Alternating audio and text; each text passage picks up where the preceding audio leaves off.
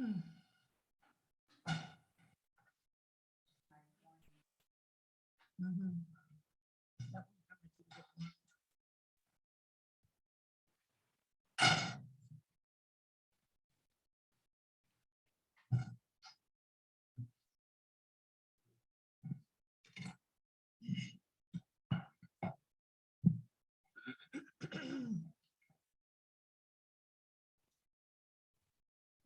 Oh, is that what they're talking about?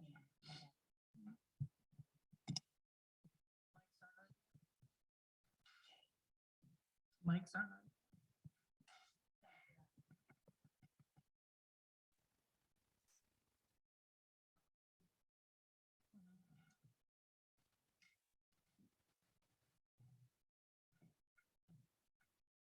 I'm gonna be there to meet the bus for Hudson today for Tracy and Batty. Today and tomorrow.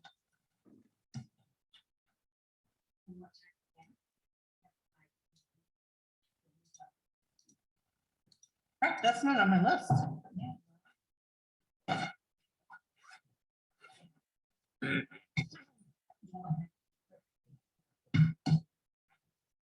No, that's fine. Bus comes at 3:15, so I gotta be there by 3.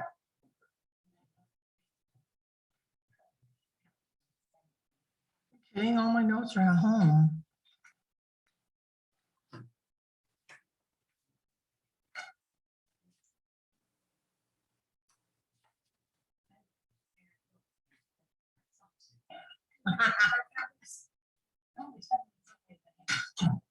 We should have this meeting at Vegas.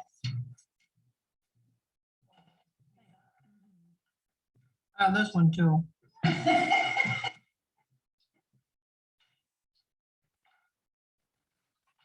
Was to happen. Thank you. If something was to happen to the town hall,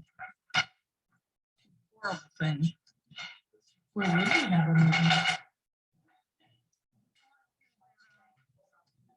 I printed it, yeah.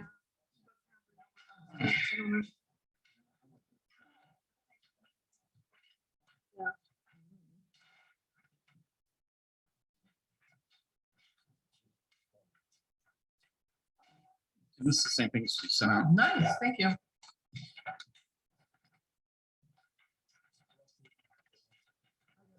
Fine.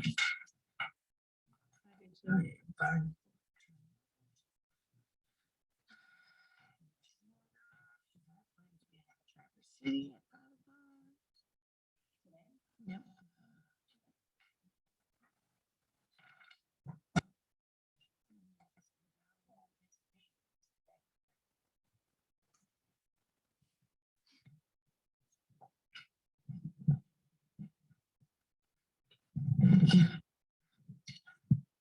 It's getting around the base.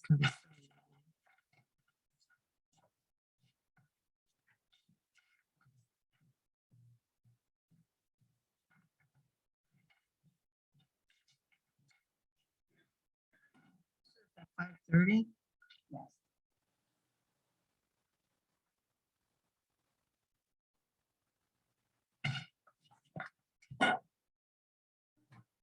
I'm going to 6, right?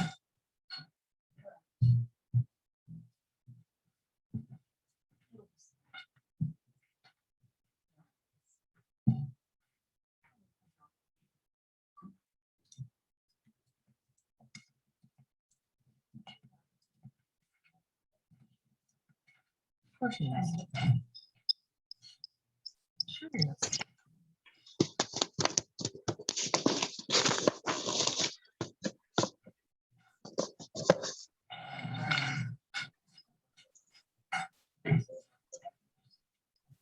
Morning. Morning.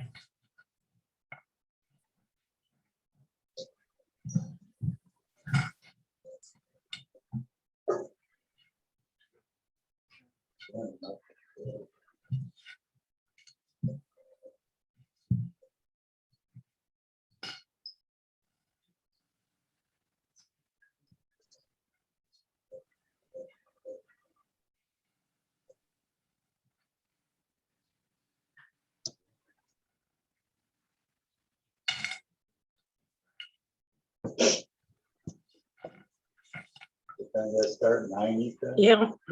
But I know. Oh, I have the room. I don't know if I'm doing everything right or whatever. Looks like Cheryl's there.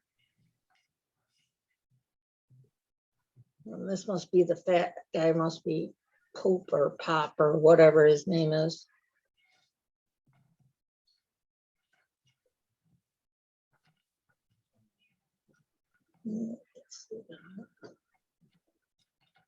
I had sent Steve Miller a copy of that letter, but I didn't hear anything from him.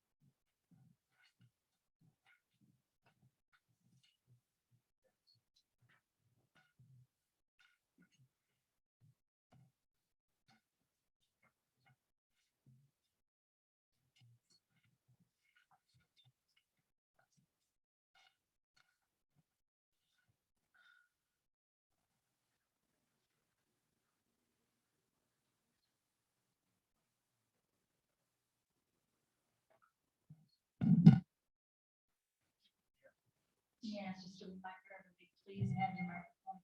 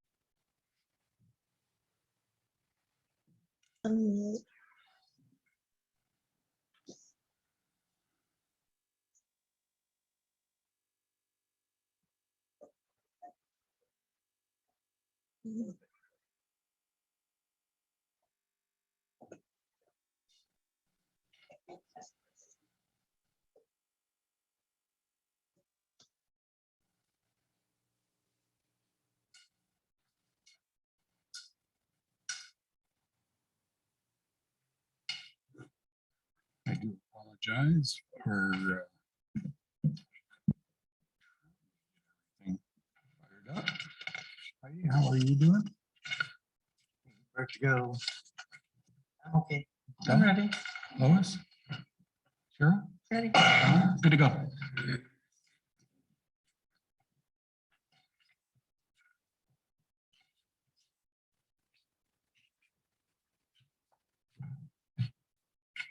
You up, Heidi? Yep. All right. So we'll call this meeting to order at 9:01 this morning. Good morning, everyone. Welcome to a special meeting of the Whitewater Township Board for October 17th, 2022. Okay, here, Glenn, Here, Goss here, Pop, here. Bowman. Here. For adjustments to the agenda. Any conflicts of interest?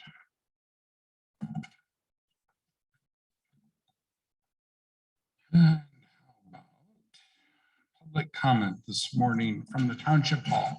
Anyone here in the Township Hall wishing to make a public comment, please step to the podium and tell us what you think of it. All right. I see no public comment for the first time in a long time in the Township Hall. So anyone out in Zoom land, if you'd like to make a public comment, please use your raise your hand function and we will get to you in some type of logical order. So I see the first one up is Galaxy S10e. Good morning. Hi, can you hear me? Yes. Okay, this is Connie Highmore. So the moratorium is in place for a reason. Outside pressure to lift it before we're prepared is real. I plead with you to finish the job at hand. Please let the planning commission and professional planner have a shot at fixing the articles that are pertinent to the positive growth of Whitewater Township. They have 76 short days. That's the time that you gave them. Please let them do their job. Let's work together to make the future of Whitewater Township the place that the residents, the voters of this community want to live. We're counting on you. Thank you. Have a great meeting. And good morning, Tom. Good morning. This is Tom McElwee. Can you hear me? Yes, loud and clear, sir.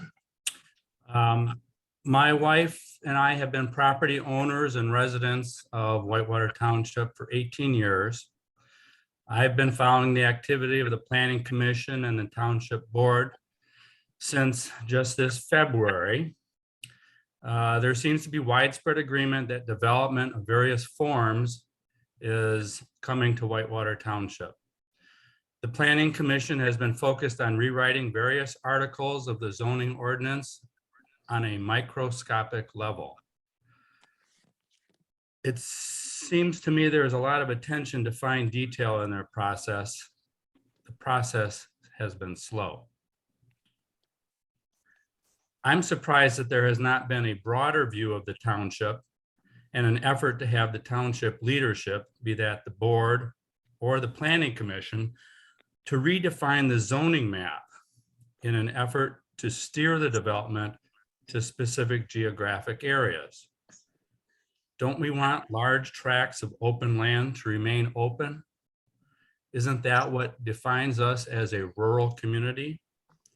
Or do we want to allow them, that is the open areas, to be sprinkled here and there with housing or commercial or industrial development, depending on which landowners are willing to sell? That doesn't seem like a comprehensive plan. Thank you for your time.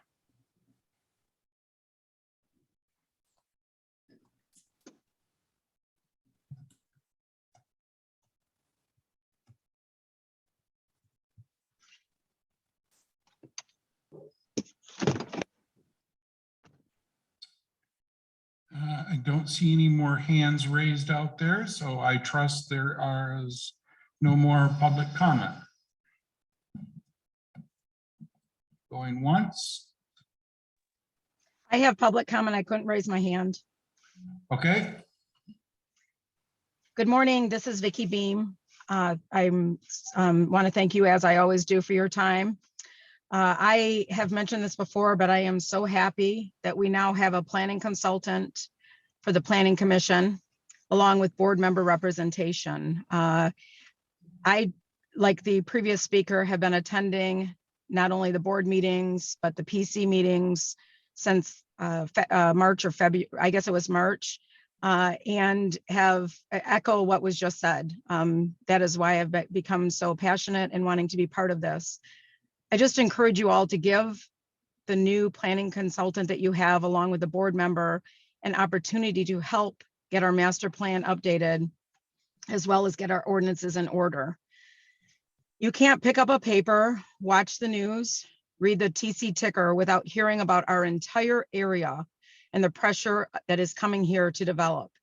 I honestly think that is going to increase with the amount of people that are looking at exiting Florida as a result of the most recent hurricane. I am not against development. Clerk Goss is wrong. I am not a developer. I am a homeowner that bought property on Baggs Road, and I'm building a home in this township that I love so dearly because of the rural character that is at its core. We do not have items in order to protect our rural character. Our master plan needs to be updated, and our ordinances are still a mess. It is becoming more and more evident that some board members believe property rights are what is most important. I agree. As a property owner, I want my rights, but I also want to be protected from my neighbor doing something that challenges my rights to have a home in a rural area. I've encouraged you all to go down Baggs Road. I would encourage you to do it now, because there's actually some additional developments that are going on in that area without permits. We don't have anything in place that is actually protecting us. And I am concerned about where we're heading. Please give the consultant and the board representative a chance to work on the problems that we have. There has been one ordinance that has been presented to all of you. And during that meeting, you all said you would like to see that split into 2 ordinances. Why not take the time right now while we have a moratorium that is in place, that was set to be in place until January? You have the correct tools in place. Why rush through this? Is the pressure you are getting from some of the big money the issue? Look at what happened to this township with marijuana. Quite honestly, you all cost the taxpayers a lot of money in legal fees by ignoring what the taxpayers want. Why continue to ignore the residents? You are representing us. You all spent an entire meeting not so long ago going through the ordinances. It was so baffling and confusing. You all pointed out how confusing it was to you, and you've been representing us and know it more so than anybody else. Don't let our shortfalls affect our wonderful township. Take this time to utilize the planning specialists that you put in place to help us keep our township the way we all want it to be. We know there's going to be development, but let's do it according to the ordinances, which you all have stated are the law. That is why we moved here. That is why we live here, regardless if we've been here a year or 20 years, and why we are all so passionate about it. Thank you for your time.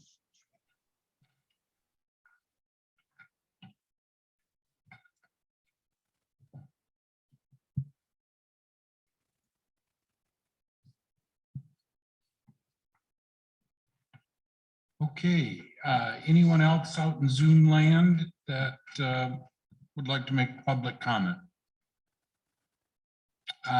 Good morning, Vern.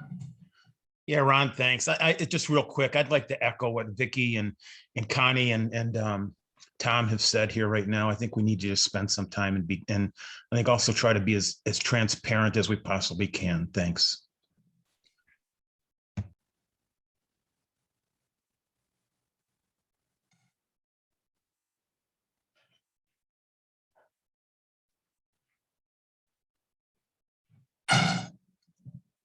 All right, I don't see any more hands out in Zoom land.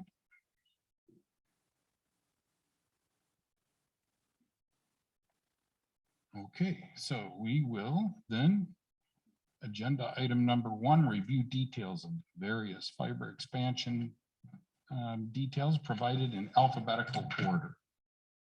So first up we have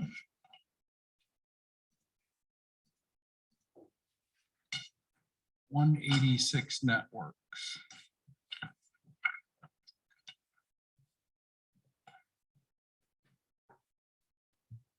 Do we have representation from 186 networks? Good morning. Morning. Would you like to introduce yourself? Yeah, I'm Joe Gaylord. Come on up. I am Joe Gaylord. I started 186 Networks, Chain Lakes Internet back in '96, and then changed to Coley. Now it's 186. And this is my dad, Mike Gaylord. We were just looking at some broadband expansion in your township. Okay. And see what can be done. So and I don't know, you have the proposal? Yep. Okay. Yep. Okay, so any questions about that, or? Board, did anybody have questions on? I have several. Okay. Excuse me. The map you provided appears to show pink lines and then orangish red lines. Is there a distinction? No, it's the distinction is the number of fiber count within like fiber strand count. It's still where everything's the fiber is going in each road. The only distinction is the number of strands, and it's represented by a different color. Okay. So All right.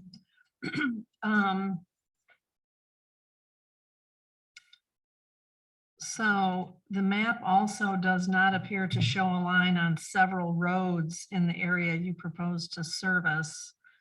Are you planning to install internet service on the portion of Watson Road that is between Skegamog Point Road and Mabel Road? Yes, I have Watson Road. Let's see. Yeah, it's basically between Skewon Point Road, Watson going to the east. All the way to the highway? What's that? Sorry. All the way to M72? We are we on M72 on Skewon Point Road? No, I meant where Watson intersects M72. Oh, yeah, going up to that corner. It does show on this map. I don't know if you have the latest one. I have whatever is in the packet. Okay. So you do plan then on Watson Road to go all the way without interruption from Skegamog Point Road to close to M72? Yes. Okay. Exactly. All right.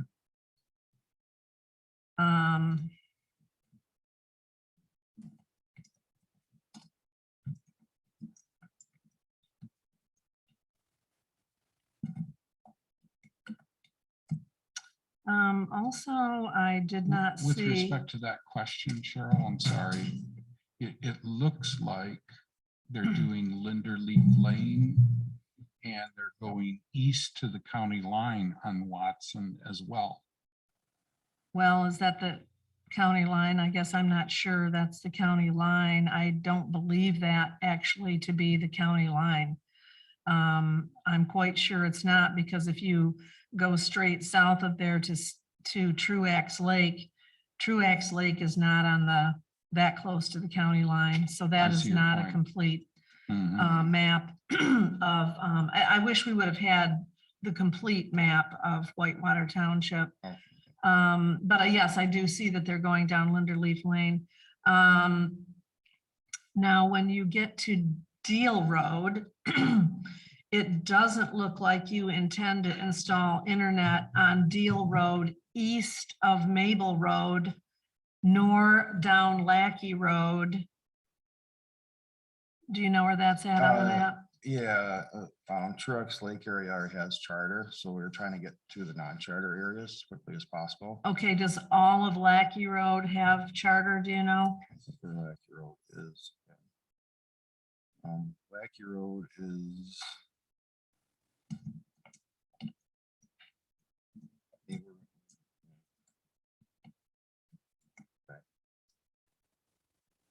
So I'm trying to talking think where about- Lackey Road is here. I'm sorry? I'm trying to think I where can Lackey help Road is. Yeah. John. Yeah, Come on okay, up. yeah. Yeah.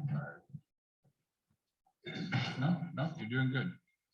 So here is the intersection of Mabel and Deal. This is Lackey from that corner on. Yep, to Truax Lake. Yep. So then back to my question, there's no purple or orange line extending from the intersection of Mabel and Deal east. Yes. Is that served by charter? Yes. we believe Deal so. Road, that Yep. section of Deal Road is served by charter as well as Lackey Road? Yes. Okay, and do you know if all of Lackey Road is served, including? I'm pretty certain it is, because I've known somebody that lives in Truax Lake, and that's the route charter takes to get to. And Glendenning Trail down there as well? I'm not familiar with that road, but yeah, that area, I'm pretty certain has charter.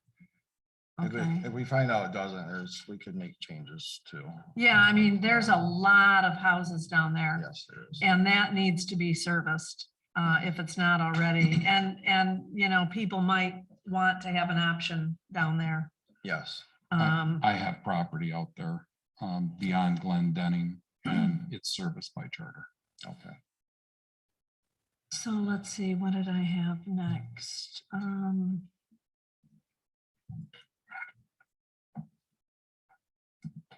So East Deal Road also has charter. Another question had to do with Whitney Road. Whitney Road doesn't appear to be on the map as getting any internet service, yet there are a number of homes west of Broomhead Road down to the first corner. And a road that actually goes off that road with homes on it. Are you planning to install internet service on Whitney, or I think it's Brown Bear Lane? Let me look up where Whitney is, sorry. Whitney is directly Broomhead Road, I'm sorry, Deal Road stops at Broomhead Road. And then if you were to continue straight west, you would be on Whitney Road. Yep. Broomhead, that section of Broomhead and Whitney, I believe has charter. No, I'm asking about Whitney Road. Okay. Whitney Road is west of Broomhead Road, and it doesn't appear you have any intention of servicing the homes on that road. We believe that one has charter as well, but in any regard, after this project's finished, those are roads we'll definitely look at expanding to. So these two. So basically, But when will, I'm sorry, I wasn't finished. When will that be? I mean, how many years It down the depends on the road? demand. If they have charter, then the demand's gonna be low. If they Yeah. don't have charter, it'd be high. And Right. and if they don't have charter, I would look at doing it as soon as possible.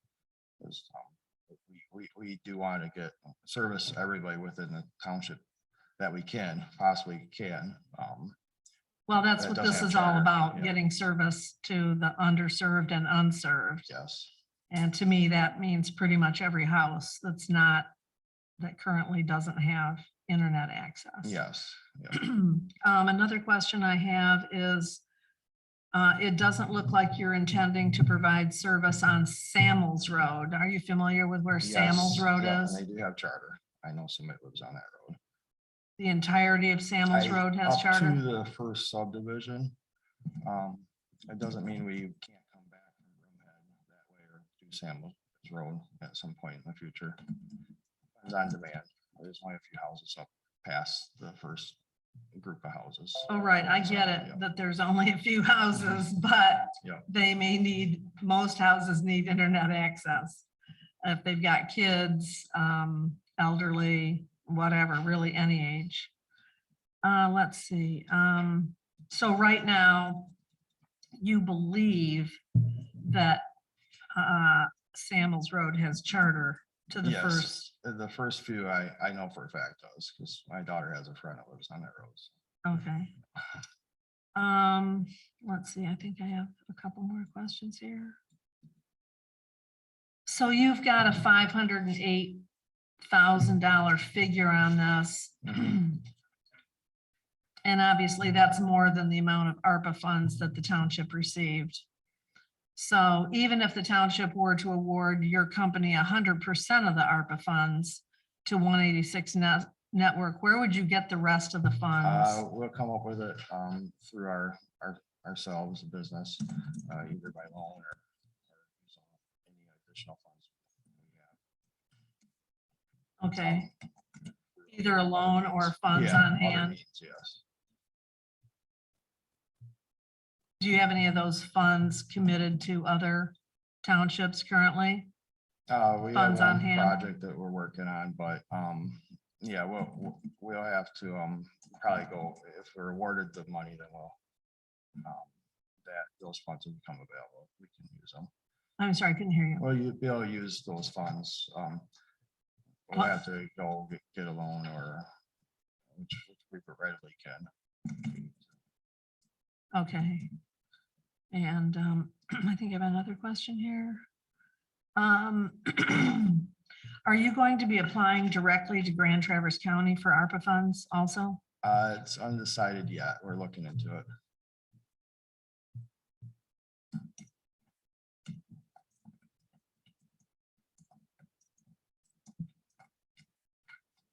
And my last question has to do with, I've had at least 2 people who have called my office with complaints about your service in the last year. What is your procedure for addressing complaints? We look at them each individually and we we go out to that customer's house and do our best to resolve the issues.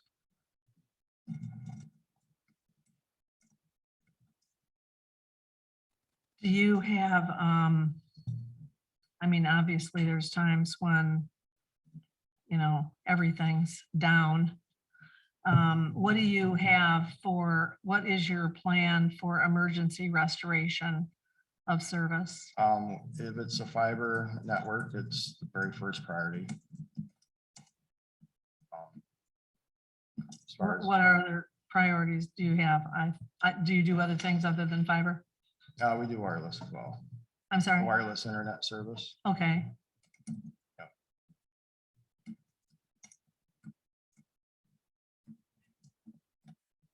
Those are all the questions I have.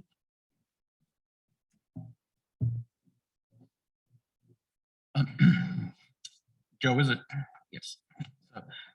Couple questions. In the material submitted, you targeted, and now I understand it, you're saying it's a phase one, 179 customers or approximately. Approximately. Yeah, so from what- how did you determine that number? What do you think the total number of customers that are not served today might be? I'd have to add up from my spreadsheet. Let's go back with the first question. How was that determined? How was it determined? We looked at aerial view of a map and determined what could be a house or counted each resident from an aerial view along those roads. So, and you believe that the total was that on a spreadsheet you had included? Yeah, to that's us? on the Oh, that's spreadsheet that included, next yes. page there. Yep, it Okay. has houses and if I believe it was a charter area or not. Okay, that's what that Yep, represents. yep. Okay, I can do the math on that. So talking about a phase one, and I think Clerk Goss asked the same question. If the number is greater than 179 and you're considering this as phase one, maybe you said the answer and I didn't. What is the rollout or a timing for a phase two? Because that still leaves. After this is completed, we'd have to look at that and see what ARPA funds or other funds or available grants or whatnot. To be able to do that type of project. If it's just a road that we just didn't cover and it's half mile down the road, then we can get with residents and come up with some sort of fee structure to get them service as well. And so you mentioned a timeline, not holding anybody to anything. Just does this take 6 months to complete, a year to complete, year and a half? This Phase we one, need to hope to complete by the end of next year, if not the beginning of the year after. first quarter of 2024. Yeah, probably second part because the spring with fiber putting in the ground, you can't do much frozen ground, so. Sure. And then a couple questions from the consumer experience. I see in there, you basically have several tiers of plans. Yep. For the consumer to choose from. The question I have on that is once the service is installed, it's run from the trunk line to the house, and the consumer has selected a plan. Future rate increases, are those governed by the Public Utilities Commission, or is that a fee structure that is determined by your company? It's determined by our company, the structure of the fees. We haven't really risen them much at all last 2, 3, 4 years. We can We've understand. actually lowered it. So we've raised the one, but we made plans 100 meg by 100 meg, 200 by 200, which we weren't offering. And those are less per month. Mhm. The gig by gig, 1,000 megs. You could certainly understand a consumer's concern with inflation rather rampant around us, and the fact that you've been able to hold the prices for 2 or 3 years, that maybe some skepticism that, how long? So is there a term of agreement with the consumer that you enter into that puts this rate in, or is it on a month by month? The contract specifies it's we can't raise it more, and I think I'd have to look at the contract. It's like 13 to 15% per year. That we can't raise it, but it doesn't mean that we probably won't raise it. I can't tell you for certain, depends on inflation and. lots Yeah, of I don't things want to like that. pigeonhole you in at all, Cost goes up, too. depending on your business, Yeah. Scott, but, so the agreement with the consumer then is it a 1-year term or is it just month to month? With fiber optics, they sign a month-to-month Month. contract. And there's a with the agreement. stipulate, and then there's a clause in there that upon notice that you Yeah, could, we give them notice. you would have the right to raise it 13 to 15%, depending on what's in that agreement. Is that what I'm hearing you say? Yes, So, yes. I have to look at the agreement.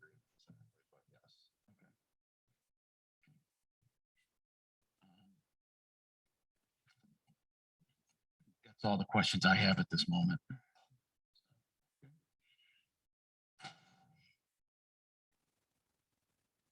There seems to be a lot of question about roads and who will and who won't, and so on and so forth. The map that you provided looks like you've done a pretty good job at trying to stay away from where charter currently covers. And so I would think we've attained a goal here by reaching the unserved, let alone a few underserved. So that's good. Yeah. If we I got, really don't have any questions on it. My only concern is how do we get the most people available to the service? Are the people going to be able to afford the cost of the service? Looking at your map here, I didn't see, and maybe I missed it. I didn't see on here, what does the orange represent versus pink? oh, that's just different strands of fiber, the count of strands within the cable. There's still fiber going down those roads, just the non-backbone type roads, ones that don't go anywhere. We put less strands of fiber in. Does that mean less speed? No, not at all, because we'll probably use 1 or 2 strands out of any of the number So of strands. the more population, more homes, you need more strands. Yes, yeah. Okay. It is mainly for future expandability, like 10 years, 20 years down the road. So the orange means less strands? The side roads. Yeah. The reds are less strands, at least on my map. I'm not certain. If that- Is it the orange or latest red? proposal. Yeah, I guess, yeah, it could be either or. It's this the Depending on your influence. color blindness level? Yeah. We are planning to put in as much strands as we believe is necessary for future expandability, 10, 20 years out. And there's other means you can do to make even more capacity.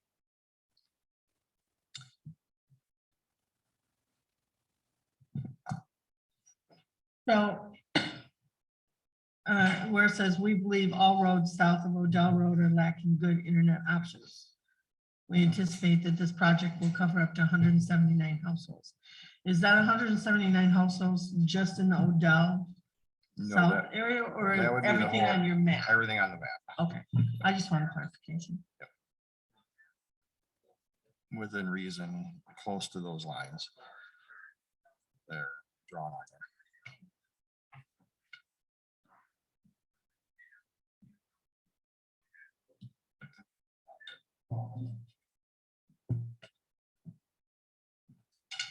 And to cover 179 of those homes, you believe it's only going to cost 509,000? Yes, the project, the build out cost would be approximately 509,000.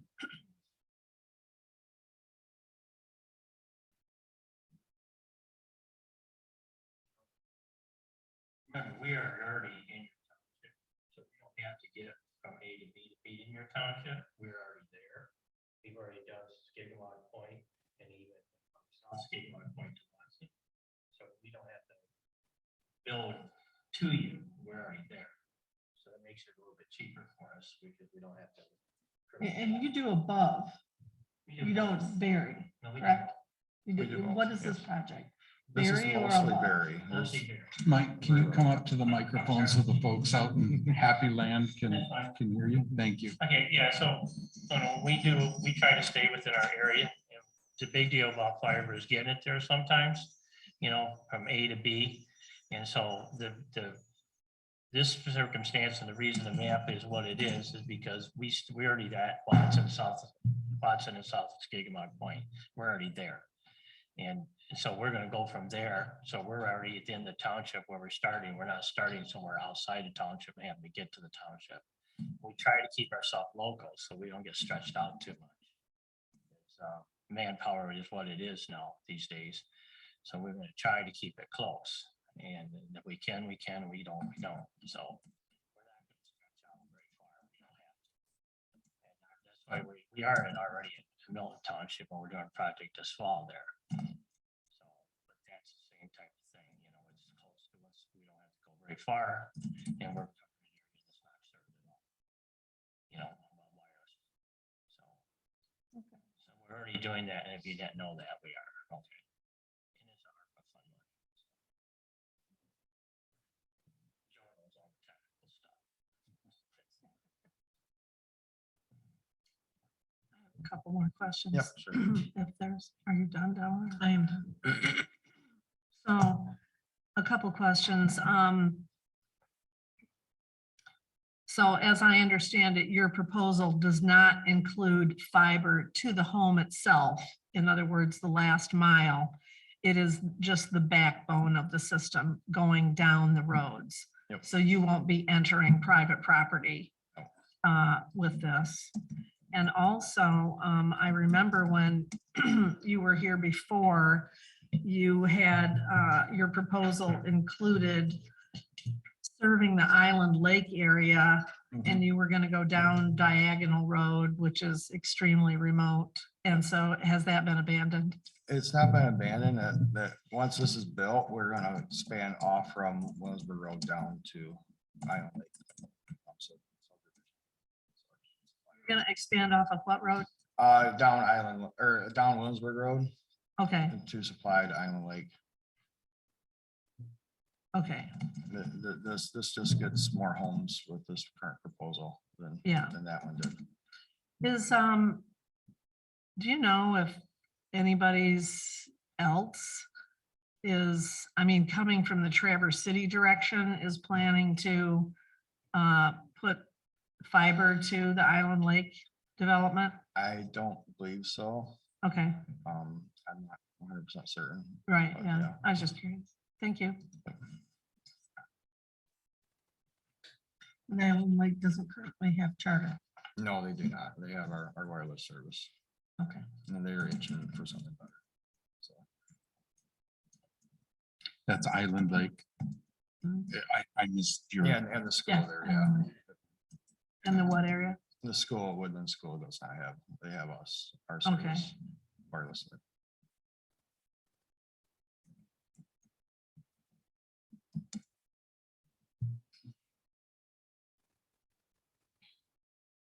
Heidi, any questions? No, okay, you guys pretty much covered my questions a while ago.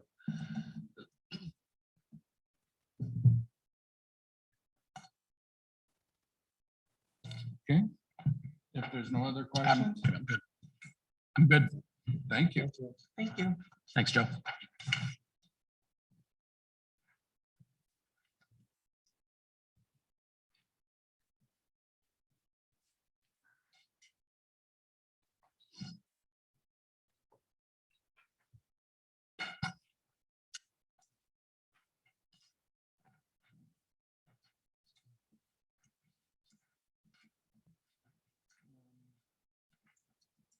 Yes, we're still on item number 1, subcategory B or sub agenda item. Charter.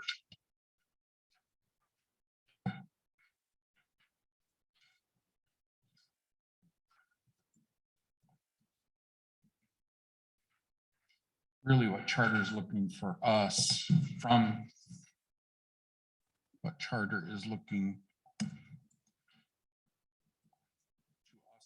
for, there we go, is a letter of recommendation for the county's ARPA funds.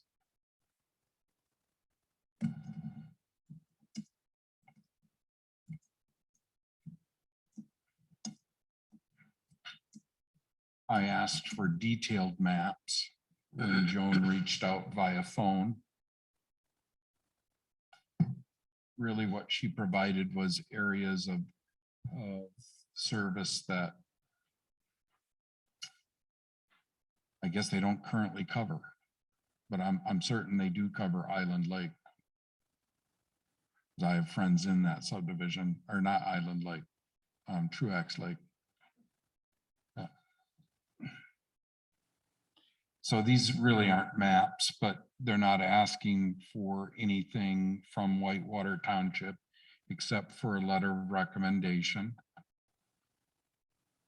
which I provided on page 17.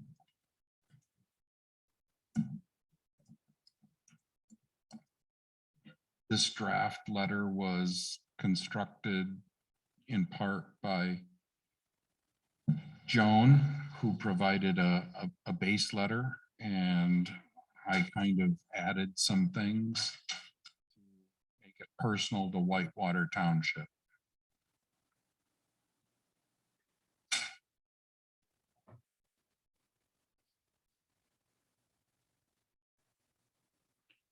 Cheryl, you had a question about whether or not charter services go all the way to end of Lackey Road.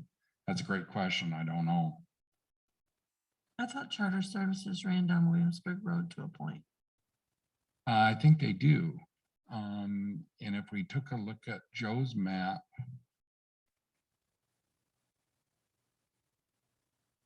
I think he shows that.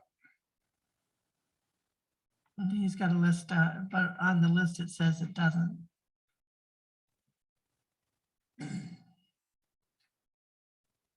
Where he lists out the roads, Mhm. it says no. So So that made me wonder. he has, it looks like down to about where, I know that is a road there. Vinton would tie back into, if that is actually Vinton, ties back into Williamsburg Road. No, my neighbors, I'm pretty sure at the end of Bunker Hill in Williamsburg there, there's two houses sitting there. I'm pretty sure they have cable. Do they? Yeah, and I know in the curve area there, the Charter's cable has come down a couple times. It's Yep. the big gray. Yep. So I know it's to a certain point. I don't know how far down it goes. though. Right.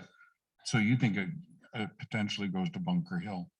Or past. I know the people in Winter Heights and not Winter Green, but the two subdivisions past me, they don't have cable.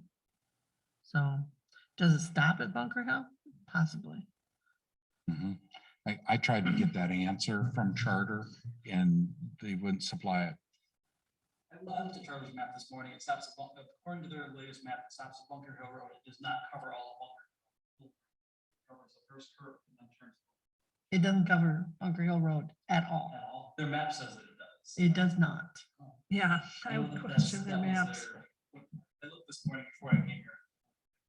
My friends live on Bunker Hill, do not have charter. But their map says that they do, so that was. Where did you find the map? Spectrum on spectrum.net, buried about 15 pages deep. It took about an hour to find it. Okay. Interesting. But the maps, the three little maps you provided, the yellow, orange, whatever the color is here, those are where they're planning on expanding to? No, so I couldn't even get that commitment from her, right? To me, the conversation felt like this was going to be a county-wide request and that they're going to probably do some expansions in the highest populated areas first, makes sense. With, I'm not sure, a time commitment to Whitewater Township. I mean, that letter is so vague that it doesn't tell us anything. It doesn't tell us what they're gonna do for Whitewater Township. So a lot of the ARPA money for broadband went to these large carriers to supplement them. And now they're gonna come and ask the counties for money too.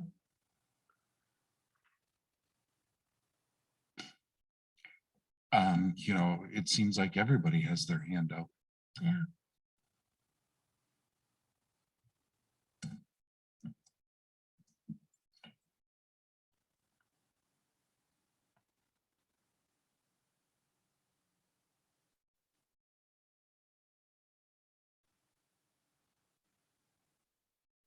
So is there any questions on charter?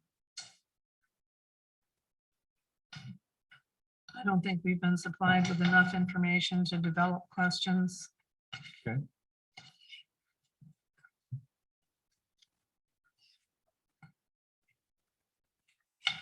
And are we interested in supporting them at the county level? Here again, there's no information in the letter or that's been provided that shows what they're gonna do for the underserved and unserved residents of Whitewater Township. And unless that is laid out in some detail that we can understand, I'm not in support of it. Okay. Heidi, what's your thought? Well, they didn't come to the table very prepared, in my opinion, but since they have the conglomerate of the neighborhood, they really don't have to. I'm not a fan of them, so I'm just going to leave my comments to myself. Do you have them at home? I do. So you have firsthand experience with their And like I service? said, I'm not happy. So I'm just going to leave my comments to myself. They don't seem to care whether you have it or not. In other words, it goes up and down a lot, and they don't seem to care. Your service? My right? service comes in and out. Really? Yep. And all my bill does is go higher and higher. Well, they got $17.99 a month listed here. I've never heard of anybody having such low anything from I could show you. That's their Connect Speed. Get connected with a high-speed internet for $17.99 a month. I think that's for the, Oh, that's an assist. yeah. Gonna say, my bill keeps going up and up and up and up. And I did know somebody who had that. And, you know, for their use, it was just fine. But, you know. Like I that said, was they an offered it older out. Person. Right. And Oh, they offered it out for all people that had kids in school during the pandemic. oh, yeah? Yeah. And they extended it. I know they extended it because my grandkids have it. And they live where? They live in Keewaydin off of Birch Street, so.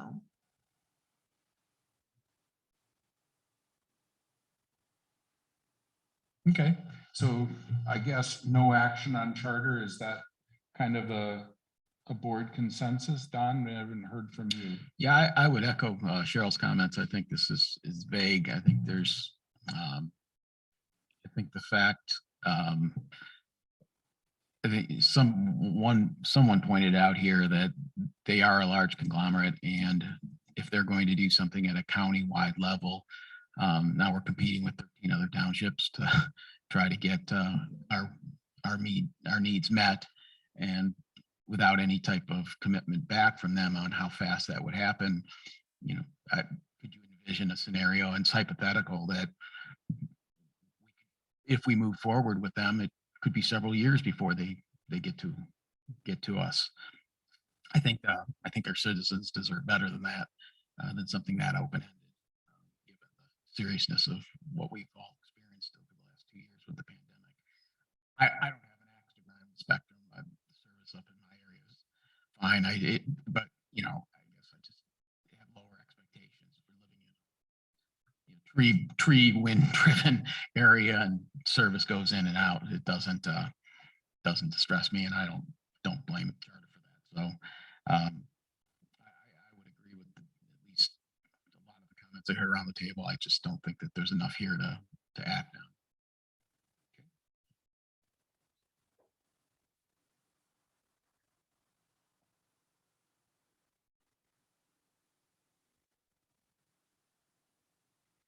That brings us to, are we all done with charter then? I have nothing further to say about Charter. Okay. Then that brings us to C, Cherry Capital Connection. Tim, good morning.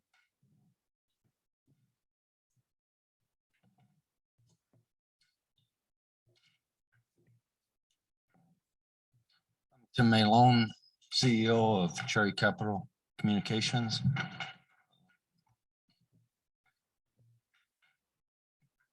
And Cherry Capital is chartered here in Whitewater Township, but our corporate office is in Elk Rapids.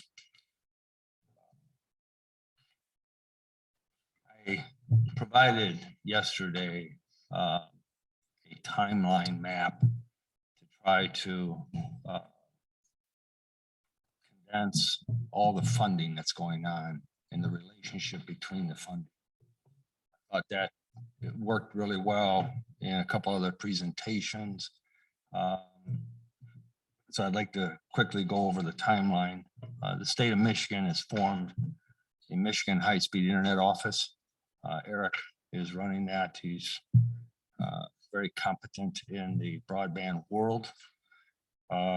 And they've set a goal in Michigan to have internet for all. The other thing they've done is they have established at minimum 100 by 100 symmetrical as a service.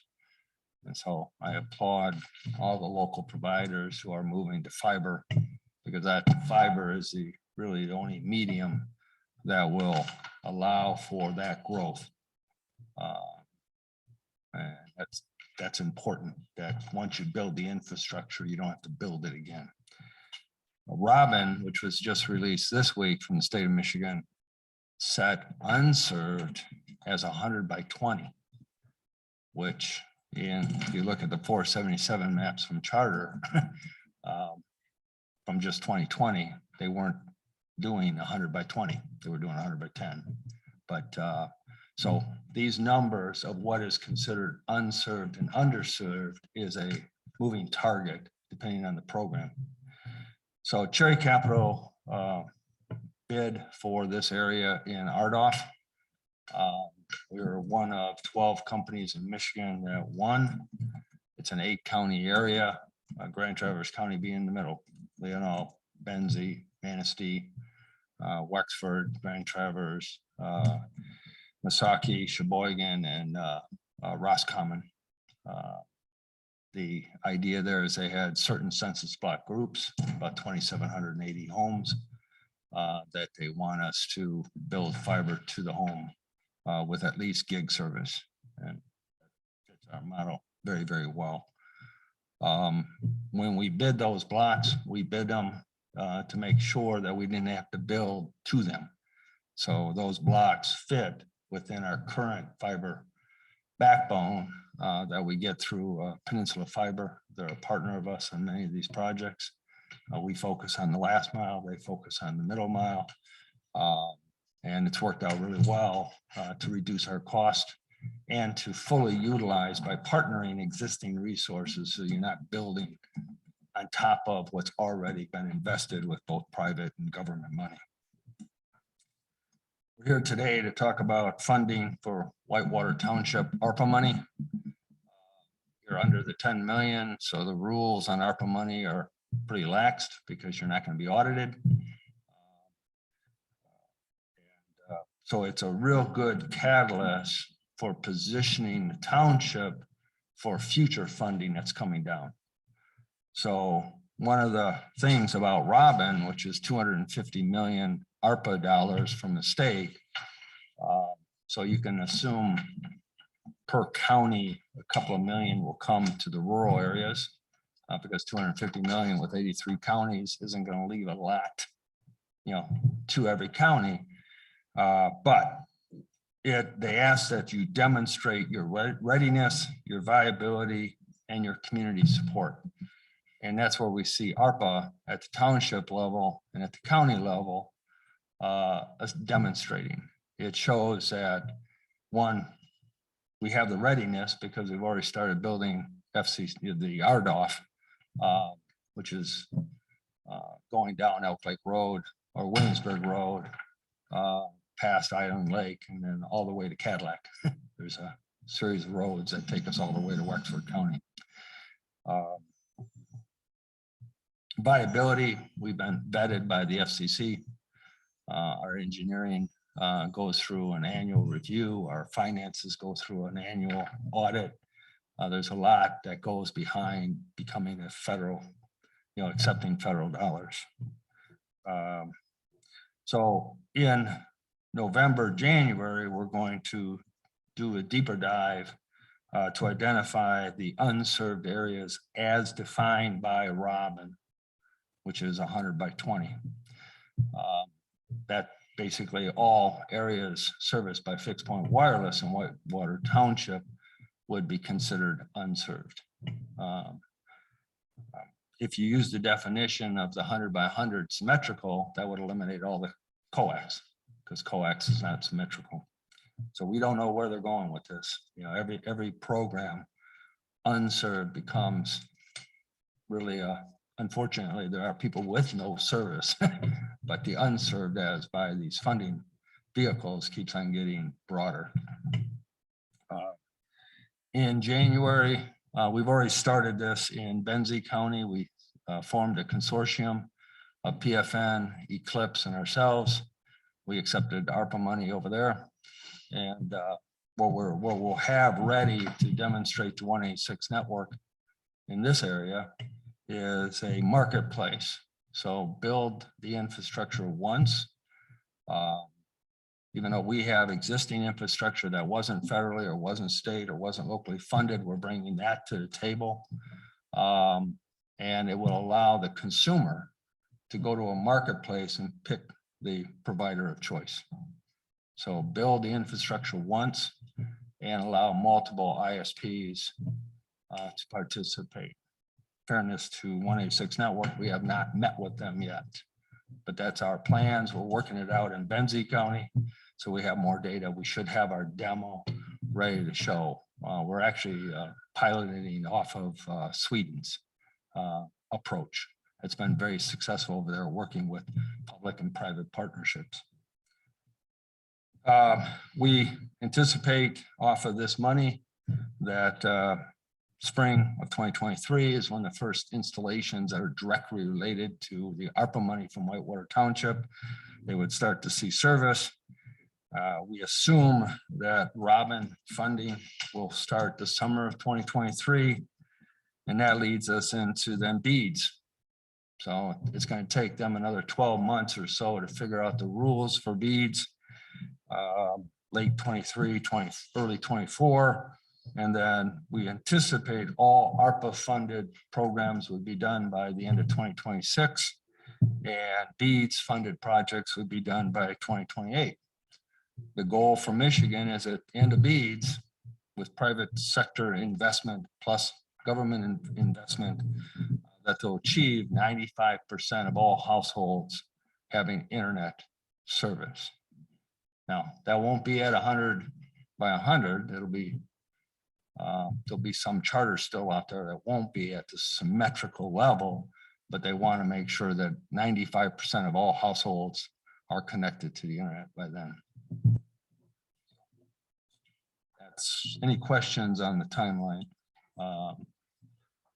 and the relationships that go with that. So does that possibly mean that it'll be 3 years before Whitewater Township's project would be completed?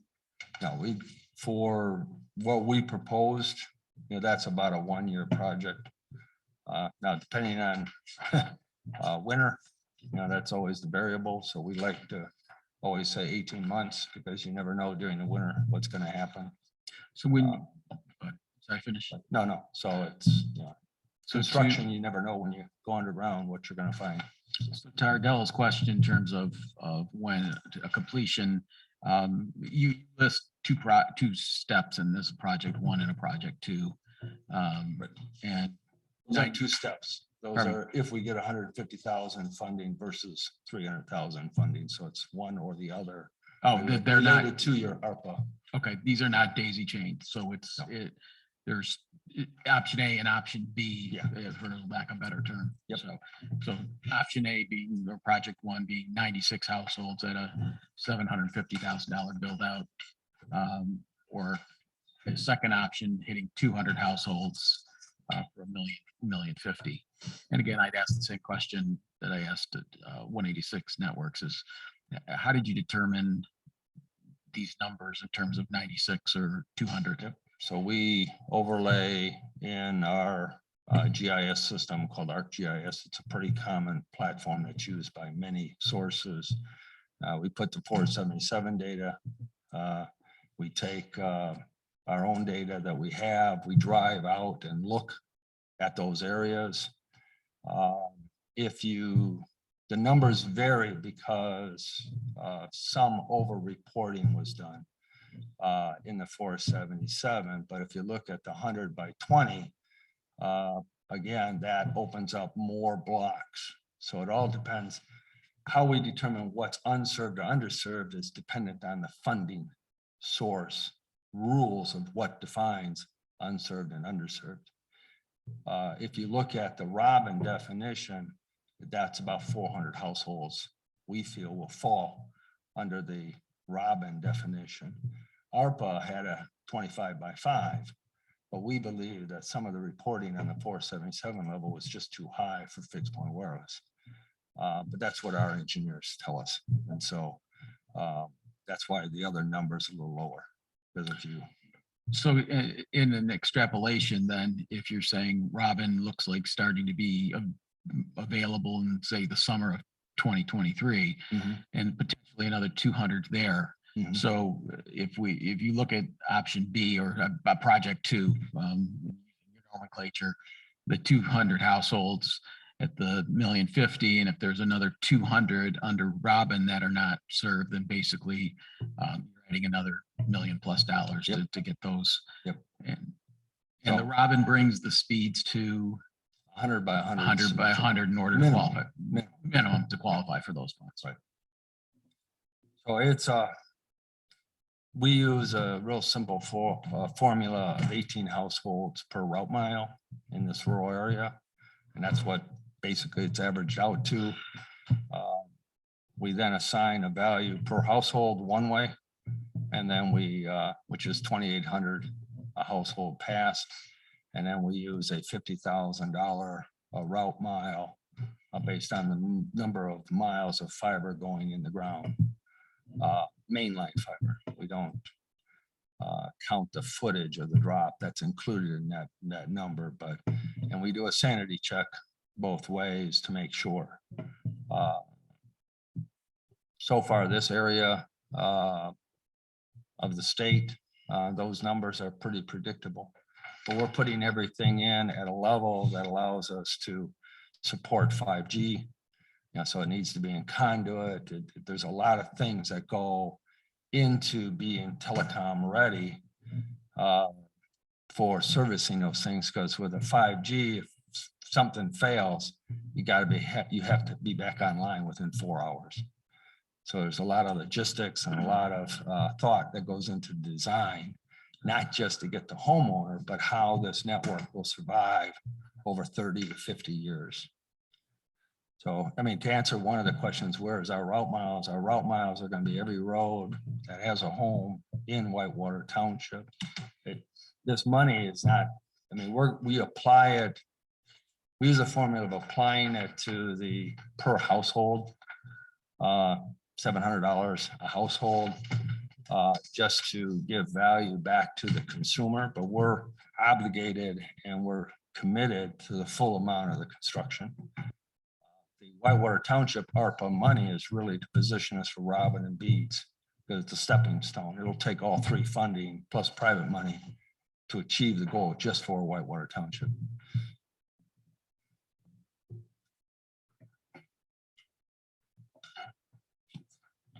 And what we're here today was to, which happens with Robin, because Robin requires that government work with the private sector. And so they ask us to invite government bodies to enter into a public-private partnership. So far, we have two of them, Benzie County and Roscommon County.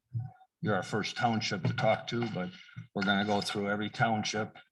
And what it does is basically the master service agreement is the public-private partnership. It's not project orientated. It is, what is the role of the township? What is the role of the private sector in doing it? Like part of our role is to make sure we offer an open access network that invites the local providers to participate. Instead of building a monopoly. We feel that our size companies need to band together to work together in order to offer that local service. As 186 Network says, they're local. They know this community. They can serve it best. I mean, we feel the same way local here. In Benzie, we're stretching ourselves a bit. That's why we invited Eclipse to come in. They have a more competitive advantage over us in that market. But you know, there should be no reason why federal and state aid, local aid doesn't result in stronger private sector being able to serve and offer, you know, the consumer a competitive marketplace for doing it. Okay. So, question, just so I don't make the same mistake. I didn't realize project 1 and 2 were options. So now let's talk hypothetically, well, not hypothetically here. So let's say you build out the trunk line and you talk about consumer participation fees, roughly $500 a house. Yes. And so, but you're in an open format. So in order for your portion for Cherry Capital Communication Connections to be completed, does that mean that the consumer has a $500 fee to Cherry Capital? And then I believe 186's connections were $299 for the first 300 foot of connection. Are those overlaid so that the consumer has an $800 hookup charge then? No, because in the open access, whoever constructs it connects every home with the fiber. So, and we have some driveways that are a mile long. We have other driveways. We average about 375 feet a driveway. So we've just set a, you know, where we recover the cost of the capital side of things is through the activation fee. So once the fiber is to the home and we've waived that fee, at the point that they select 186 Network, whoever built that fiber plant, because like in Benzie, Eclipse is going to be building part of that fiber plant with the ARPA money we receive. We'll fund them through that. So they may own and be responsible for the 911 and the repair and a 4-hour, you know, in that situation, that home that activates, let's say they pick Cherry Capital Connection as the provider, that activation fee goes to whoever did the construction. So it was their investment, and they brought that to the table as an asset, you know, that being as an operator. Now, I think Eclipse is going to have us do all the 911 calls out, and we'll probably do all the repairs for them, but that'll be under a separate contract through the open access. But it's open as to how that functions. Yeah, I heard a lot there, and I'm just still not quite clear on that. So basically, the 500 activation fee goes to whoever developed. So if you develop the line, then you're not taking, Cherry Capital is not taking the line to the house. Yes, we are. You are taking it to the Yeah, house. we're right now, we're averaging 90 to 95% connection From the trunk to the house. to the house. And then, so there's an activation fee of $500. Once they go live with the internet service. Okay, and that's a lump sum, or is that spread out over monthly payments? We will finance it over long term. And if you're ACP eligible, which means you're got some assistance from the government, that fee will work with it. We've sometimes waived it for disabled vets. Other people we put on 10-year payment plans. Others, we've waived 50% of it, depending on the need of the family. It's not a big amount towards the capital investment, but what we do find with that activation fee, people respond. You know, they will allow us on the property. This is a lot of work to go from the roadway to it, and when somebody has a vested interest in it, they tend to be more agreeable. So then, could I just ask one more question, Ardella, please? So to close the loop then on that, so you're taking it to the home, and 180, let's say 186 Networks becomes the ISP provider, and the consumer picks that plan, and they're paying $69.95 a month plus the router fee or the other fees that go with that, and that becomes 186 Networks end of Customer, business. it becomes their customer. That was the question I had. Oh, yeah. Okay. It's an open, Yeah, we're finalizing all those using that template from Sweden. And it's just there's a US based company that wrote all that software to track that. But basically there's a build portion and then there's a marketplace portion. Marketplace is the consumer. The build portion is the physical infrastructure.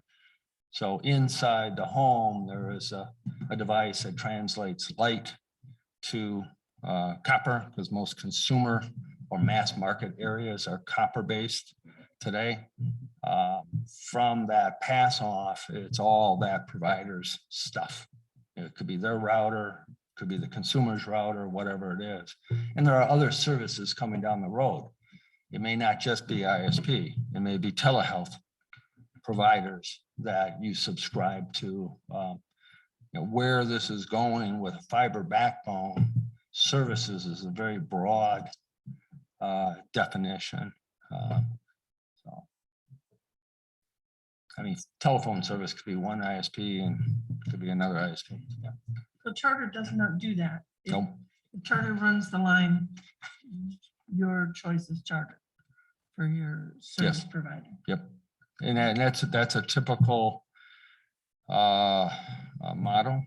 The open access model really came out of what telecommunications was in the past. So you have an AT&T central office. Well, I as a CLEC have the ability to put my equipment in their central office, pick up that copper and plug it into my device to service that home versus somewhere else. So the state of Michigan, when I first started, I think had 1,200 telephone companies. I think we're down to about 250, 300 telephone companies. But so the open access model that we came up with in looking at Utopia and a few others that are doing it really parallels that model of the central office and CLEC-ILEC relationship that was there, except now it's all done through software.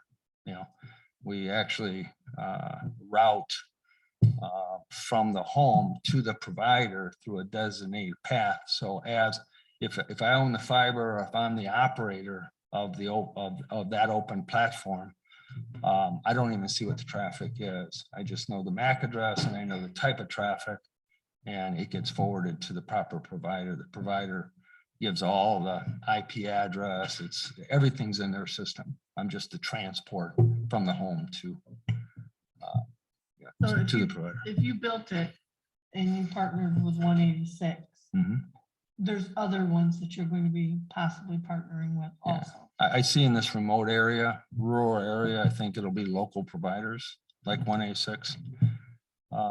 You know, we made a decision to become a regional telephone company so that we could bring this to the table. Somebody had to do it. We didn't want Charter to dominate. We didn't want Point Broadband coming out of Alabama to dominate, or Highline out of Georgia to dominate.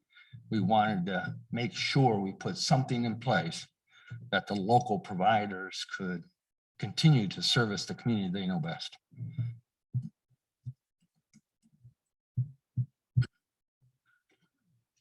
I have a couple questions. Sure. So will you be applying directly to the county for ARPA funds also? Yes.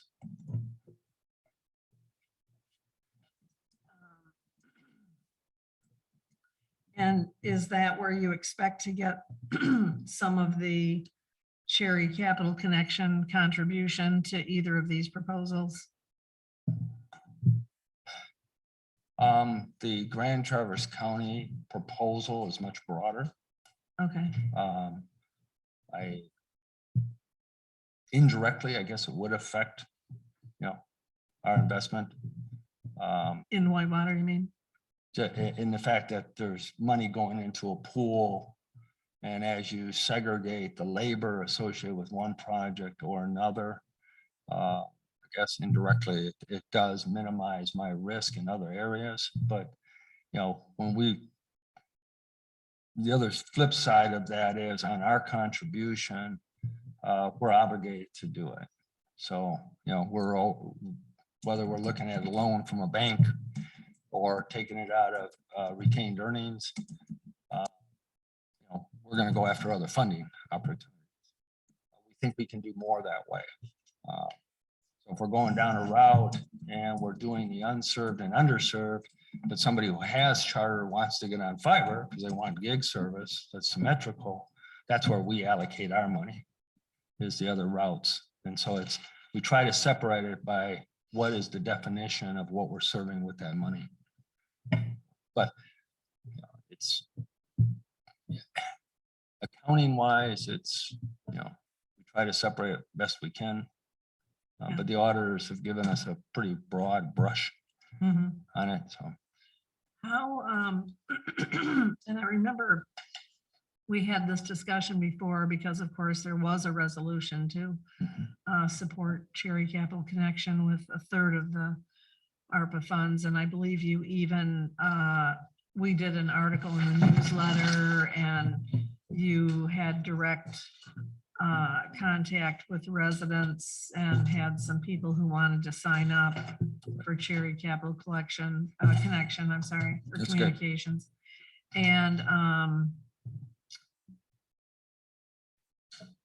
then that resolution has since been rescinded.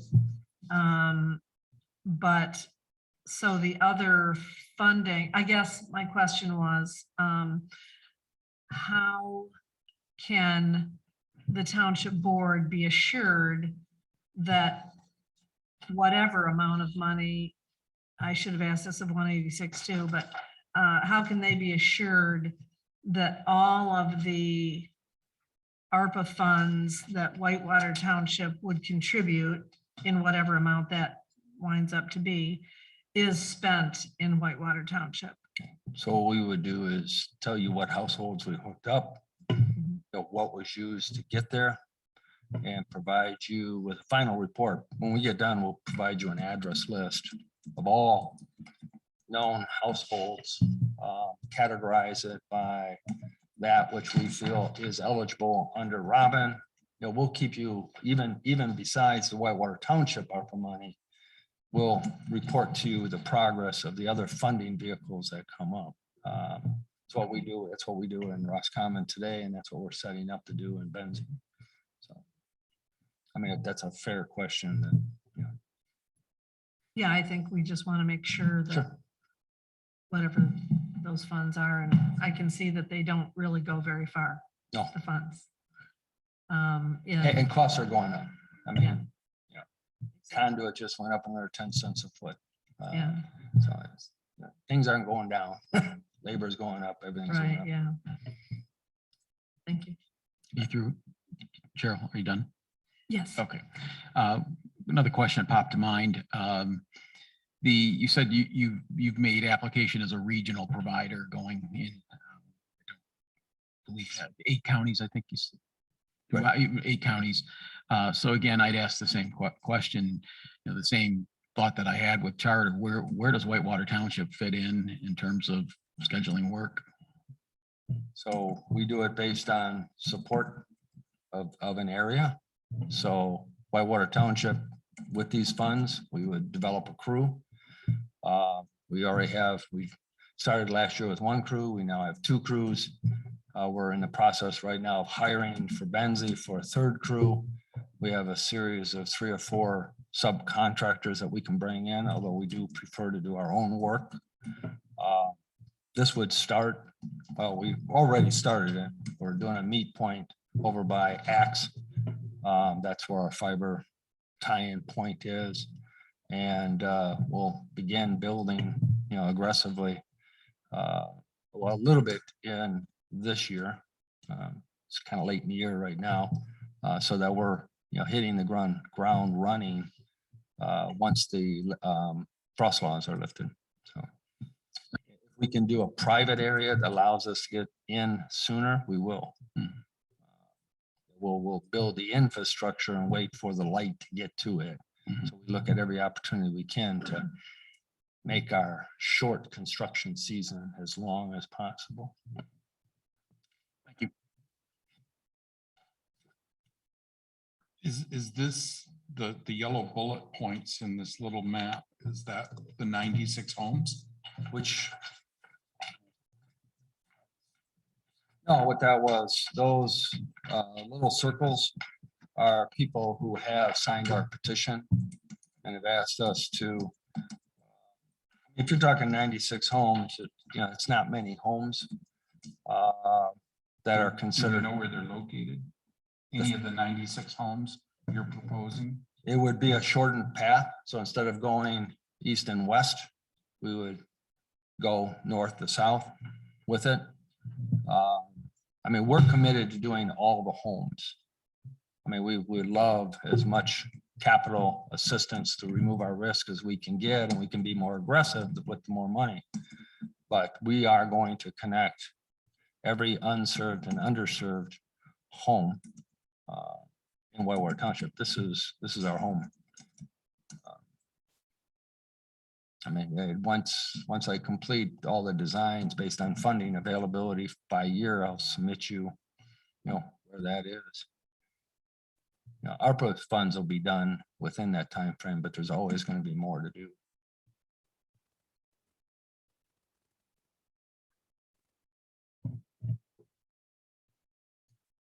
And I can provide you with references from Benzie and Roscommon.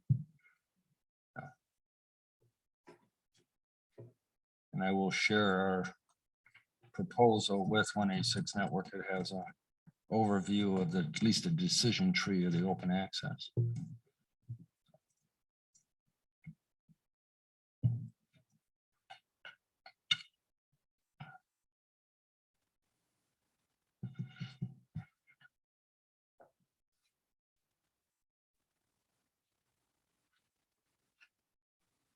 And again, so let's just say you go 300,000 and there's areas that 186 Network is extending their network and they're willing to bring it to an open access, just like Eclipse.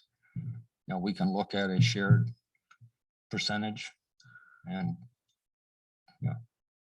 that's what we're doing with Eclipse. We haven't worked out the formula yet, but I guess I have maybe some of the same concerns as Ron had. I'm trying. Clerk Goss was very thorough in the 186 talking about the roads, and there seemed to be some, at least I didn't see any discord that those roads were heavily in need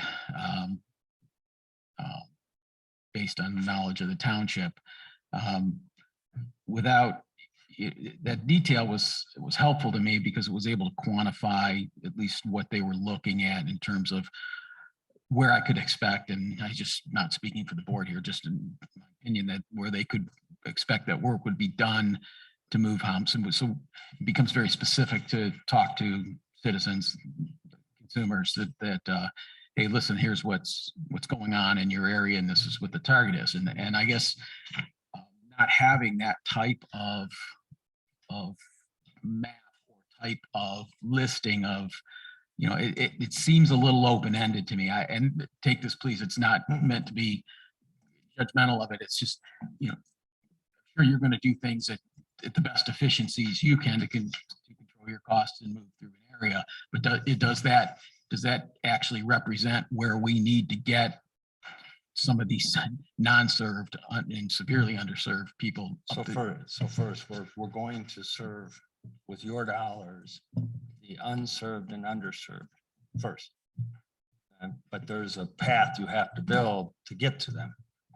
So I'll give you a list of all 400 households I that guess we feel are in that category. yeah, And if you want to prioritize that route, you know, that's fine. We can do that. But we look at things a little broader, and then once we start, we just complete it. yeah, I guess I would be not necessarily I think it's an overlay. Looking at the route, you know, that you would be proposing, and, you know, laying that out, saying, okay, we're going to start here, we're going to go to here and here, and then how that overlays to the 400 seems to be, and that would be the integration that we could talk intelligently with the citizens and say, okay, this is how they're doing it, and this is the timeline that it looks like it may be coming your area. So if you look at the map before, Okay. the little gray one, those pink or Yeah, page 8. So part of our dilemma came in is, what do you define? I'm sorry, page 5. Okay. Sorry. That's this one here. Yeah. So the green areas are basically what charter says they serve from a 477 data perspective. We all know that that is inaccurate. That's what the federal system, when you're doing an audit, that's what they're going to check it up against. And since we accept federal money, we're very conscious of having a definition and reason why we spent money in an area that the 477 or the BDC, which is due to be released shortly, tells us we can or can't build in. Those limits have been taken off of you, but we still run the risk of being asked that question. So we want to be very thorough in what we do. If you look at the definition of unserved under Robin, which we believe we can use even with the ARPA money, because that's Robin money, ARPA, that's where it's coming from. You'll notice that COLI report, you know, where they've reported 75 by 25, which is one of the pink areas on there, that would now become unserved. And so to definitively give you what is, you know, once Robin releases their December application, then we can use the 100 by 20 unserved as unserved areas. And so if we're in construction, that expands what we can do with it, with ARPA related money. And we put your ARPA money and the state's ARPA money in that same definition as the feds just approved that change for the state that will trickle down. So on that map, all those lighter pink areas are what are considered by 477 data as unserved. Now you were talking about Island View Lake, that is considered served. But under Robin, that is considered unserved. And so at this stage, with all this new data, and Robin just came out last week that it was approved by the feds, I was reluctant to say these are the routes because we're going through our data, seeing if there's an expanded number of unserved homes. That number gets greater, but your contribution stays the same. It's, you know, so we're the ones responsible for either funding it ourselves, which we are committed to connecting all the unconnected and underserved in Whitewater Township. So that's the reason why, to say route miles, we have to, you know, go to the next level.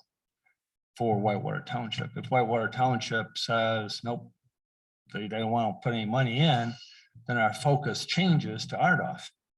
100%. That's our federal commitment, but we have to have that done in a certain amount of time. So we have that data, and it all depends on the funding support we get in areas. Otherwise, we build to our federal requirement of RDOF, and then we come back to the consumer. Fill in the gap with our own money.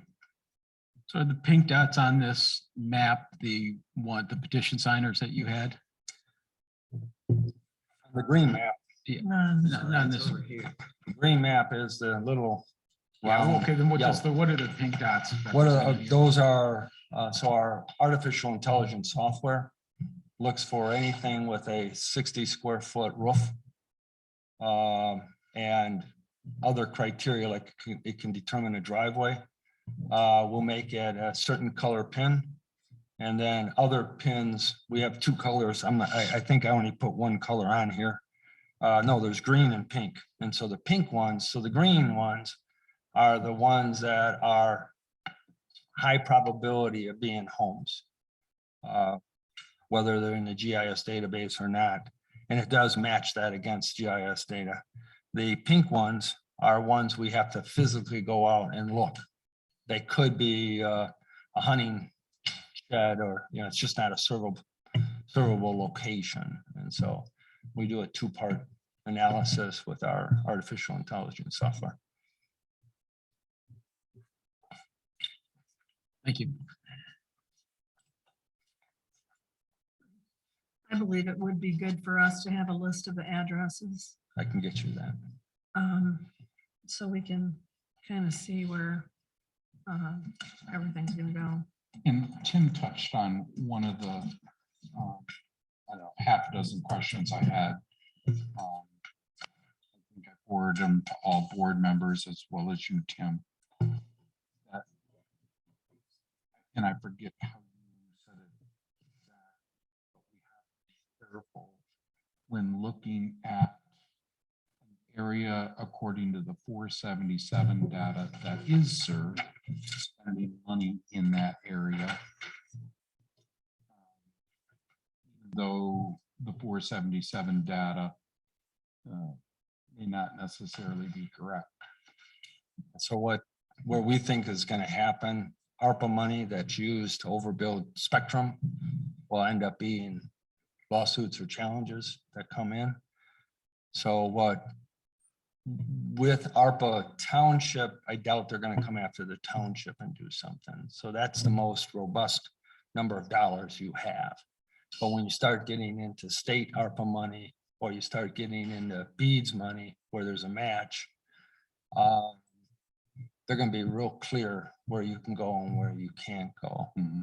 So we look at the township and say, does that area fit based on the criteria used to say, is it serviceable or not serviceable?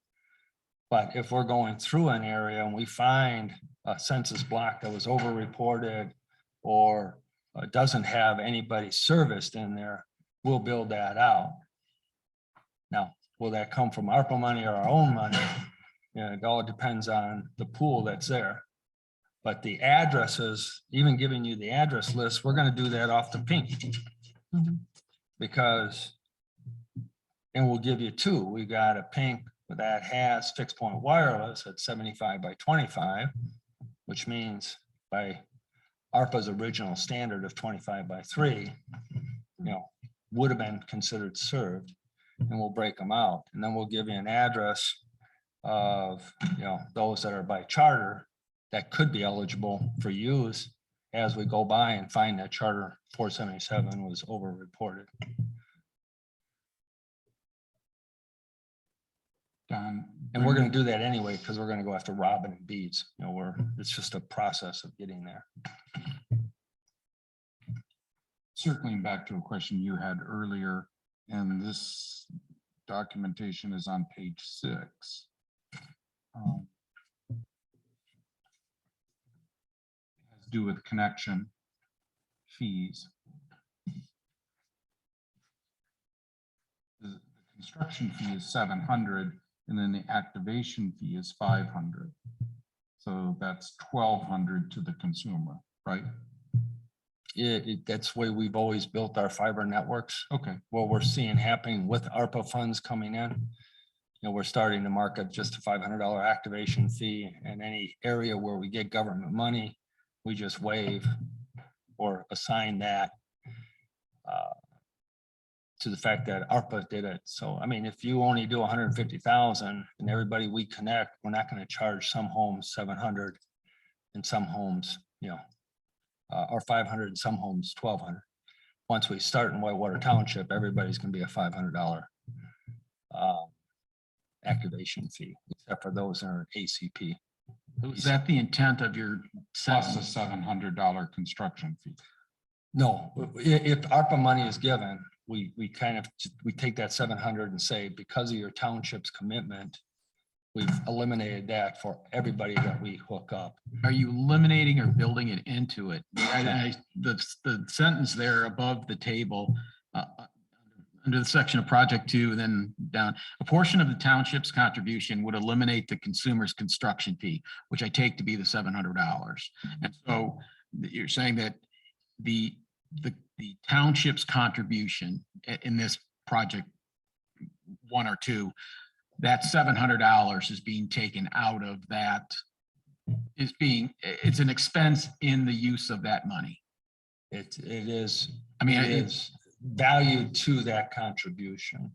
So it's not a clear waiver. I mean, the money's being charged off. So if you do 100 homes at $700, $70,000.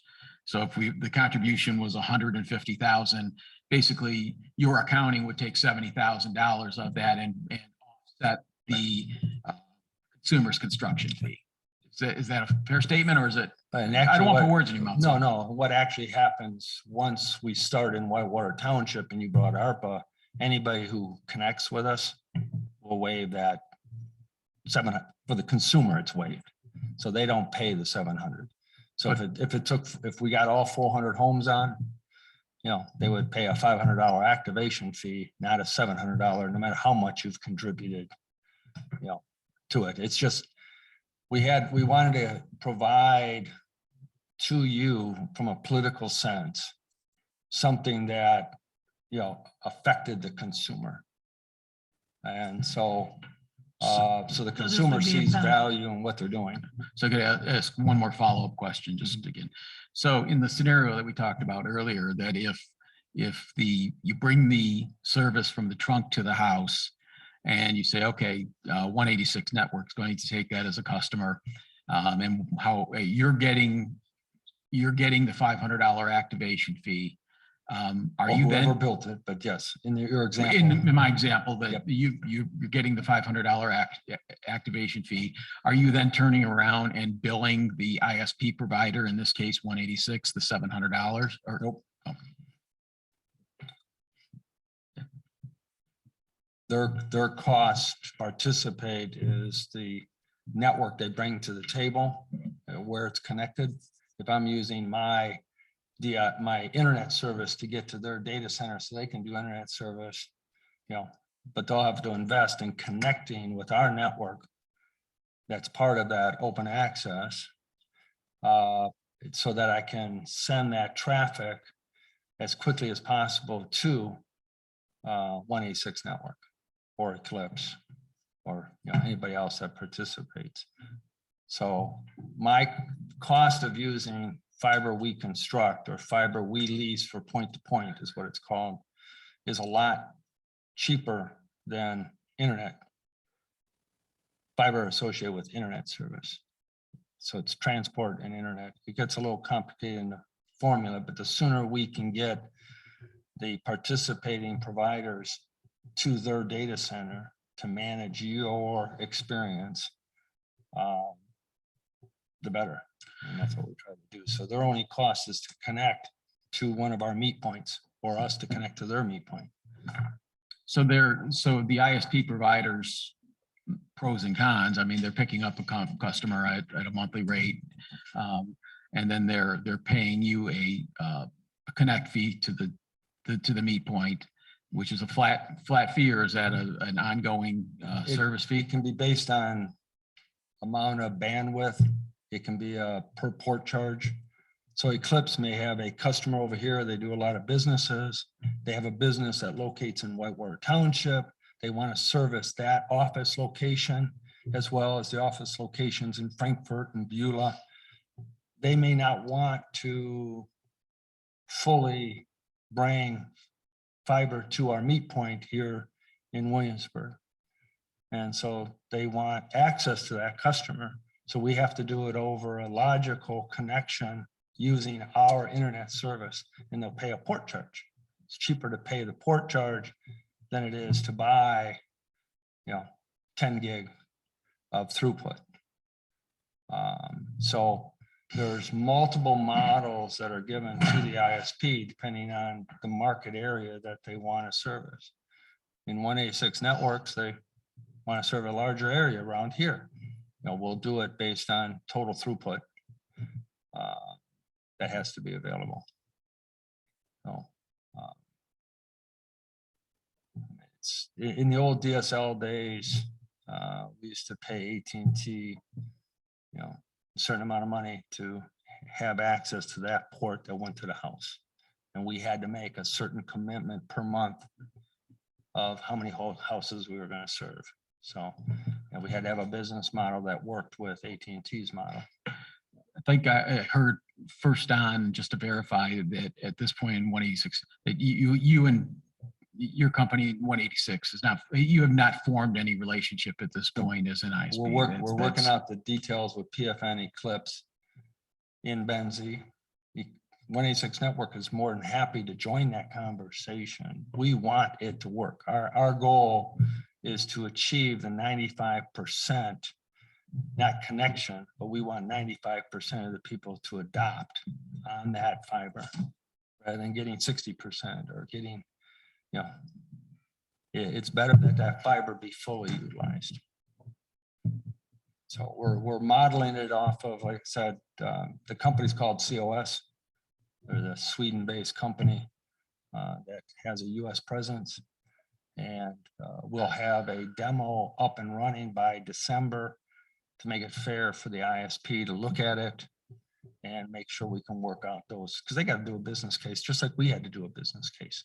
I could come here and say, I want this funded, and I become a monopoly, just like Charter. But we felt that that wasn't fair, so we're working those details out.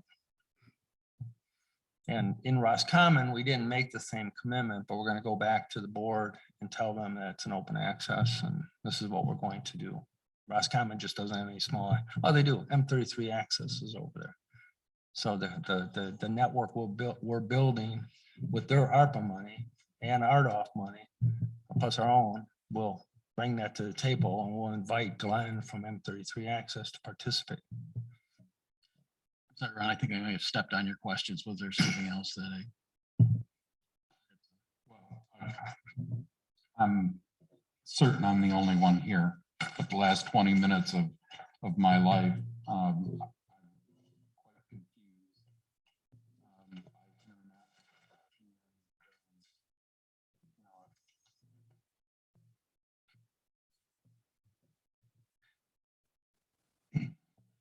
very confused by this. Seems like where we were going, we kind of wanted to have an idea of who was going to be served. I can get you that address list. I did not see that in the request. I apologize. And so we had maps the first time around. I asked you to update those. Yeah.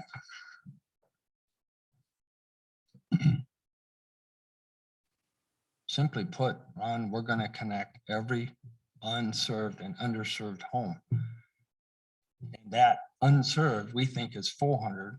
We've looked at it, and based on 477 data, it's closer to 200. But we believe the number is 400. And so we're going out and searching that. And that was based on our misunderstanding of the 75 by 25 that was out there in the 477 data. So we've eliminated that, and we're going through and getting the additional homes. But that again was based on Robin changing the definition of unserved. Who were the other two ISP providers you had mentioned? Eclipse Sure, then you're Communications done. Oh, Let's take the and vote. PFN. Okay, thanks. They're on the bottom of that chart.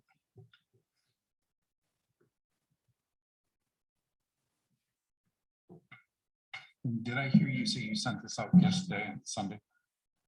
Is that what you sent out? I sent this out Sunday. I sent this out Tuesday. Something like that. First I've seen it. No, I sent it to you and I sent it to everybody. I asked for it on Thursday. And We had an email exchange and there was no, I replied with that, with this attached to it. I'm sorry. I would've put it in the apologize if you packet. didn't get it. I would have put it in the packet. If I didn't, I made an error, but it was ready. You know, Because when- I even followed up with the question, so nothing for the packet. That was Oh, my I didn't- final statement to you. I didn't see that.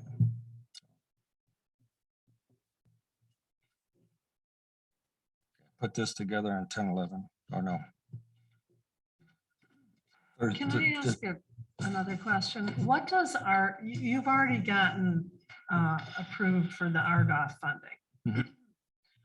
What does that require you to do? Process to be approved was to go through multiple federal level engineering. It also requires me to do annual audits from a third party.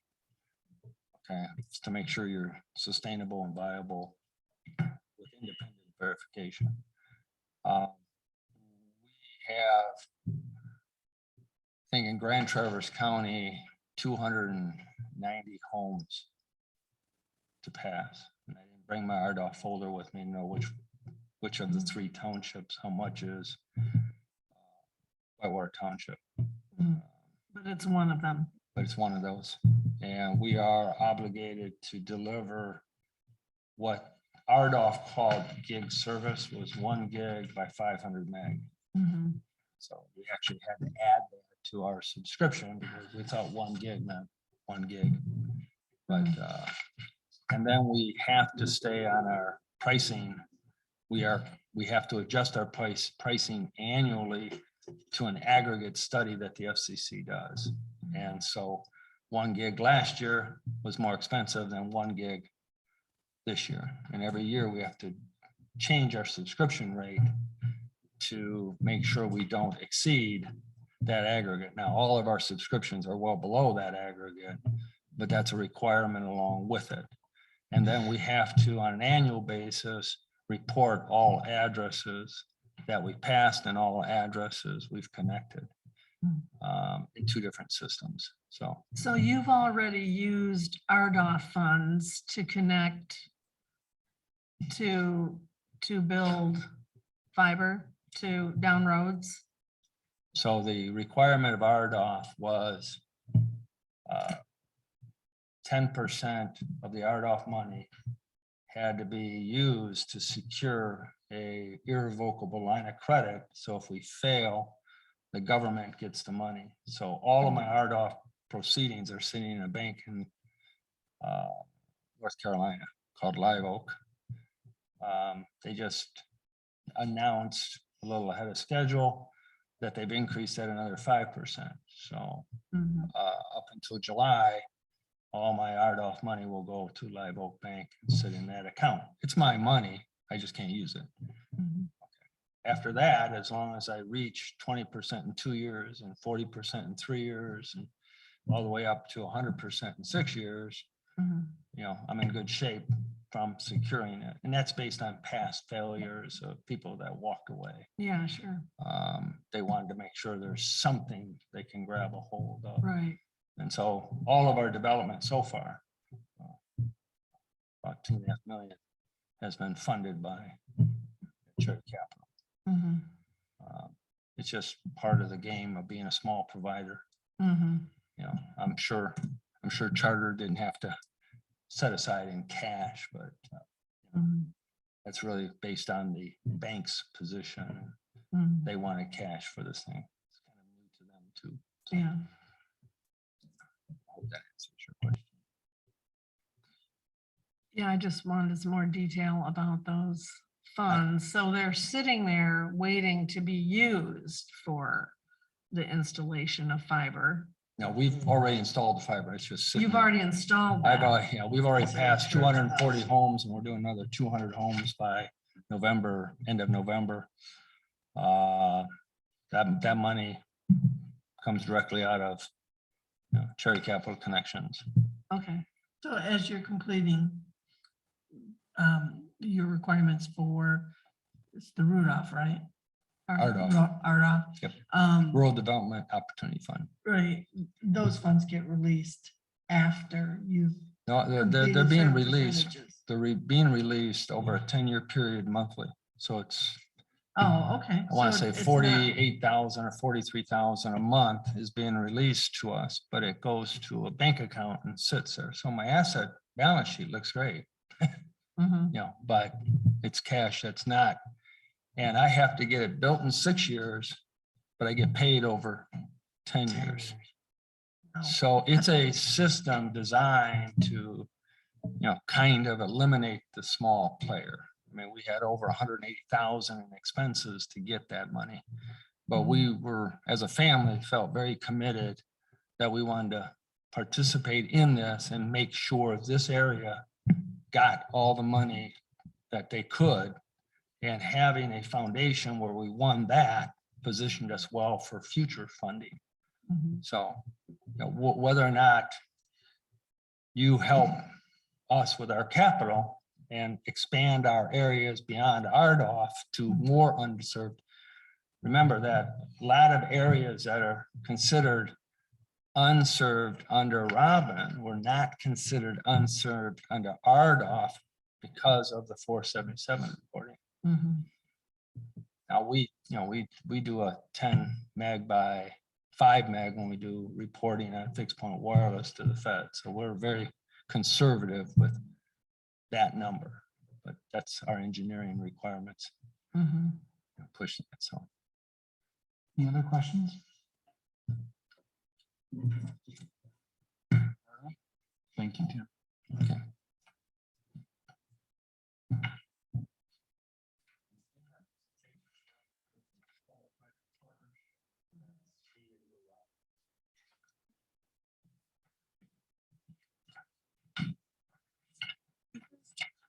We could take a small break and need to use the restroom. I'm there with you. Would that be board consensus at 10:50 to take a 10-minute bathroom break, 5-minute bathroom break? Just meet back at 11. Is that all right with the board members? Good by that.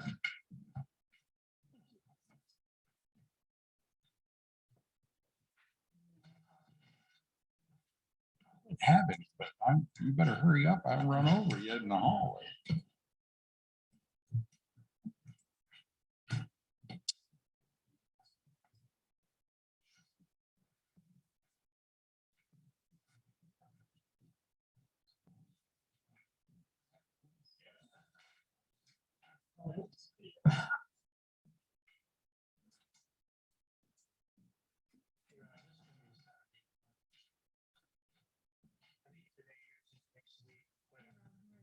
You know, I kind of thought it would be today, but the way I'm kind of understanding things, it won't be.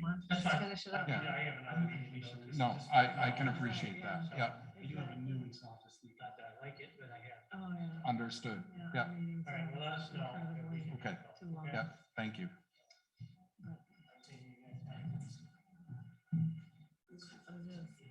You know, no one can say you don't. These guys are very.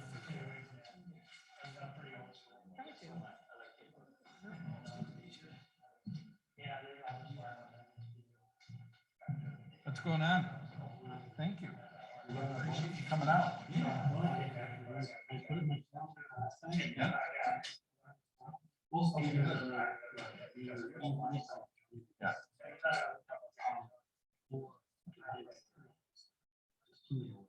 Future districts, yeah. the next thing coming up is the county's application fund.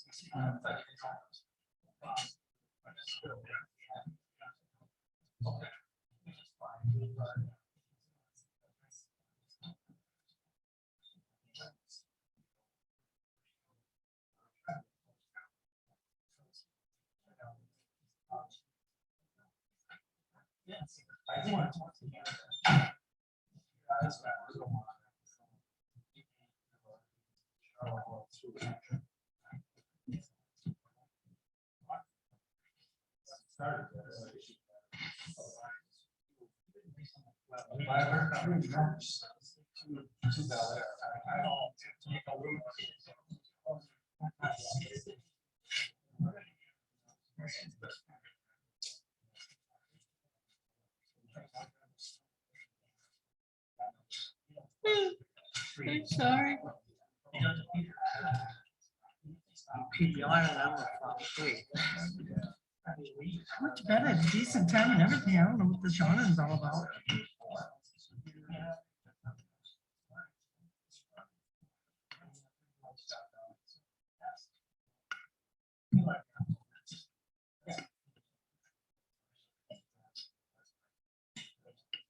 So it's all going to just.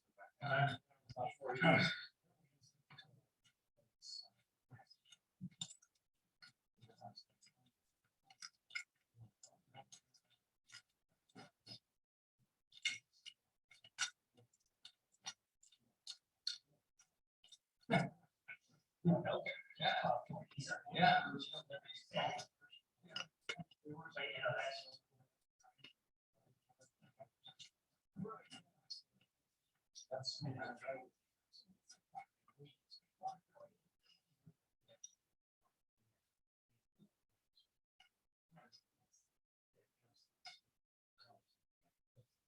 We had that in county, we did 200 homes. The association. We even had a beautiful.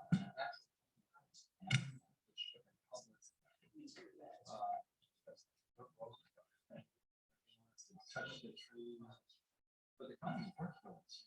Allowed us to run the dash of the- Well, 4 feet down.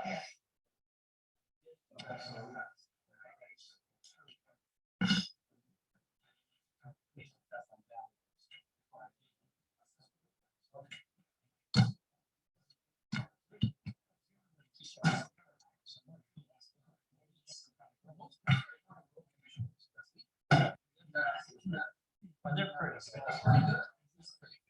They want this. Yeah, casket and stuff, like John Rogers.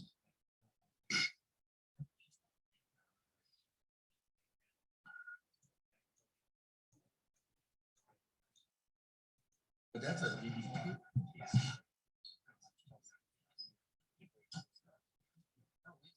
We really went with all that.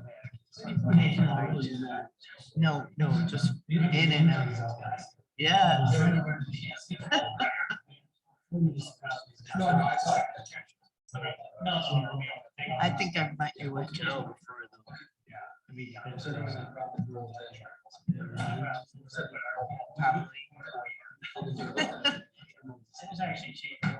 I seem to run into Daryl all over the place.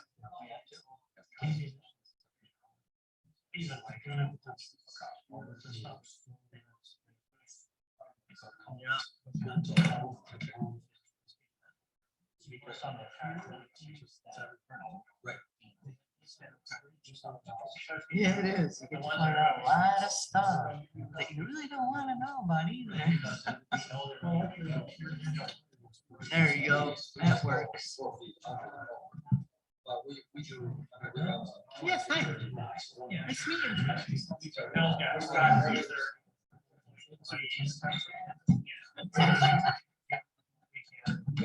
Sure.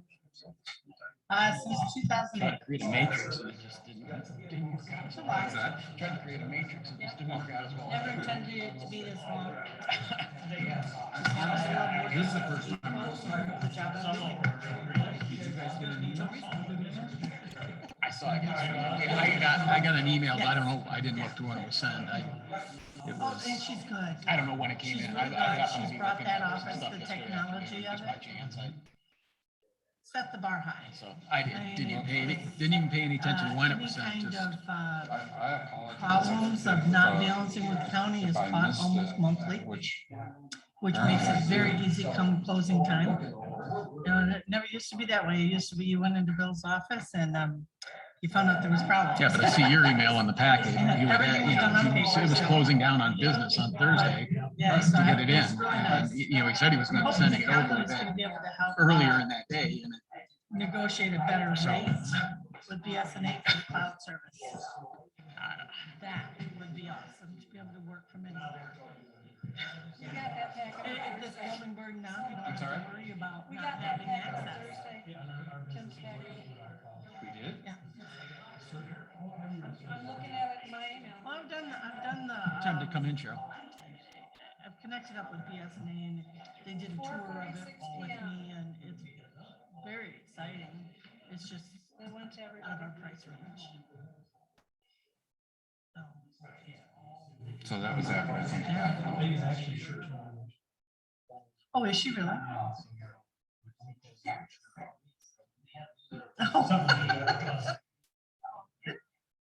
Well, So nice it's talking to you. 10:59.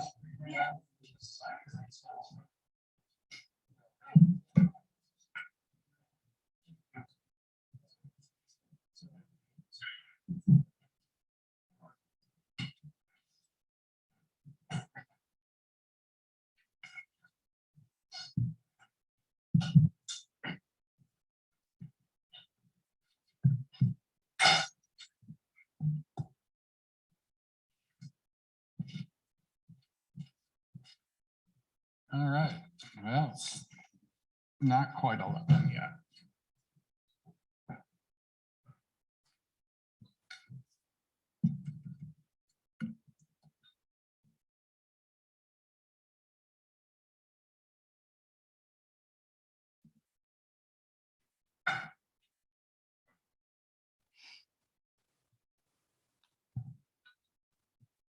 Here it is.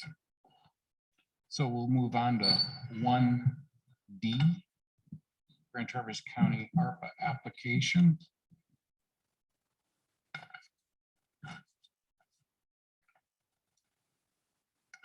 So what have we got going on here? Fire truck from the township. I did reach out to Axe. They have 3 grant proposals that they would like to submit. One was for a generator, one is for their annual food bill, and another one is for mortgage payoff, I guess. And so we're going to write a letter of support. I don't know where the board's going to go with this, quite frankly. So I thought we were going to make a decision today, but I thought we booked it as a work session. well, we did book it as a work session, and then you still have some addresses that. Well, I guess it came in. Sure, no, I understand. Board, what is your thought? Is there going to be a decision made today? I'd like a chance to see the list of the homes and Okay. a little more information and think it over. I would like to see it brought back at the next regular board meeting. Okay, all right, that's fine with me. Heidi, what's your thought? Okay, I'm sorry. I'm sorry, go ahead, Cheryl. Go ahead, Cheryl. That's okay. Didn't we have to make a decision on this by the end of October or something, or no?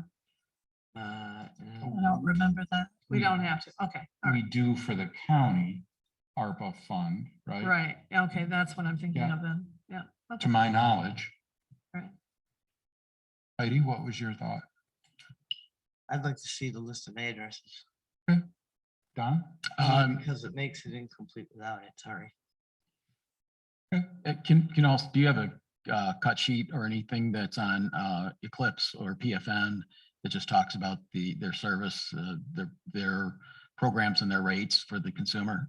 Do you have anything that they would give to the consumer that you could share with us? But they wouldn't service out here, right? That's in Benzine. I mean, PFN does, PFN is the next. But they do larger businesses primarily. Okay. Consumers are called the mass market when it comes to those. We're in the mass market. So that's basically home. They don't do mass market. So 186, Eclipse does, 186 does. yeah, what I'm saying is 186 Networks is really the only open service provider, ISP provider that we would have available, our citizens would have available today. Unless Eclipse wants to offer. Right. Or M33 or. Right, there could be others that come in, but today, as we said, 186 Networks. And 186, sure, yeah. So we have two current. We're a provider here. okay. And do you have a comparative rate sheet that we can see on that? Okay. Okay.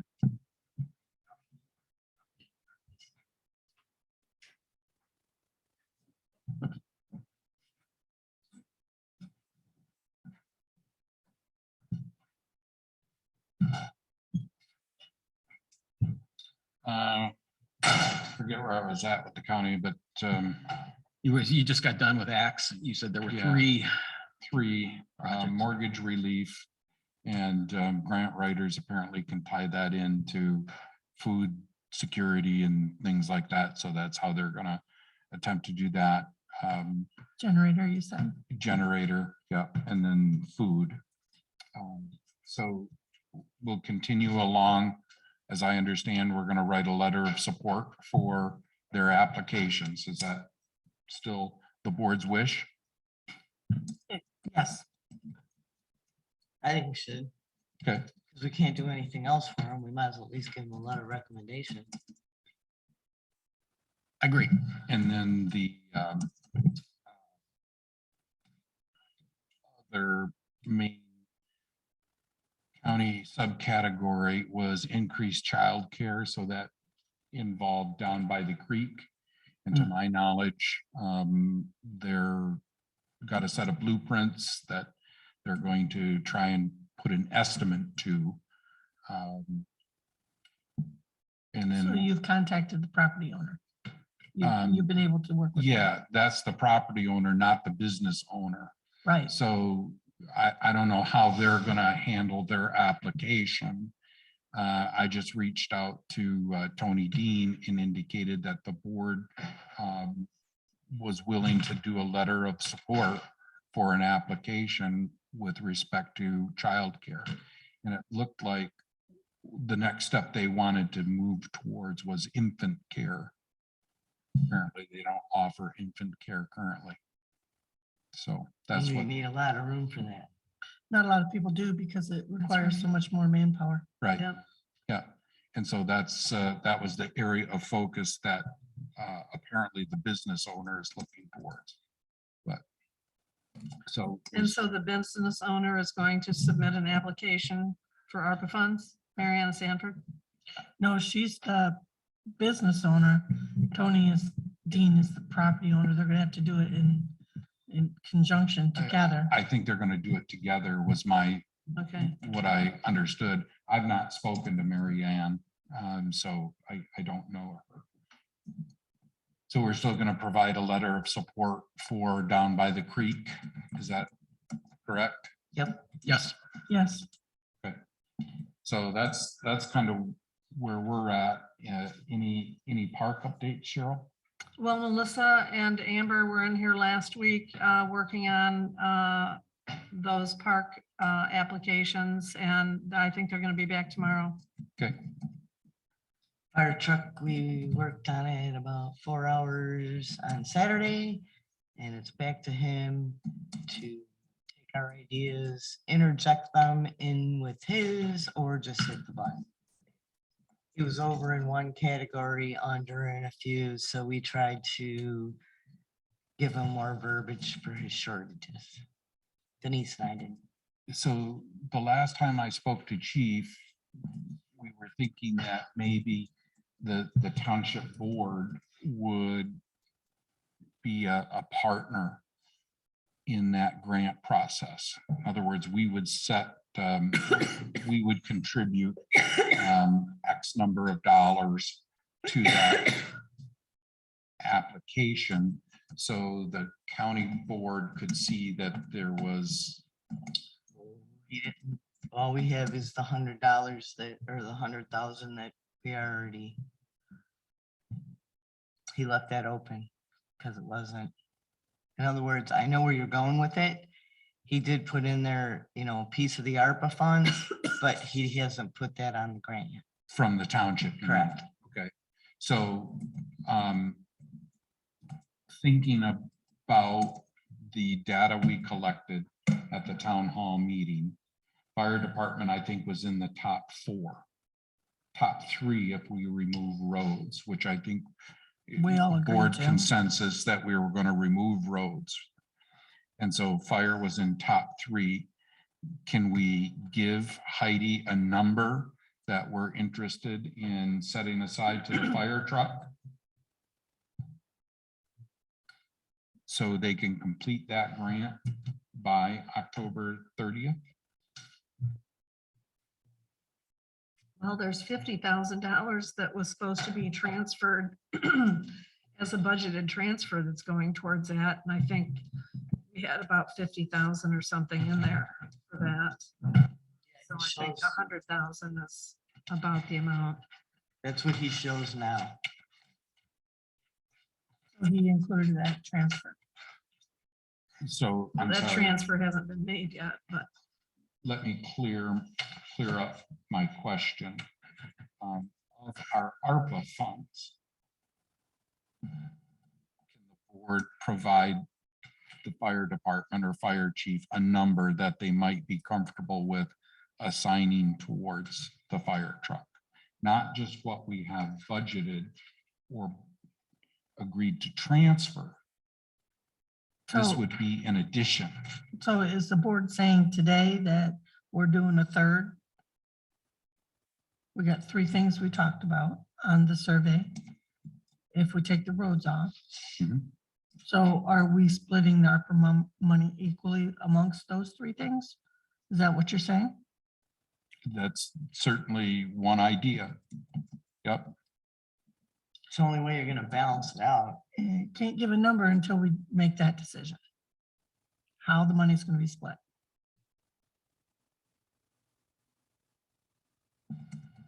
Because right now we have 500,000 of the, we've got county ARPA funds, 500,000, other grants, 100,000, and that's local grant funds or the 2% multiplier. And then he's got internal self-funding of 150. Which comes to 750. How much is the request of the county for? 500,000.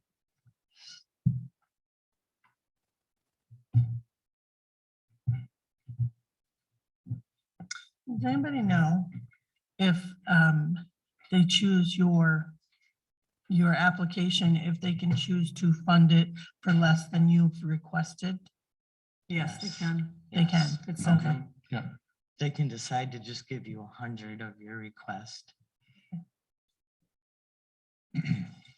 So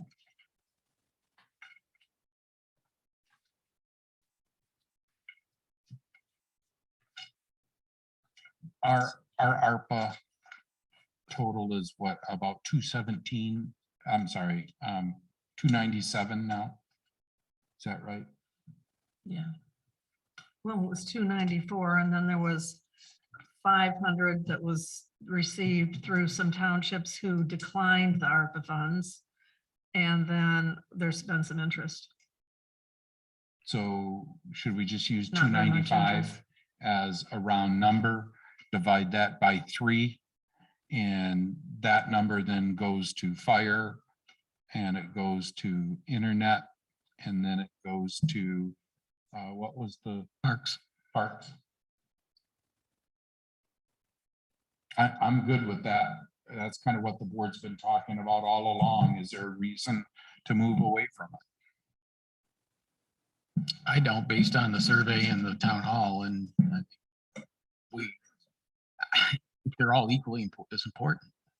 I don't, I see no problem with that procedurally, a third, and a third. I don't agree with that.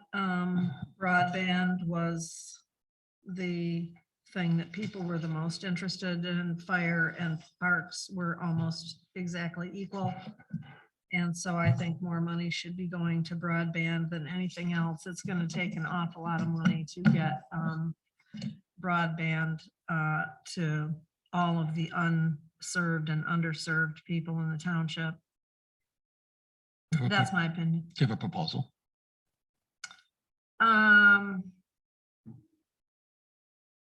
Probably 150 to broadband and 75 each to fire and parks. Well, that's 300,000, which I guess we don't have, so it'd be something a little less than that. But the problem with the fire truck thing is that, yes, the township needs a fire truck, but how many people are actually going to, the township as a whole benefits from that? But in the day-to-day lives of people, broadband, internet connectivity, the ability to communicate with everything that families have to communicate with, schools, healthcare, just everything they have to communicate with. That's a much larger issue in people's lives. And so I am for spending the greatest share of the money to broadband, because that affects people on a daily basis. And it's unfortunate that we didn't get more money than we did, but it is what it is. Like I say, I'm looking at what is the greatest impact to our citizens who don't have these communication avenues and learning avenues and you know, the ability to reach out to their healthcare providers, all the other ones that were listed, which I don't remember the list right now, but to me, that is what impacts people in their daily lives. And I just think that the majority of the money needs to go to broadband. And I also think that, quite frankly, there's probably other places to get fire truck money. There's other places to get park money. We've already heard about the Spark grants. There's other grants, and I kind of feel like, you know, I'm not slighting, of course, the fire truck as a important thing that the township needs, but I just think there's other places to apply for that money, and that is not going to impact, nor quite frankly, is parks always going to impact people on a daily basis. That's my feeling. The only thing I'm thinking about with the fire truck issue is it does have its own funding. We do have a source of funding. Yes, we do. And that can be increased or decreased as needed for short periods of time or longer periods of time. I think we've only done that once before, where we increased it, and then once the debt was paid, we reduced the millage. So we do have a current millage in place that you can levy up to 10 mils. Nobody in their right minds is going to do that. That is not a plan I have at all. We do have some other challenges coming up with the fire department that I feel are going to have to be addressed through a millage increase. So the fire truck, there's other ways to finance this, to fund it, and it does have its own funding source through that millage, where broadband doesn't. and parks do not, but there are other ways to fund park projects. So I kind of feel like Cheryl does with the broadband, a little more money towards the broadband to make it go a little farther for our citizens. And I do feel the fire truck should get more than the parks and recreation though. How So- much more, I don't know. So do you have a proposal in mind on a split? Well, I do. you Not- do? Yeah, not Let's to hear it. interrupt. Sure, go Yeah. ahead. So if we take a look at the report from our survey, 41 people voted for broadband. People voted for the fire truck. 28 people voted for rec. If we convert those into percentage points and add them up, we come to 101. So let's keep broadband at 41. And let's make the fire truck 31.5% and recreation at 27.5% of our funding. Split it right down the survey lines. Yeah, I don't have a problem with that, Ron. I don't And either, because we- it covers to everything say everybody that- wants. To say that broadband doesn't have funding, another form of funding. What I meant by that, Ron, is that the fire department. From the has townships. A millage funded Sure, I get it. income source. I Yeah. get- But every time I read anything in the paper, it's more internet, they're putting more funding in internet. None of it seems to be filtering this way into Exactly. local, small governments. Like, well, what was the last fraud? I mean, I can just read the headlines now when they start doing these audits. I don't know. Yeah. Hey, So that's 41% to broadband, fire gets 31.5, and park and recs get 27.5. Does that equal 100%? I still think broadband should be at least 50%. I get it that you're using those numbers. That's one way of looking at it.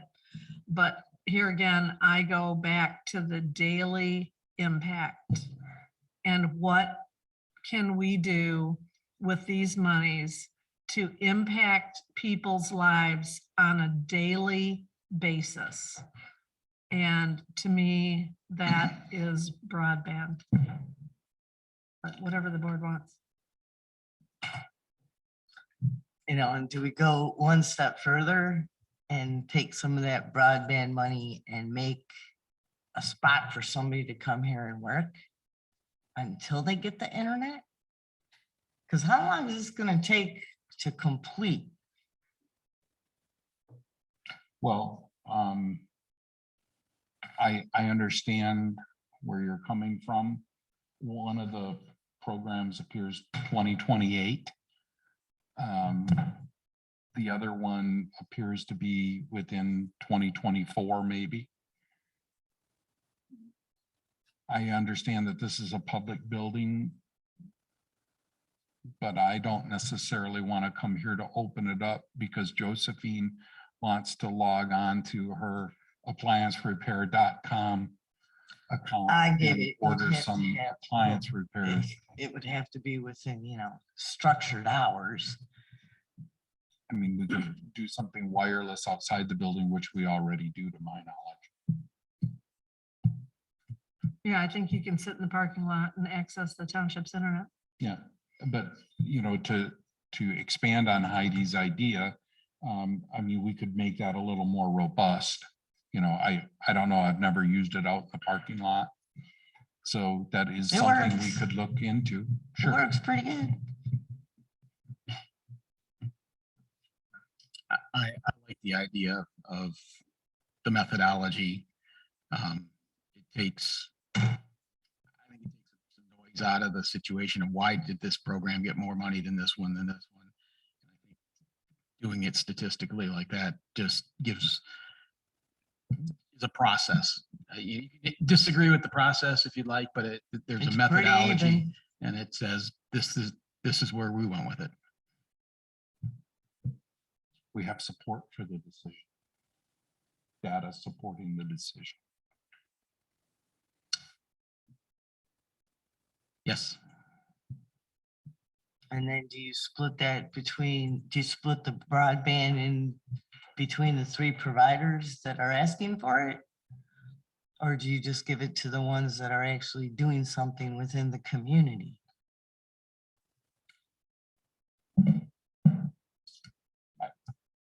Different day. A different day, but still deserves, I think, a response. I really wish charter would have been a little more robust, because I truly believe that they're in a unique spot to extend their services to a lot of our people. But unfortunately, they're just not set up to respond. Thinking back a couple years ago when we put natural gas down Skigmog Point Road, I tried to get them to build fiber then. And That would have been perfect. well, Already the in ground was ground. already open. And, I forget what their excuse was. They did at least send an engineer, a field person out to look at the project, but it went nowhere. Don, in our last meeting, you were going to bring some information back if you could get it on, what you call them, Hot Point? The heat map. Heat maps. Yeah, what I did, I went back and looked at my notes just to double check that they're not expecting that to be released until after November 30th. They expect it to be released before the end of the year. And as I mentioned, the Grand Traverse County has been surveyed, as many of the counties around us. So the denser, more populated areas are what's taking a little more time, according to the notes I have. So they do not want to release partial data because they feel that it just gives somebody an opportunity to jump the line. So they're going to put it all out, just one data dump, and then I guess I don't know how that isn't any different than a free for all, but the heat map goes back to what he was talking about, that 477 green.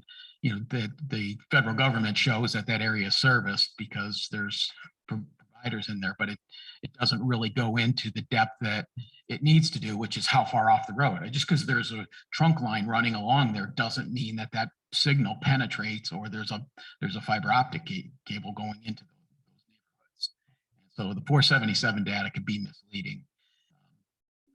And when I went to the annual convention, I attended a seminar that was conducted by the state of Michigan themselves. And they had two presenters there. And one of the presenters talked about the majority of the funding for ARPA that came from the federal government strictly for broadband, and how that money was all going to the major providers, and that they were not being required to extend their lines. That was up, they were leaving that up to these major players to decide if they were going to extend their lines or if they were just going to shore up what they've already got going. So to me, it sounded like they were supplementing big business. Projects. Yeah. But I haven't heard anything since then, or I haven't read anything since then that says that they have changed their mind about what the rules are going to be for this money that they're giving them. Is that why Charter or Spectrum is now starting to say, hey, we want to partner with smaller townships because we're going to expand because the rules have changed for them? No, it's not just a big money dump they've gotten. Yeah, now Have you heard anything? No, I haven't. That's consistent with what I recall from that IIGA meeting that was late June, maybe June 26th, June 25th, but the one that they had down off of Garfield in Traverse City, and broadband, and there were a number of people and people that he was talking to, High Point, I can't think of the other ones, all these the charters, they were all there, and the conversation was very similar to what you heard at the annual convention, that a lot of that $285 million was going to be funneled towards, and the talk around the room was that not a lot of those providers felt compelled because they had already built out a lot of infrastructure, and not being able to get the rate increases to get their return on investment, they see this as a potential opportunity to recapture some of their costs. They may have already extended some lines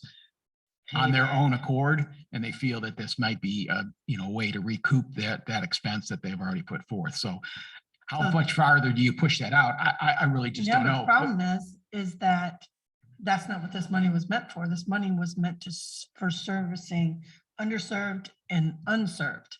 And if they're not willing to extend their lines, why are they getting the money? Yeah.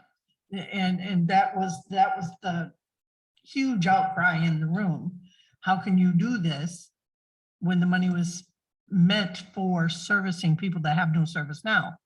So maybe, hopefully they've gotten pressure. Maybe that's why I was kind of shocked that Spectrum even reached out, or was it you, Ron, that reached out to them first? No, they called us. Yeah, they called us. I was surprised. No, I saw no motivation for them. Well, Joanne or Joan, she is the new governmental person. They have a division just for governmental entities. And before it was Mr. Gladstone or something of that nature. He's retired and Joan replaced him. So that was the reason for her initial contact. And then she had asked the question about ARPA funds at the county level, not at the township level. So it was a multi-pronged phone. So any other questions on the board application? Anything that we've got going on at this point that needs to be decided before these applications can be? So I will look at the exact dollar amount that's in the fund for the federal funds, and Heidi, I will contact you with what the Or you can just send the chief an 31.5. email. Yeah. You could just Or send the chief. chief an email because he's ready to So hit the button. So I probably Okay. need We'll to get tell that him, over "Don't to hit the him, button so- yet." So I think just for paperwork purposes, I would like to account for the percentages by motion. You think that's good business? That way it's a part of the record. Yep. Sure. I would agree. Sure. Anybody care to make the motion? You have the percentages in front of me. I only wrote down the two. So give me a minute here, Cheryl, but motion to, shall we say, fund broadband services, expansion services in Whitewater Township. 41% of Whitewater's ARPA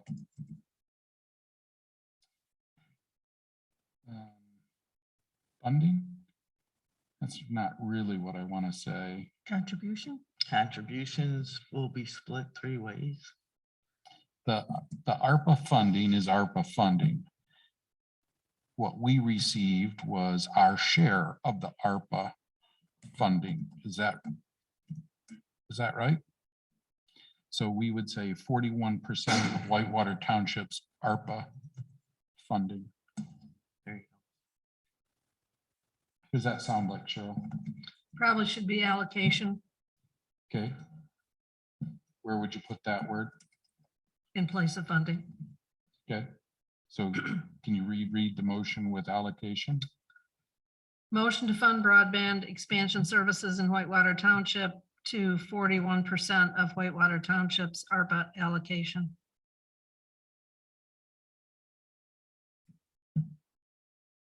As far as the rest of the motion, should we just make 3 separate, or Cheryl, do you see one motion being I the just most put it effective? in one motion. Okay. So then fire would be at 31.5% of the allocation.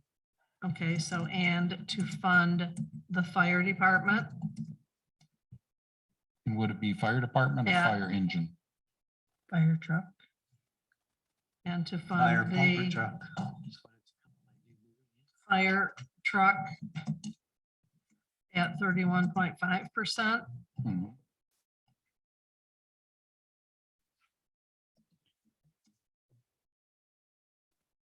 So just out of curiosity, thinking about this. When do we have to have these ARPA funds expended by?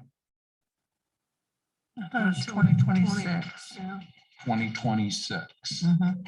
That's, I'm thinking it's like fall of 2026. Can you get a fire truck purchased and built by 2026? Yes, Can you? here's why. Just talked about this. Because we can buy a demo unit and then put our own, in other words, design it how we want. Because they don't put tools and stuff on the fire truck. They just give you a fire truck. So Let me put what he said in, here. in hold the on. motion, instead of using fire truck, what would happen if we funded fire capital? I don't think it's specific enough in the application. You definitely want to, Yeah. yeah, I don't know about the This is- motion, but This would be for our dollars, for right? So, this motion purpose. yeah, for this motion purpose, this is just Whitewater's dollars. Well, you're using it for the grant. We're using the number for the grant. How, I don't think Grand Traverse County is gonna be concerned with how we came up with the number, let alone the verbiage of fire cap or fire truck. Well, no, all they want to see is how much, you're going to take this 41% and turn it into a number, and the 31.5 and turn it into a number, and the 27.5 and turn it into a number. They don't care about the percentage. That's irrelevant to them. Yep. So I think for the purpose of this motion, because we're not, for example, when we get to rec, we're not gonna say 27.5% for the, new water park. No, you're just gonna say park and Rec fund. Yeah, rec fund. I guess it really doesn't matter. It's still I in the think fund. Which simplicity, I makes think me you're right. think it really should be dollar amounts than percentages, because Yeah, but we don't have the exact dollar amount right now that's I in get the it. account. So doing the percentage shows how we're actually dividing it up. Yeah, that's fine. I think it's a good enough compromise.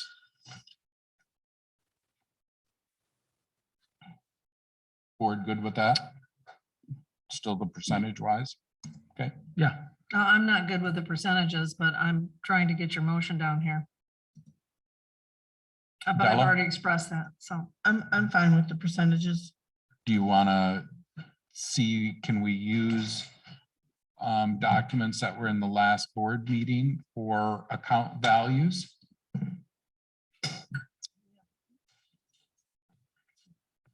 There. So I could probably see.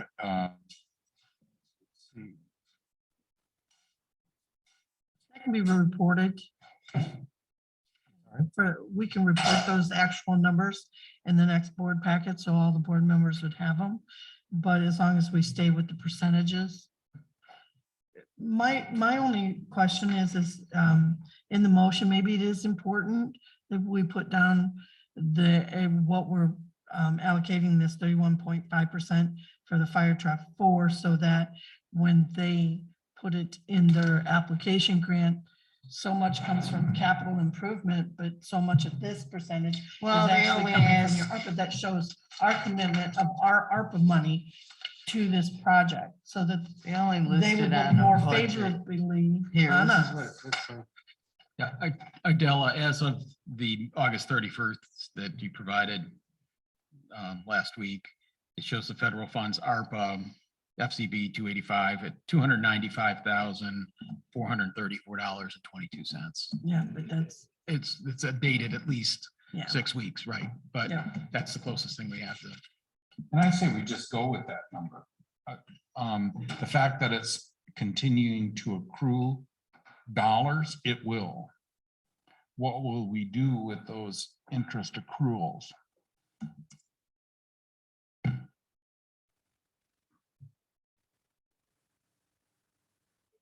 Yeah, see, so here on your other grant funds, you've got, you put that 100,000 in, wouldn't put the room up, but it says right there. Local Local ARPA ARPA grants grants. and 2%. And Multiplier. that tells whoever's looking at this grant that we're committing some of our ARPA funds too. Okay. So instead of just saying capital improvement funds.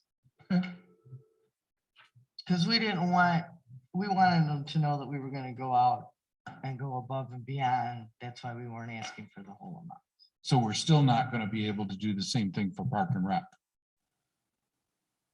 No, because they don't have a project. This is the only shovel-ready project you have. What did you say, Ron? And Sorry. I said, we're not going to be able to do the same thing for Park and Rec. Because you don't have a shovel-ready project unless you put it to the boat launch. Or a bathroom or something. Under the ARPA fund column that you read, and I'm not sure what you read there, but it must have been a page from the application. Yes. Yep. page from the Okay. application. So we still could put the number in there. The county doesn't need to know that we called it the fire cap fund. That doesn't mean anything to the county. Yeah. I think you would just say, and to fund the purchase of a new fire truck at 31.5% of Whitewater Township's ARPA allocation.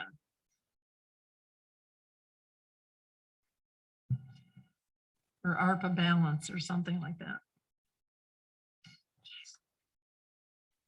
Because he even states when he writes in the grant that we're gonna go for the 2% too. So we're trying to get all the money everywhere we can. Well, the more they see that you're actually you're bringing in different varying types of funding, you get more points for that. Well, you get more points, but also if they come to a stalemate at the table, it's Mhm. easier for them to go, okay, we'll give each county, since everybody needs a fire truck, we'll give them each 300 or whatever. You know, they'll just divide it by. Okay, so I'm fine if we just say fire truck, that's fine with me. And to fund the fire truck at 31.5% And so then, yeah, of Whitewater Township's ARPA allocation. sure.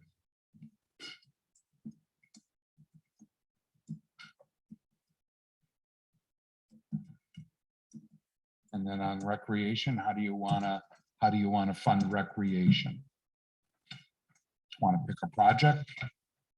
We don't even know what We they're don't, potentially submitting. Cheryl, do you have? Well, I think they're submitting on that wetlands, Lossy Trail Bridge. the Lossy Trail wetlands issue, the 1,650 feet. It seemed like there was two things they were gonna ask for. I can't remember the second now, but What was the other one? It was the trail and Wasn't it a bridge bridge. in the trail planking? It came to like $140,000 or trail so. that was the planting wetlands and work. wetlands, Was and then what was for Has 40,000? it actually been determined as a wetland, or are we just throwing that around because there's Tree? water on the surface? Let me look at my. Yeah, email. Well, I've been told that I've been told from the state that it will be considered a wetland. It's wet a lot of the time of the year. And that it will be considered a wetland and they have to follow the DEQ, Eagle, you know, So somebody must have done a delineation. well, It'd be good to see that report. well, that's Steve Largent, the thing I copied for you all last week, has measured it at 1,650 feet. What does that have to do with it being a wetland? Okay, here it is. Small project, BCN trail improvements, which include finishing tree removal to open the entire trail as per map. Trailhead sign upgrade, creating loops, so trail comes back to trailhead. The budget's 42 grand. So that you could either fund that, or the medium project was Lossy Trail Wetlands Bridge improvements, budget at 150K. Large project, boat launch, 400K. So That would at in least the fund that. grant, in this section, if we say it's to fund trail projects, that's the wetland project on Losi Trail, and that's opening the trail and BSNA, or, yeah, not BSNA, Battle Creek Natural Area. That's a software. That's right. I was gonna that's right. say. So Then trail that- projects. And they look very favorably on trail projects, so. Okay, I'm fine with that. I'm good. Board? Yeah. I'm good with that. And to fund trail projects at 27.5% of Whitewater Township's allocation. I would say at Lossy Road Trail, Lossy Road and Battle Creek Improvements. Natural Area Trail Projects. What did she call it? They call it the Lassie Trail Wetlands Bridge Improvements.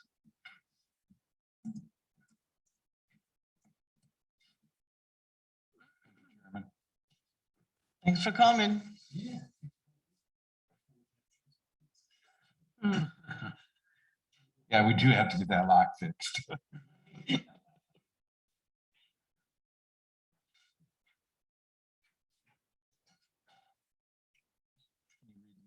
Sure. Motion to fund broadband expansion services in Whitewater Township to 41% of Whitewater Township's ARPA allocation, and to fund the fire truck at 31.5% of Whitewater Township's ARPA allocation, and to fund Lossy Road Nature Trail and Battle Creek Natural Area Trail projects at 27.5% of Whitewater Township's ARPA allocation. I'll make that motion. I'll second it. Motion made and seconded. Further discussion? Roll call when ready.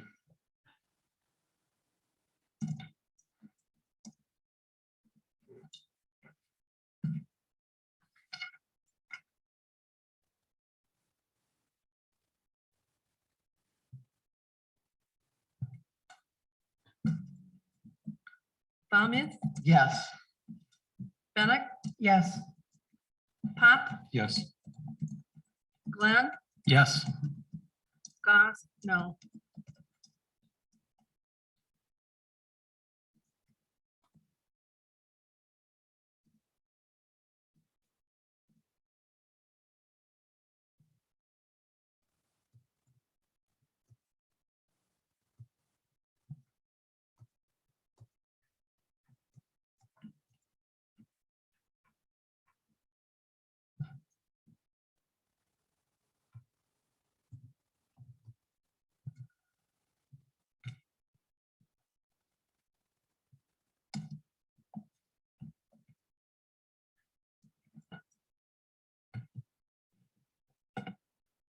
Okay, so that brings us to new business number 2 already.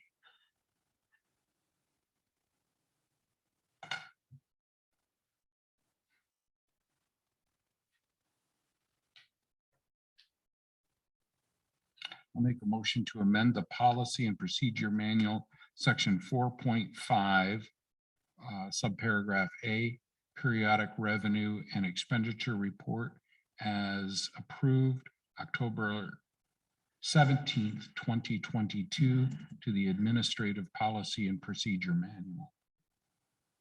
I'll second it. Motion made and seconded. Further discussion?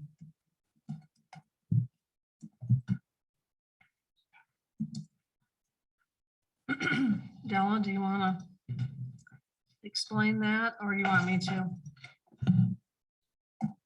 I'm sorry, Cheryl, I was getting caught up here. No, go ahead. So,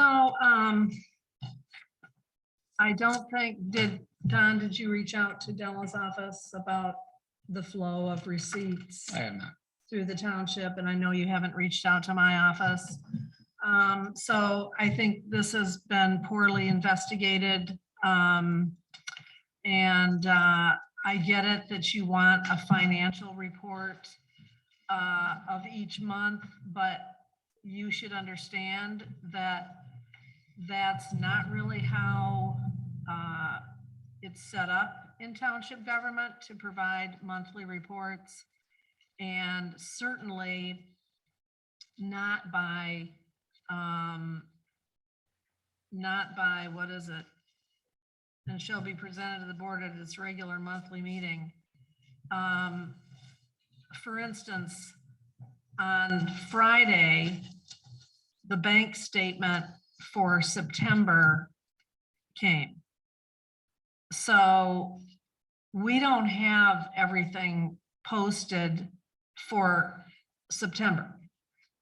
That, Well, it's not reconciled anyway, because the bank statements come 2 weeks after the end of the month. that's right. So it's actually, sometimes, Don, it arrives after our board meeting. So I've said before, I have a hard time giving you financial stuff that hasn't gone through the reconciliation process. So anything that you would get would have to be from the month before. You'd always be getting a month behind. You know what I'm saying? Because of the reconciliation process. And reconciliations are a little more difficult in townships than they ever used to be, because it's not just done by deposits and checks. Now you've got your ACHs, you've got your Sigma stuff, you've got other things, you've got your direct deposits and direct withdrawals for like paychecks and such. People get paid that way. That all comes in differently. Like, for example,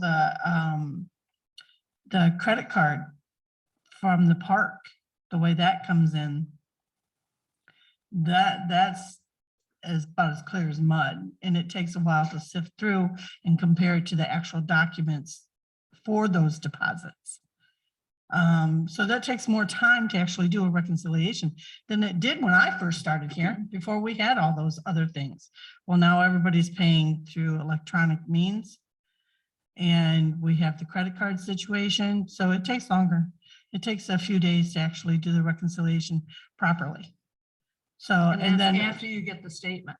and then we also balance with the clerk's office for each month. So I'd rather you have, even if it is a month behind, I'd rather you have the actual reconciled balanced material rather than unreconciled, unbalanced with the clerk's material. Because if we do it the way this is wrote, there's going to be questions. Well, why don't this match? What's wrong with this? How come now it looks differently here? So if we are able to actually be allowed to close the months properly, then what you're getting is true numbers. So by way of example, what you're talking about, if we had a September 30th close, we would receive those financial documents at the November regularly. That's what I'm saying. So I think that's. Well, and then there becomes the problem that you want it sent out how far in advance of the meeting? It used to be 5 business days. Now it's 14. So whether we can 10, meet that 12. deadline Oh, is a big question. No, I mean, 14, that's ridiculous. You're going to cut off the bills for approval prematurely by doing that. You know, you're going to cut off some things early, maybe some budget amendments that need to be done. That getting that information in that period of time is going to be difficult. And it may not be able to be provided to Della's where it's balanced and all that. It may not be able to be provided in that time frame. So In your I think it's corporate quite world, unrealistic. in your corporate, like Don, how would you get your financial reports? Would you get them with a month delay, or would they be up to date? We got up to date within 5 business days following close of the month. But I do agree with Della. She's talking about reconciliation, so that, you know, there could be a couple more days here. The idea on the financials were that, you know, they would eventually get caught up because you still have to put pieces in. But at that moment in time, you're making decisions. You've got the best information available versus nothing available. I don't pretend in any world there it's an exact science. It's got to be when you close the year and finish those things out. But getting the data as close to possible is a big step forward comparative to what we do today. In my own business life, all of my statements are e-file. So if it closes on the 15th, I've got them on the 16th. You're There's- talking about statements. You're not talking about, then you've got to match that with your data. We're talking about receipts. All the revenue goes to Della's office. She has to prepare a receipt. That receipt has to come to my office, be entered in the general ledger. And like she said, the bank statements don't come till about 2 weeks after the end of the month. Then she's got to do her reconciliation. That's going to take another week. But that's not even, and we're not just talking about one account, guys. We got That's right. multiple bank accounts, Yeah. and we're gonna have more because I deal need to with 3 split. different banks, just Okay, well- personally, 3 different banks. Okay, we're talking about statements for First Community. There's 2 there. There's 2 right now, 3 there, I'm sorry. There's 3 there at First Community. There is 2 at ASB. the State Bank. And I'm going to have to probably open 4 new bank accounts to move money. We have too much money in these accounts. We're not talking about a personal checking account. We're talking about many transactions for each one of these. This is not something that you've ever come and sat down and say, show me it. So I don't see how you could tell me it compares to a person's checking account. It doesn't. Don, if you would like to come in and observe or take part in what we're doing, I encourage it. Same thing for you, Heidi. I mean, if you're going to make rules about something, don't act like the state or the federal legislator and just think you know what you're talking about. Come find out. That's my suggestion. I'm not trying to be obstinate here, but when you're starting to get into other people's statutory duties, do your best to find out exactly what it is that they're doing and how it's done before you start making rules for them. I think that's only reasonable.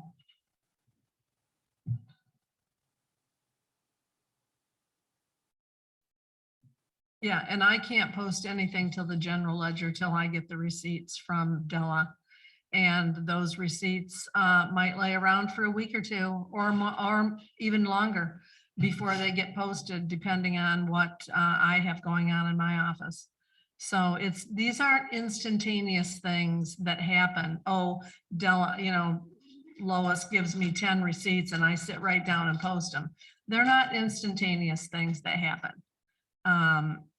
This is, and I hate to remind people, but really these are part-time jobs. And so I'm working more than part-time. And, there's plenty of townships that they get their statements, these quarterly revenue and expenditure reports, and that's plenty sufficient for them. I mean, we could provide the expenditure part of it sooner because all of those journal entries are made in the process of running payroll and in the process of doing accounts payable. The receipts I get from Della have to be hand entered. They cannot be imported. We don't have that program. It's a very expensive module of the fund balance program. And so we've never done it because, some months there's less maybe than 50 receipts. Other months there's close to 100 receipts. So, And I don't know if you know this, but we don't use the same accounting program. I was going to say, there's no No. module available to import from Peachtree. Is there? No, there is not. And a part of that, because we're a small township, it wouldn't be financially make sense to purchase the fund balance portion for what we do. Just like and I'm sure Cheryl wouldn't want to look at this, but BSNA has fund balance accounting for like what she does, but it's expensive to get into it. The initial investment's quite expensive. But if you had it, everything would flow through. Mhm. And then there wouldn't be the time of actual having to double entries. Right. What is expensive? The actual program itself is expensive to get into. No, I the know how initial- much. I don't know how much it- BSNA for the clerk's office several years ago when Acme Township did it was $25,000. Yeah, it's a significant And I'm sure it's more than investment. that now. I mean, they're now moving to the cloud project, and if this board would love to buy that for me. Well, well, really we like should it. look at it at budget time, Yeah. right? We Because really should, because information gotta be there. Mm. I don't know how building many of burns you down. folks belong to those various MTA chat connection things, but Mhm. everybody who makes the move to BCNA, BSNA BSNA. Yeah, we're gonna, Sound like BSNA, you're gonna go do the um, railroad next. is great. You they know, like it. Oh, And everybody the has- support they is talk about there. it. I know Cheryl gets good support from her fund balance, but fund balance is a very old and established program for townships. Well, Fund Balance has all kinds of, or Tyler Technologies has, the chief is using a Tyler Technology program over there. Yep. I don't remember what it is right now, but Tyler Technologies has been around for a long time. They service all sizes of municipalities. They have many, many, many other modules that don't fit our application, you know. Hi, Joe. They have utility billing and just all kinds of stuff. It's a huge company. But BSNA is, you know, the other option. And like I say, it's exceedingly expensive. Yep. Initial cost to get into it. so how can we modify? I'm sorry. Yeah, I just add to that. I hear you on the ticket of it, but I just heard you also say you've got to increase your bank accounts. I do. You've got more stuff coming in. And you said, talk about it at budget time. I'm just saying that, you know, there should be some discussion around the fact that maybe we need to automate this. Maybe we're just so far behind that the That's what longer I that was we take, the thinking. longer we take, we're just digging ourselves into a bigger hole. And it's becoming more complex. And so, you know, cost is always a concern. But if you look at it, you know, if it's a capital investment that's going to buy us over the course of the next 10, 15 years, maybe longer, is that not a good investment for the township and the citizens, because we can provide those financial reports a lot quicker? And your time becomes, to your point, double entries, handout entries. But Is it a one-time shot expense, or is there more to the expense? No, you'll still have software Like a updates, monthly? annual software updates, Yeah, you pay for them. annual software costs. BSNA and fund balance both have that cost that comes with using that program. If you're serious about looking at upgrading, obviously you would have to coordinate with Cheryl on it, because maybe she doesn't want to move to BSNA. It's a learning curve. You'd have to learn It's a a big whole new learning curve program. I from mean, what they would do the understand. migration, but it's still, you have to get a lot of training on it. Yeah. And if we're serious about looking at moving to BSNA, the whole package, I would encourage the board to look at the cloud program, because if this building burns down tomorrow, you're still up and running. You may be in your home, using Right, your own but you can computer. work from anywhere. Right, and that has been the biggest draw for most of the people that are moving to the cloud-based program. Is a lot of them live and work in small buildings, just like this.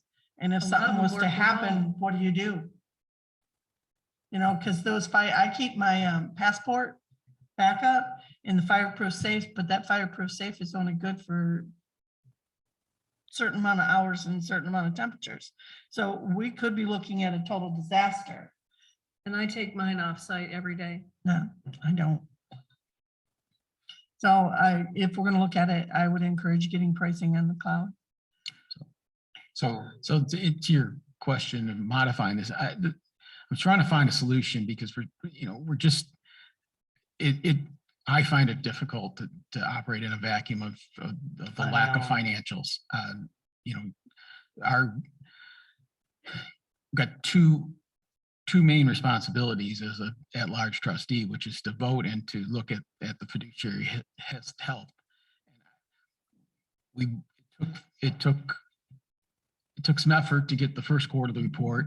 Now there's in the fund transfers, there's a budget through there, but expenses are through 9 months, revenues through 6. I know it's coming up in a little bit, but you know, we are faced with an ability, at least I like to make data-based, financial-based decisions.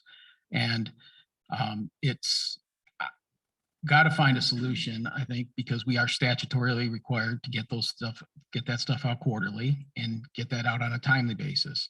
And that seems to be difficult as well. So, you know, if I were in a position here that to say that recognizing that there's a close and then the reconciliation.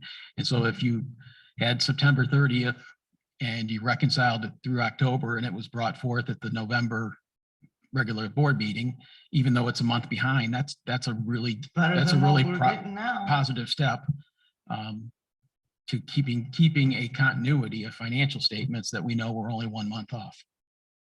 So I apologize to the board. I am maybe thinking of something differently. Periodic revenue and expenditure report.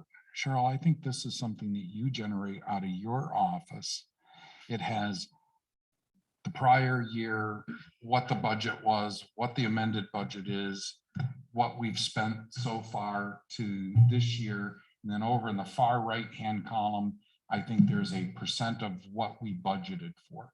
I thought that's the report that this is talking about, the revenue and expenditure report. I think that's what you call it. The revenue and expenditure report is the one that lists every revenue and every expense.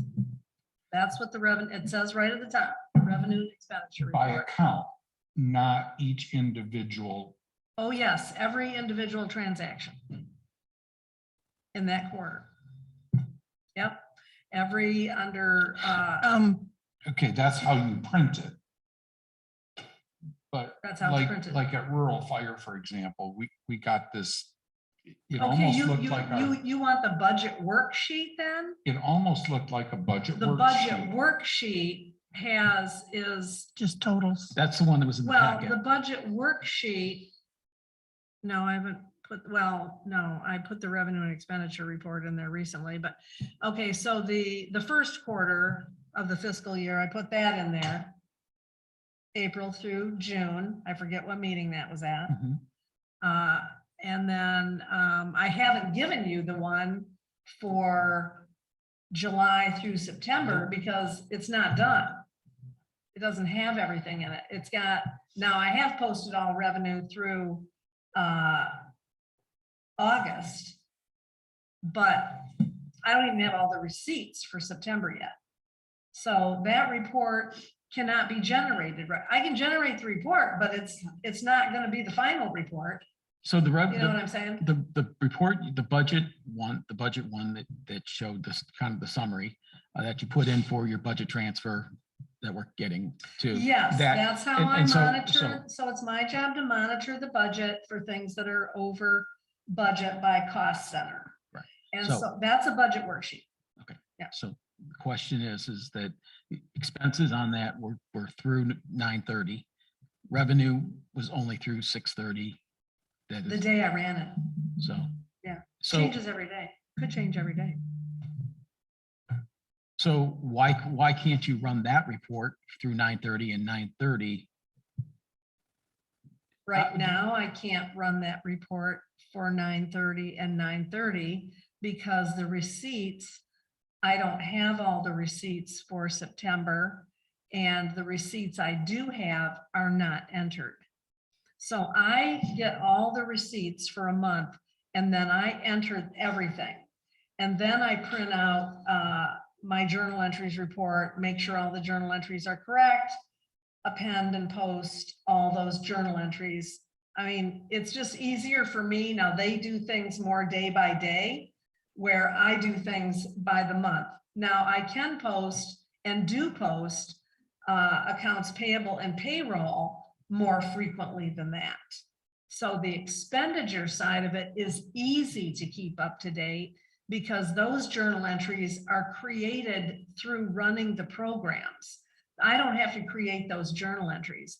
I have to manually create the journal entries for income, for revenue. So how do we get ratable then? That if, like you said, you did April, May, June, and I don't remember. I don't think it was just July meeting. It probably the August, because I think when you had to close everything out, I think it came.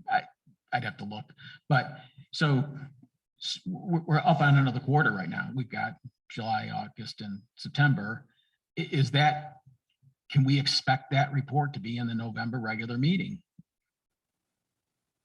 packet?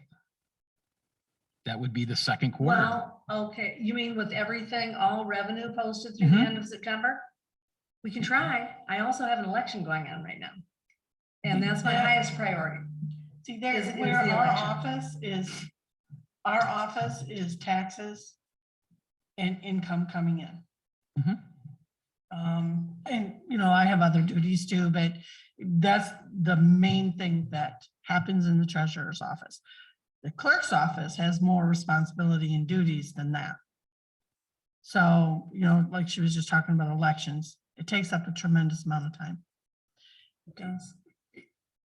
And like she said, the end of November, she still has, not November, I'm sorry, September, she still is waiting for the ending receipt from me. You know what that receipt is? Interest earned. That's the last one that hasn't been wrote, because you got to finish your reconciliations first. And then you put those in there, and any miscellaneous charges that may happen, chargebacks, that kind of thing, does not accounted for through the tax receipts. Happens at the end of every month. Those are the type of things that she waits for me on to finish. Yeah, I can't post to the general ledger until I have a receipt from the treasurer's office of what to post. That's what goes into the general ledger. All of the receipts, and also tax distribution checks have to be run through accounts payable. So Della has property tax checks. So certain times of the year when property taxes are coming in, she has to make distributions of those property taxes to the other governmental units, that because we're collecting the taxes for all the governmental units here. Okay, And then I so everything distribute that's on them your twice tax a bill, month. all of that money is coming into this office. Okay, so then every couple, I don't know how often she does it. It's every 2 weeks. It's Every 2 weeks. distribution twice a month. Okay, so she has to do distributions. So then I get a copy of those checks with a cover sheet saying what check numbers, what entities, you know, Beta, the college, the library, blah, blah, blah, all of those, Grand Traverse County, Elk Rapids Schools, TCAPS, blah, blah, blah, all the things that are on your tax bill for this tax season, right? Because not every same thing is on the July taxes as is on the December taxes. So Della has to make those distributions. Then I get a copy of those distributions. Then those distributions also have to be entered. Now that only affects the property tax fund. I get that. But those distributions have to also be entered through the accounts payable system. It's like I'm going in there and writing a check, except it's called a hand check. And you don't print the check out. You're just entering these checks and these amounts that go to these taxing entities that we have collected this money for. So that's also part of what I get from Della, that during tax season, we get those things too, until you no longer collect the taxes here. Right. So we could simply do all of this just as we've always received the revenue and expense report. revenue to 6:30, expenses to 9:30. No problem. So you're 3 months behind on revenue. Our revenue really doesn't change that much, It doesn't. right?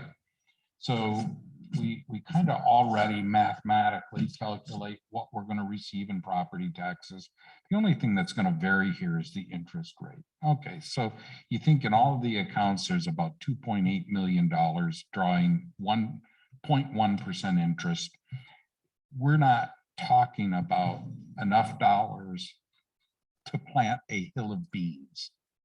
So is it possible to create a revenue expenditure report that's 3 months behind on the revenue side, but only 1 month behind on the expense side?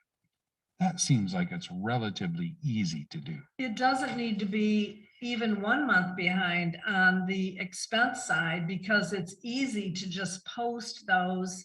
Like I try to post the week we have payroll on Friday when those journal entries are made for Friday. Yep. Okay, I try to post that, but I'm not here on some Fridays. Okay, so maybe it's the following week. Maybe it's a couple weeks before it gets posted. And accounts payable, the same thing. There's no reason that the expense side can't be up to date.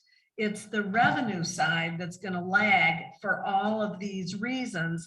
And we don't, we're getting some revenue sharing and we get, our tower money every month, franchise fee money every 3 months, think maybe some grants here and there, but that isn't, we don't get our tax money. Remember, the township doesn't until the December tax bill goes out. That's when Whitewater Township collects what we receive. That's when we collect the operating, the allocated, they call it, and the fire special assessment district and the ambulance millage over December, January, February, and in somewhere into March, like middle March or something like that. So that's when you're going to see the property tax line change. Other than that, it's not going to change. So I heard what you said, and I also heard you say earlier that the revenue side was updated through August. Can't that revenue expenditure report just be on a rolling basis? I know it's always 3 months behind. So if saying it, just like you gave in the packet, you've got the expenses through 9/30 and revenue through 6/30. Then at the November meeting, couldn't we expect to could we try to get a revenue expenditure report with the expenses through October 30th and Not October 30th. Oh, the expenses. the expenses and I then suppose the you revenue, could. through July 31st. So that there is a 3-month gap between the expenses and the revenue. However, It they're may not being be that brought, much even. there might be, they're being brought forth so that every month we're getting an updated report. We just know that the expenses are up to speed on that report. However, the Right. revenue is trailing for reasons you discussed. Right. But I'm just saying, if you want something sent out 14 days before a meeting, so, okay, we have a meeting coming up on November 15th. So apparently you voted that the packet needs to go out 2 weeks ahead of time. Well, I may not have all of October posted yet. Expenses. You know what I'm saying? So is that helpful? I mean, I don't know that that's helpful. It might all be posted through September. I'll pull whatever it's posted through. So why couldn't we find some common ground here? The policy doesn't say it's for the board packet.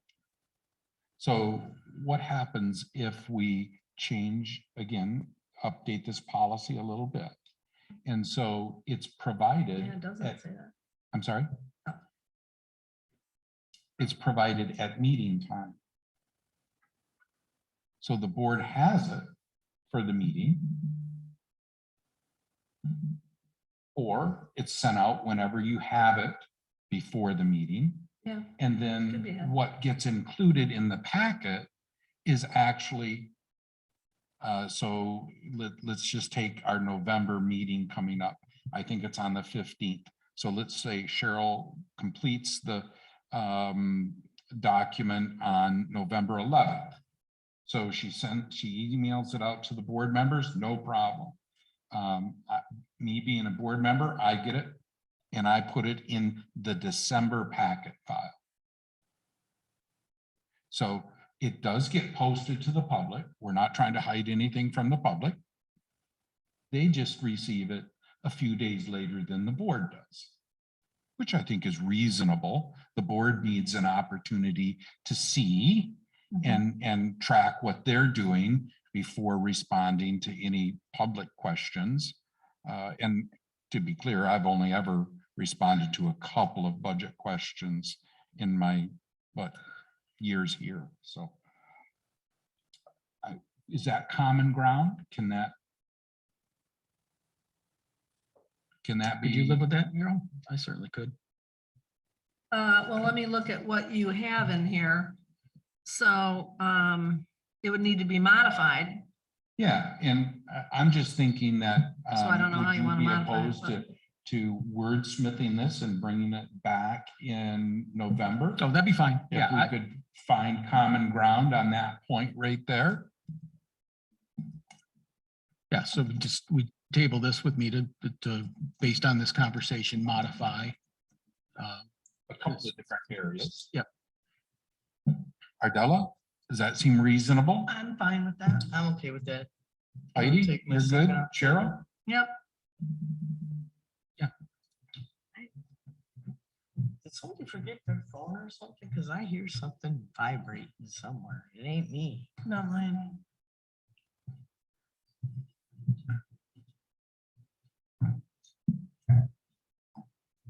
Do you think we could wordsmith It it ain't by me. the November meeting, sir? Yes, Will you work collaboratively with Cheryl on that? very much. I'd make sure we get it right. Is that Thank you. okay? Yep. Okay.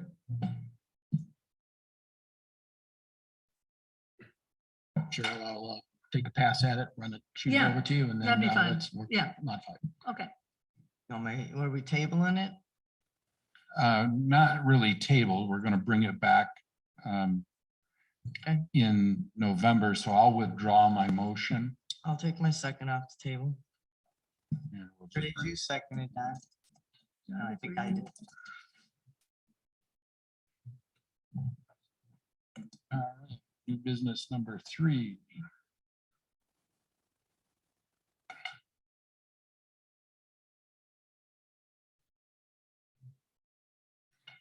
I'll make a motion as written on page 40 to accept and file in the clerk's office the marijuana subcommittee final recommendations dated August 8th, 2022.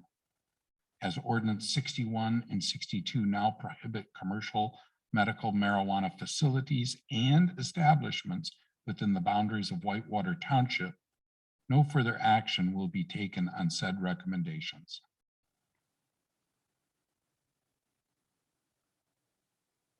And I would note that the recommendations are as of August 18th, not the 8th.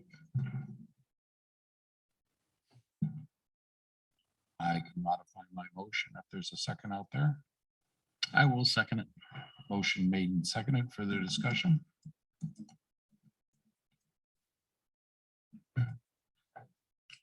This just brings closure to the recommendations. They're on file. If we need to dust them off later on, we can. Well, I think they were already listed under receive and file at one meeting, so technically they already have been received and filed, but if you want to make a motion out of it, that's fine.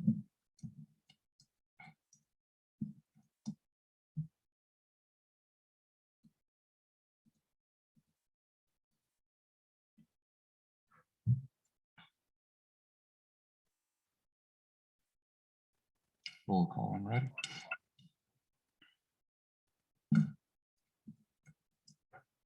Goss, yes. Balmuth, Yes.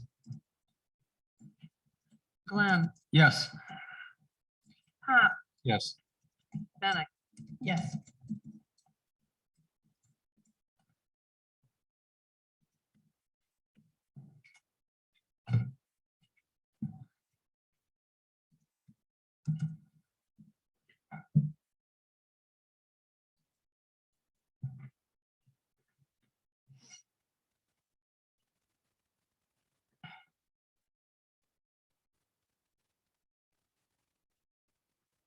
New business number 4, moratorium on site plan, special use permit, special land use permits.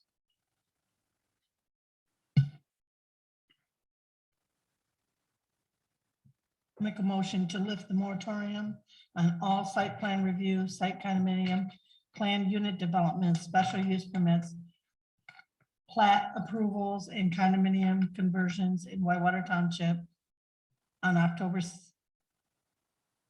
17th, 2022. I'll second for discussion purposes. Motion made and seconded. Further discussion. I don't think we're all the way to remove all of them. Does anybody else think we're ready to do that? Because it's still stuck with the planner. Some of it's done, some of it isn't. Can you elaborate a little more? I think we finished. I have to look at my report, site plan reviews, and give me a second. I'll go back to my report. Well, I was just wondering what your thought process was. Well, we just sent stuff to the planner. I mean, Dealing with what? that's how I was gonna get my report Okay. back, but All right. in my opinion, we only have 2, 1, 2, 3, 4, 5, 6. We only have 2 of the 6 completed, in my opinion. Maybe 3. So are you saying that there's going to be more changes to the ordinances than's already been sent to us? At this point, yes. Did you not listen to my report I read last week? I mean, I'll get it back out. I gave you all a copy. My PC report. I guess I'd like to know what specifically still has to be done. I think I I'd asked like for to hear that, from an attorney. but on what? What is it that needs to be addressed by a planner or an attorney? What exactly needs to be addressed? That's a good question. I mean, and I apologize to jump in front of you here, Don. We did accept Article 25 site plan review. And then the very next thing I think I got from Kim, an email, they're talking about campgrounds and 1 million units per acre, right? Obviously the numbers are all wrong. And so I'm thinking, well, if we just adopted 25, why are you still talking about 25? I didn't understand. Well, that seems to be a problem at the chair level.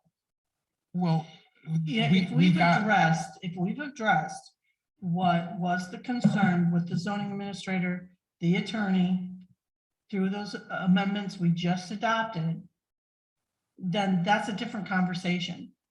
That doesn't affect lifting the moratorium. That's business being conducted at a normal rate.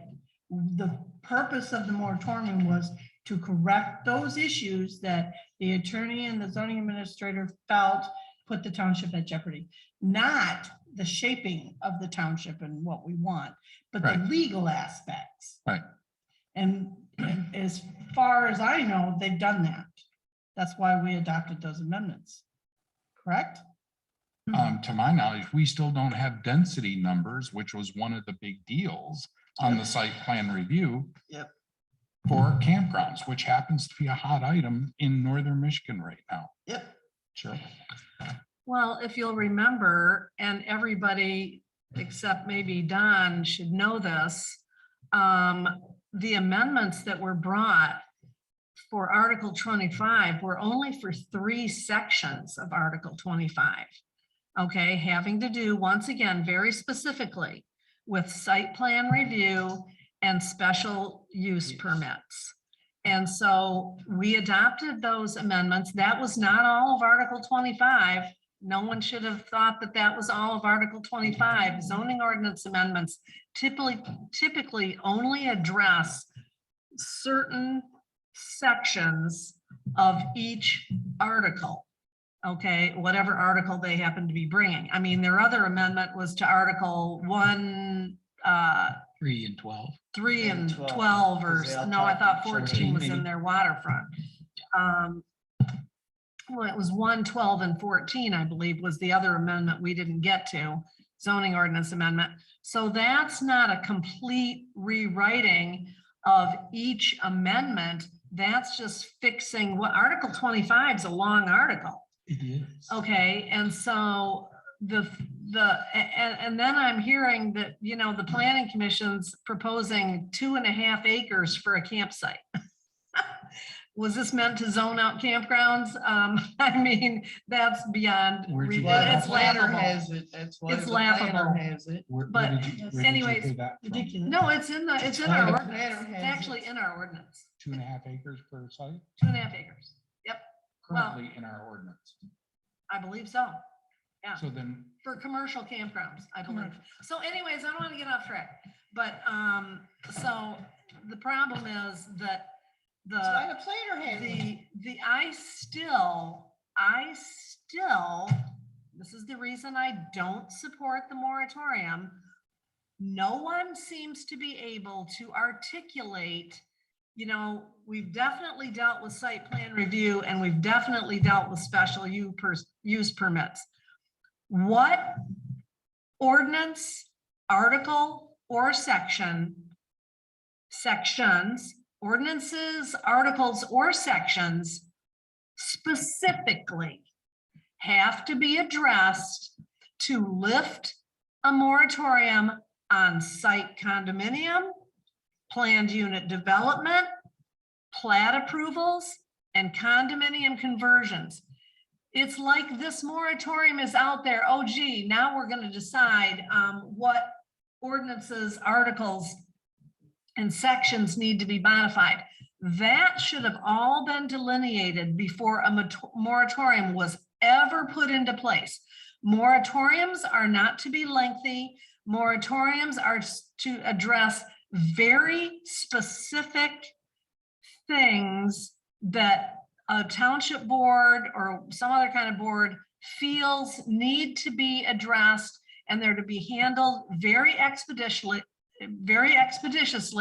As Bob Hall said, that should be all that the planning commission is working on until they get everything done to lift the moratorium. There's been no specifics outlined by any of the 3 board members who voted for this moratorium, have not been able to thus far cite what I'm going to call chapter and verse of what needs to be changed in an ordinance, an article, or a section of an article in order to lift the moratorium. And it is now 90 days plus, been in effect for 90 days plus. In my opinion, the entire moratorium needs to be lifted so that these projects that are out there can go forward, because unless you can come up with something specific, we don't even know why the moratorium's in place. Well, I believe the moratorium needs to be lifted because we have addressed what the attorney and the zoning administrator listed as concerns that we didn't comply with the Zoning Enabling Act. They've addressed those. Now, are there other issues? Yes, but do they have to have a moratorium on them, or can we treat this as planning commission business? You know, which seems more reasonable. They have to decide. As a board, we should let them know what we feel the priorities are, but they have to decide as their group, as their commission, where the priorities lie. And they have to make their list of what they're going to work on. So leaving a moratorium, a widespread moratorium in place for issues that have already been addressed, it doesn't seem reasonable when you have other projects that are happening in our township. We talked about childcare. lack of childcare in our community. I know somebody that's opening a daycare center, and at one point they decided, well, I think it's a daycare. They decided, well, I want to go for the daycare center, which means they can have up to 12 children. Otherwise it's 6. They can't through our township right now because They that can't do needs a site special plan. use permit. Yeah, I And think, you can't get one because there's a moratorium on. I think the special use and I think we're pretty good removing a couple of them, just maybe not all of them. Only because I'd like to hear what the planner and the attorney have to say. We keep getting the advice from the zoning administrator, the planner had concerns, the attorney had concerns, but yet here we are discussing to lift them, and where are all those 3 people? Where are all our 3 resources? Are they on Zoom? Probably not.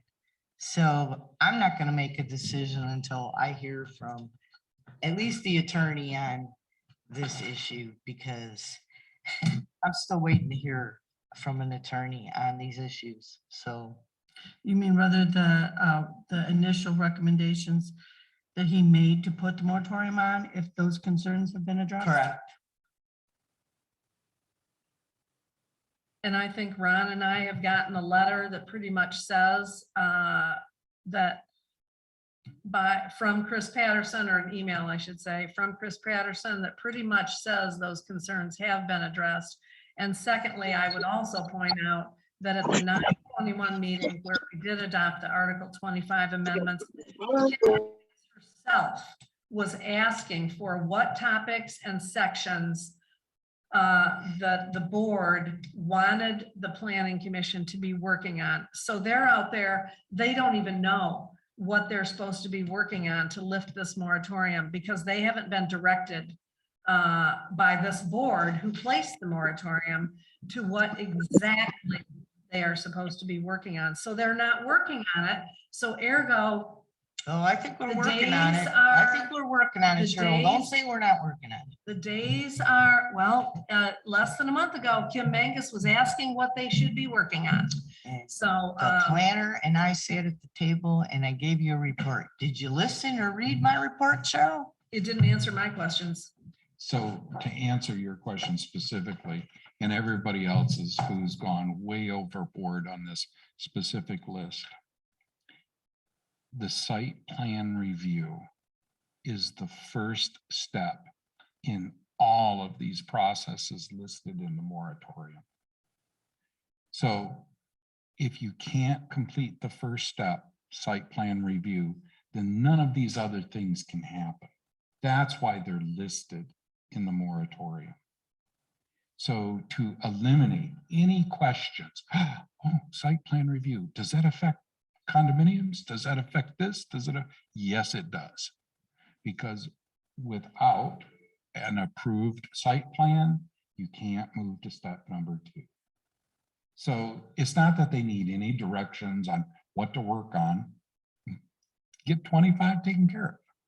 That was the original complaint, observation of legal and zoning. So if that now matches or meets MCL requirements, I'm good.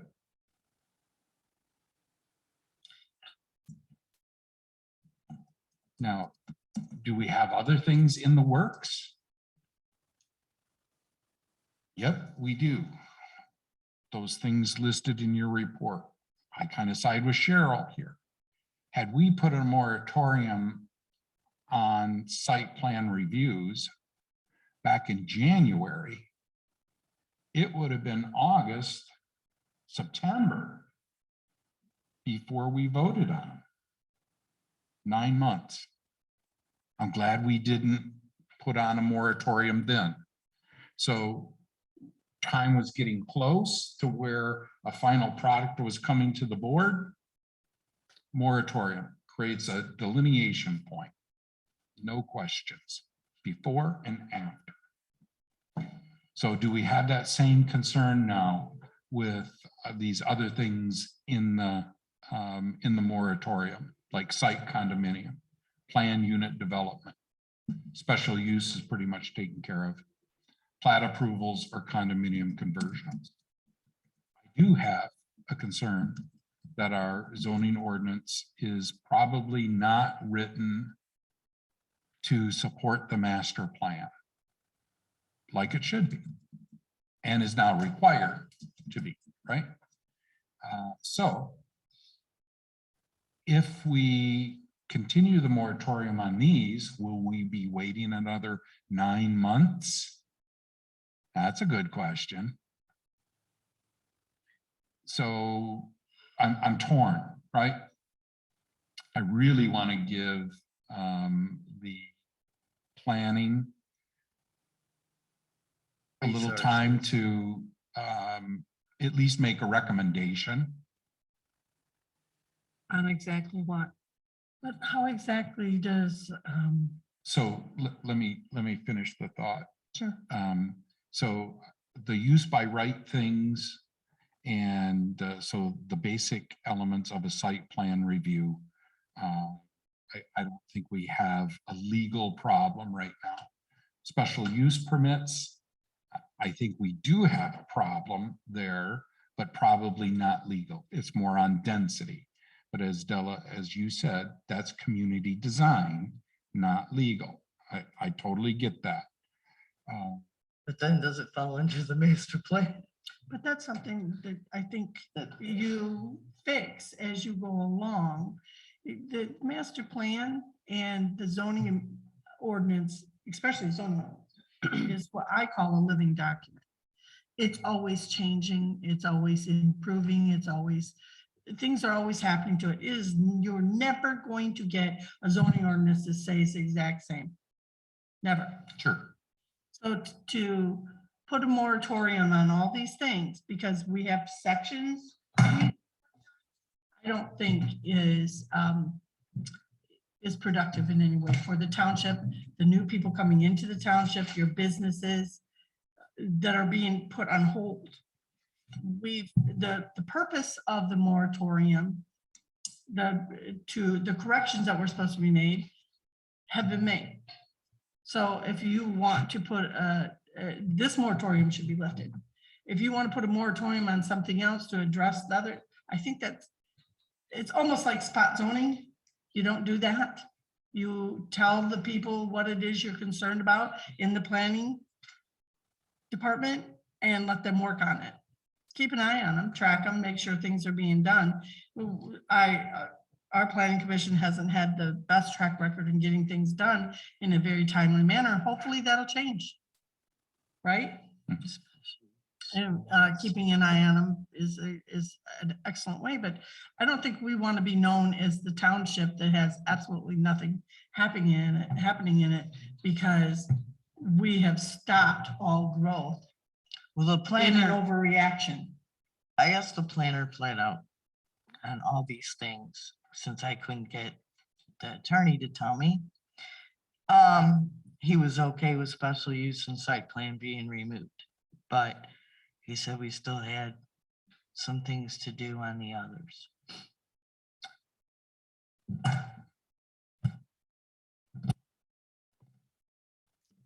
Have we heard from you yet? No, I don't believe so. Thank you. No, I'm just listening, taking it all in. I feel the same way. I think he just articulated that came back that, and I think we beat that up pretty good at the September 21st meeting. I thought we accomplished what we wanted to do on site plan reviews, that process, and more importantly, special use permits, which I thought was fundamentally flawed and lacking a lot of material that why special use were needed. And I think that's much better defined. And I did agree. I see your point on the Article 25 on the campgrounds, and I think that's something that still had to be worked on. And I think when we put the moratorium on, we weren't addressing Article 25 in its entirety. We were, at least in my mind, we were taking on site plan reviews and special use permits, and that we recognized that there was other work that had to be done, but those seem to be the primary steps into business use. Even use by right, I think it needed to be cleaned up. One of the questions I was hoping to ask, maybe the attorney be on, is what prevents us from lifting the moratorium on site plan reviews and special use permits and leave the other 1, 2, 3, 4 items in there for another 30, 60 days. See, it continue to press forth on that. As Heidi pointed out, there was work done at the last PC. It is in our consultant's hands. I would expect that we would have something to review at the first November for our regular board meeting. But in the interim, I don't have the answer to that question. I propose it, but could we lift the site plan reviews and the special use permits and leave the items in place for another 30 days? And phobia on Well, spiders. then you better And this look out because they're everywhere. This dude has been walking over there and then he came straight towards me and I'm going, Oh, man. Oh, she's been watching him for like an hour. She thought he was getting a little too close a while ago.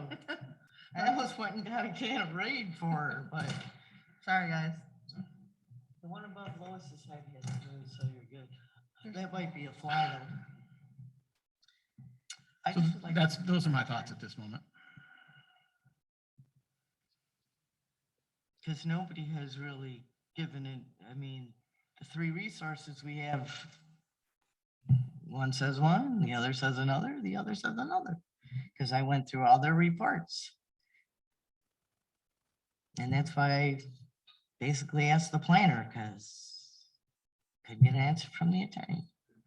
Apparently you have an answer from the attorney and no one wants to read it, so, okay.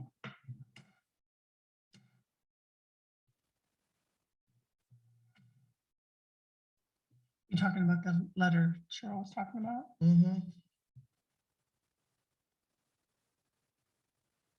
But I'm not an attorney, so I'm not gonna make this decision on my own. Unless I have. We attorney did, guidance. I guess it's just, you answered my question. We did notice those changes and posted it the 28th or 29th of, Yeah, those, and it's been sort of attested, those the changes. amendments that we adopted on September 21st became effective on October 6th. Okay, They are effective. I'm sorry, what did you just say, Cheryl? The zoning ordinance amendments that we adopted on September 21st became effective on October 6th.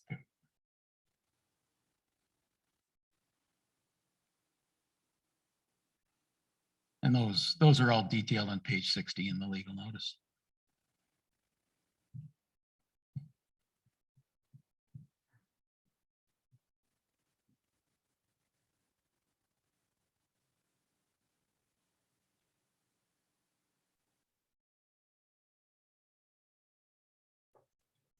So we have a motion and a second.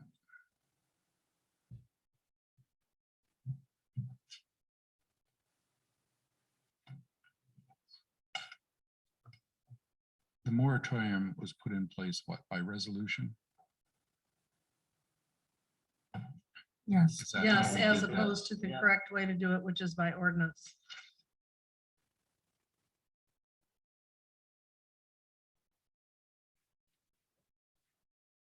So if we were to lift any part of the moratorium, we would want a resolution, is that correct? Well, the attorney said in order, the proper procedure would be to put a ordinance in place for the moratorium, not a resolution, but you guys did it by resolution. So I would think that you would have to remove the resolution and make a new one that would be for whatever it is you want to stay under the moratorium. So my thought would be is that a resolution cancels a resolution. think there's actually a procedure for that. Yeah. And that's what I'm hinting at here. Well, what did we do for CCC? Because we had a resolution to give them a third of the ARPA Oh, funds. that was resolution. So you canceled it through a resolution. Yeah. So I would think, But are you gonna do that every time? How many resolutions are we gonna have here? Because PUD gets dealt with, now we're gonna have another resolution to, see, I still have a problem with some of these things having moratoriums on them when we obviously are working on them. And they were not the legal concern that our attorney had. Those are, we don't like how it's functioning concerns, so we need to change them. Versus legally, they wanted us to put the moratorium on to fix these, so they coincided with the legalities of the Enabling Act, Planning and Enabling Act. We weren't following those recommendations. That's what the moratorium was supposed to address, and it did. So we did respond to those early observations from site plan review. I don't know that those same legal observations or zoning administrator observations have been made with any of the other things currently in review. So I can't say that there isn't a legal issue with them, and I can't say that there is.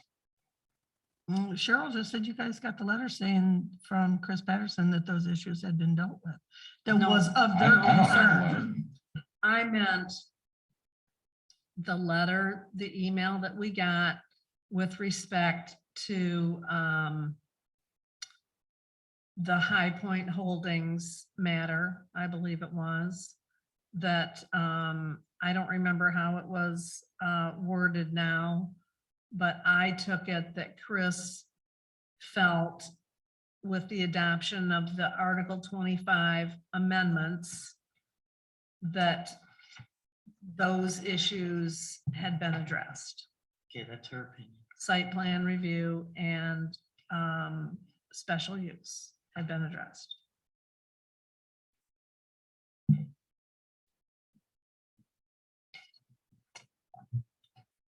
And Chris did send an email over the weekend that he had a court hearing this morning and would not be able to attend the meeting, and asked Ron and I if we had any, if there was anything he could help us with in advance of the meeting.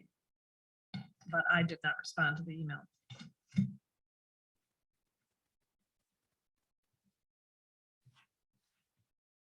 So I think he would have been here had he been able to.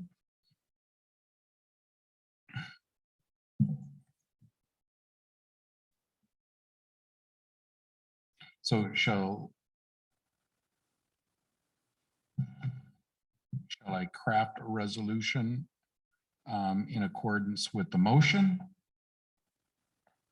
I mean, we have that motion on the table right now. So the right thing to do here would be to either modify that motion if board members want to remove something. I think we're pretty clear on site plan review and site Special use permit. special use permit. I guess I would like to hear what the planner has to say for site condominiums. We've got less than 90 days left on the moratorium. Is site condominium one of those things that was recently sent to the planner? Yep. And the site condominium ordinance or section of the zoning ordinance isn't even that old. We just voted on that a couple of years ago. I mean, that was brand new in the zoning ordinance, I believe, a couple of years ago. I don't I'm remember thinking the date. 2017, aren't you? Or Well, that's maybe more than a couple of 2019. years ago. I I don't don't know. I no, I found a don't bunch of believe so. copies. I believe it was after Kim Mangus's site condominium was approved Yeah. that in fact, I'm positive it was. Right. It was after Kim Mangus's, and I don't remember what year that was now. 19 maybe? 17 or 18. It wasn't that far back. Mm-mm. I'd have to look because I have a bunch of copies of 25 and 28. Like, So that, I don't Stats. understand really why that needs amendment when we, and that was attorney supplied, I guess, Or- it's yeah, I got guess I'd like something to to know do what's with wrong with it. verbiage. It's got something to do. What did we talk about? We talked about verbiage, definition. You can't use, there were a bunch of different ways site condo was being used with subdivision, and it was like.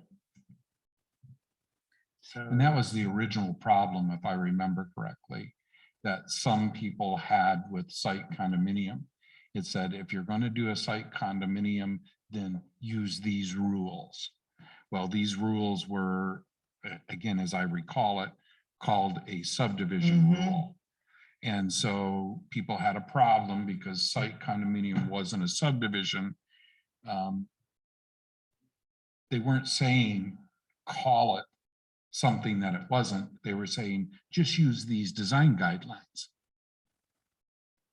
So I Right, but thought when you part add of it- what we did in 28, a couple of years ago, were take those design guidelines from subdivision, cut and paste, if you will, over to 28 condominiums. But maybe I'm wrong.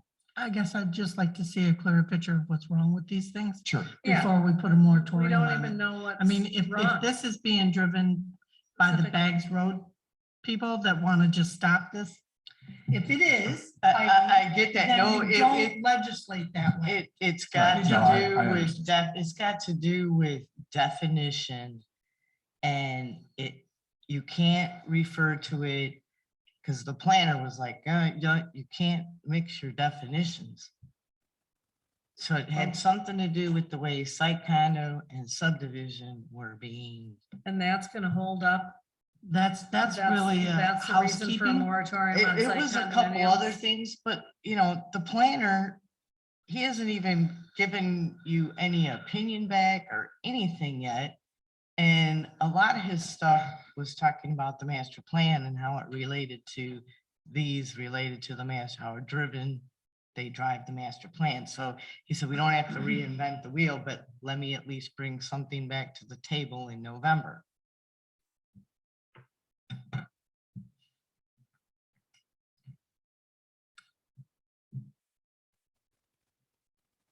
And I'm with Della, the developer on the site, on the Bags Road site condominiums has already paid money.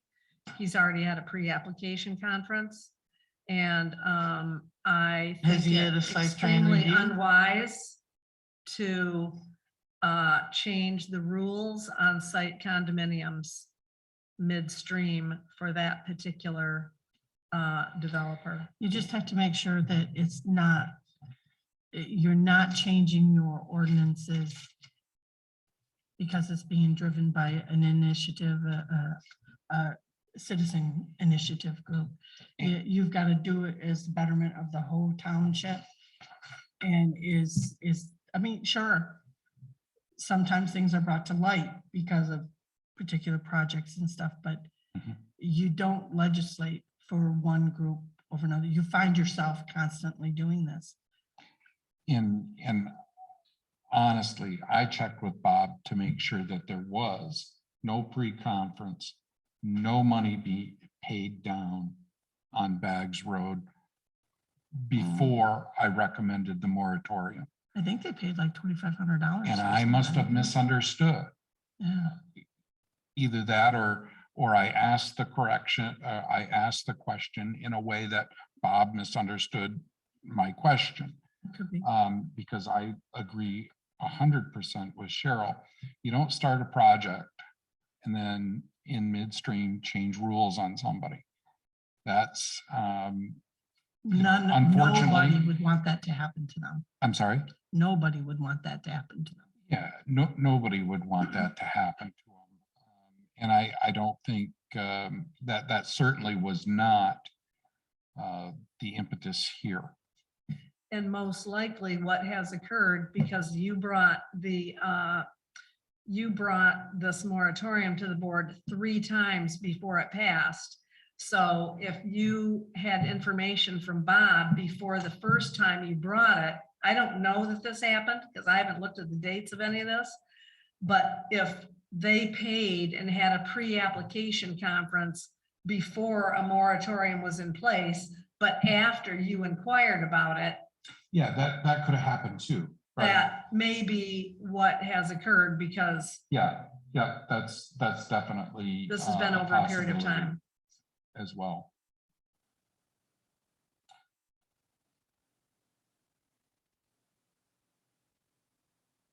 Final thoughts? Roll call and ready. What is the motion? So wait, we're lifting all of it?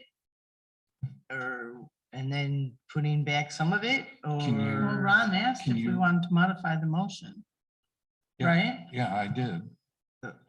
So, okay. okay. So what is the current motion?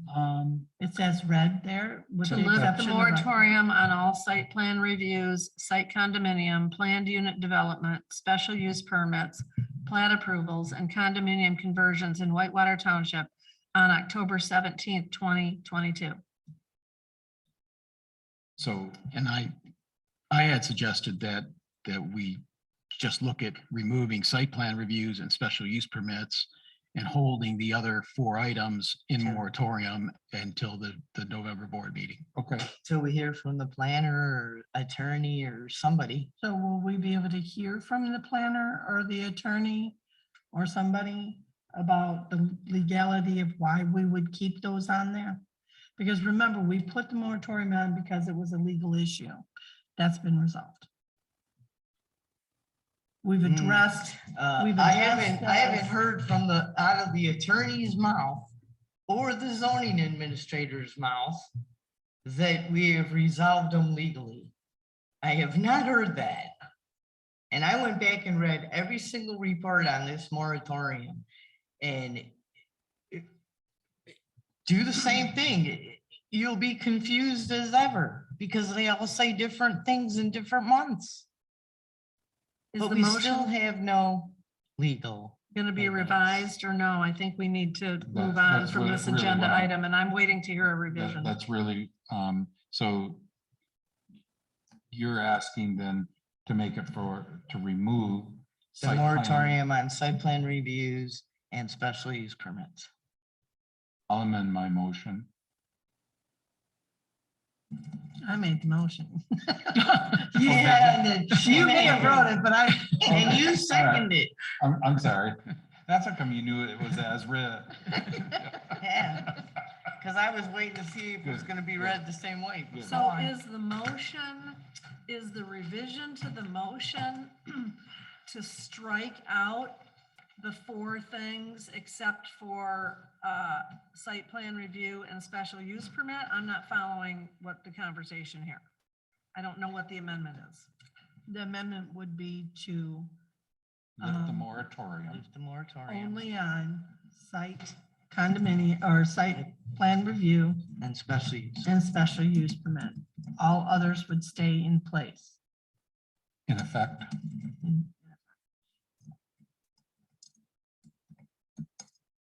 Same timeline.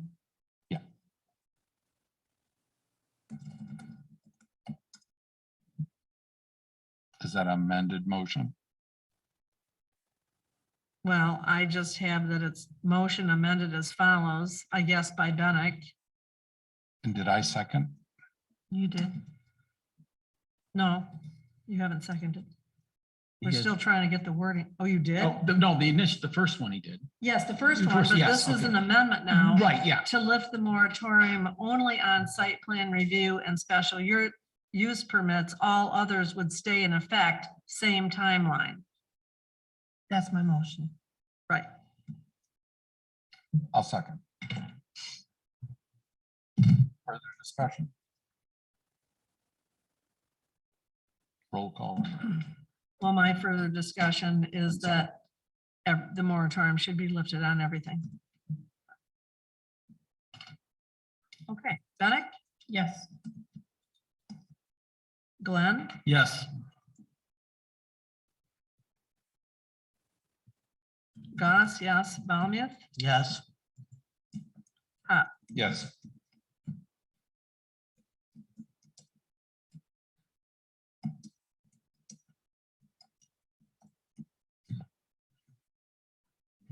And when is that effective?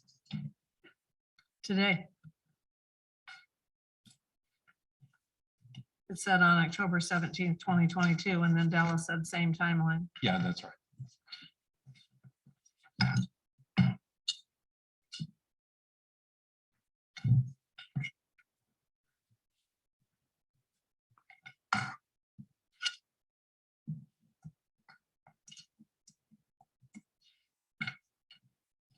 New business number 5.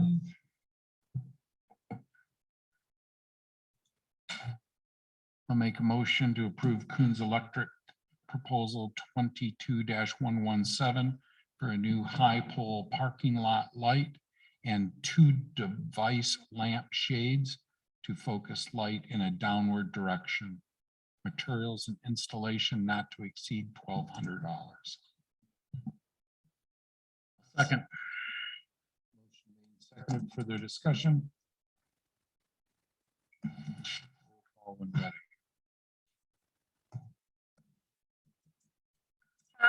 Yes. Goss, yes, Valmuth, Yes. Bennett, Yes.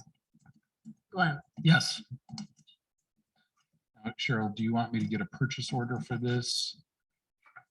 Just for good accounting practices? I would like to have one for my own records.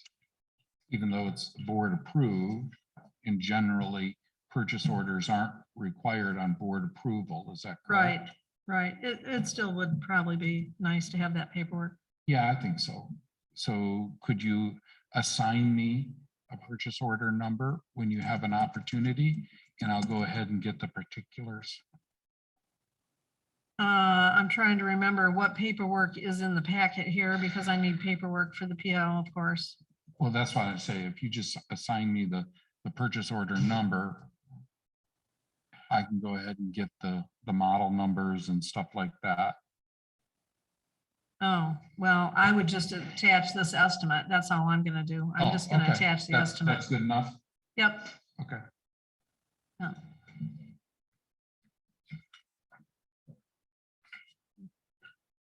And I did verify that, because on a previous proposal, I don't know if it got to the board.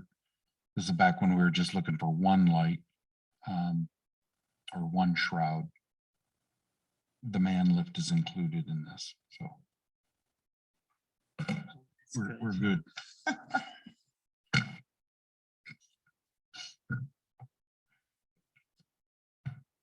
Does that bring us to new business number 6?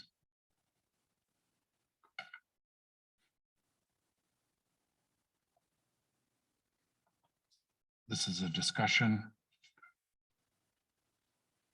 Is it just me, or does there seem to be a lot of special meetings flying around? Well, There has hopefully it'll been for calm down months. And they're soon not since done. We're gonna be starting our budget process soon. Fun.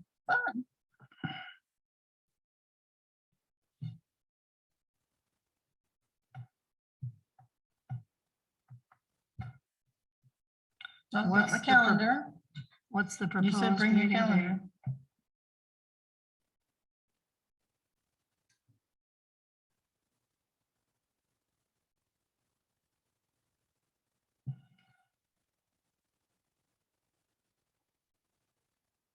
Lois, is anyone from F&V on Zoom? I don't recognize. Kramer. No. And that'd be Lois, not Lisa. Miller or Stout? No. Okay. Mm-hmm. Because I get called Melissa. The song wasn't about you, I'm sorry.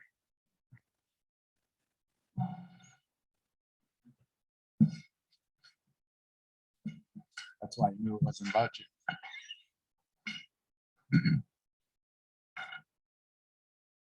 I would like to have this meeting, this special meeting before our next monthly meeting. That's my only thought. But that may not be possible because of an election.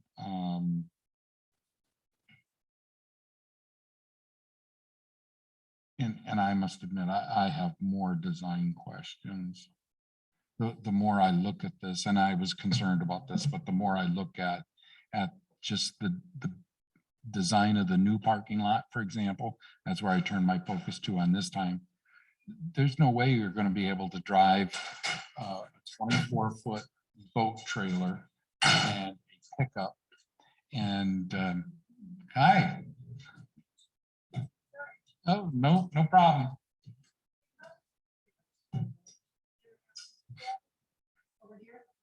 I'm sorry, there's no one in my office right now to do that. Not sure what time the meeting's going to get over with, unless we want to take a break and I do that, but. I could use a bathroom. I could take a break then. I can use my. Thank you. Shall we You're do a break welcome. at 1:08 and show up around 1:15? Thereabouts. least. How long do you need, Cheryl? We'll leave that. Probably 10 minutes. Okay, so Yeah. say 1:20. Cheryl needs 10 minutes. Okay, 1:20 it is. Okay.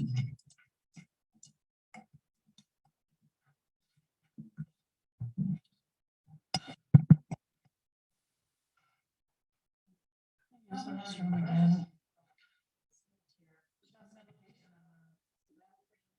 That's, every time they change them, it just.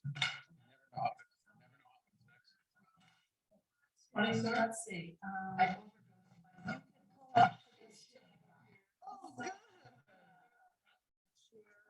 Sometimes those funny stories are just you need protection from them. By the way, just because you muted. Recorded.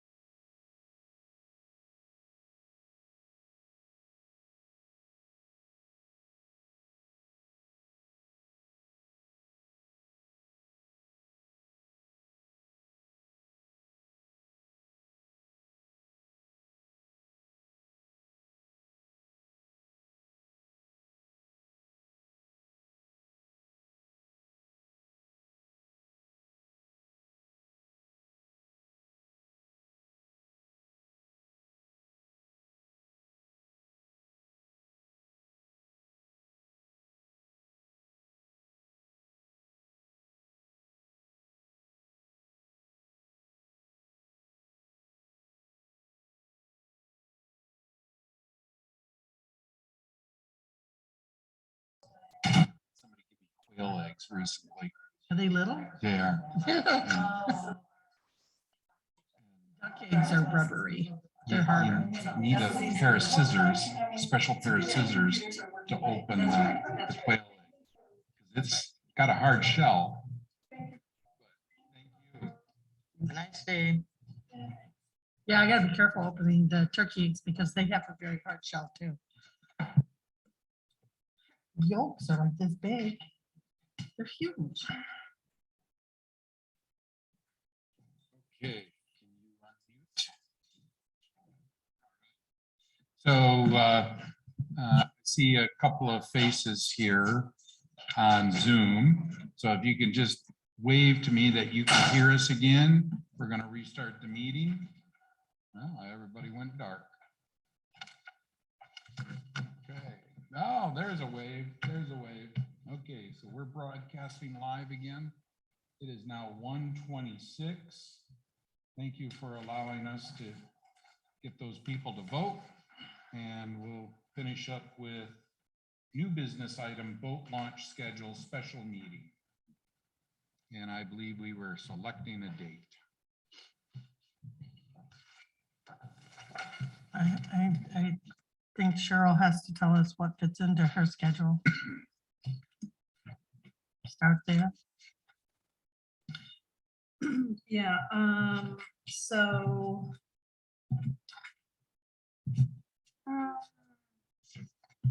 I could do Thursday or Monday or Thursday of next week. 20th, the 24th or 27th.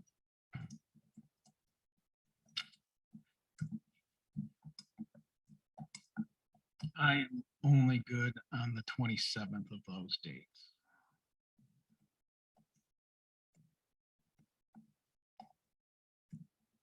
I'm good.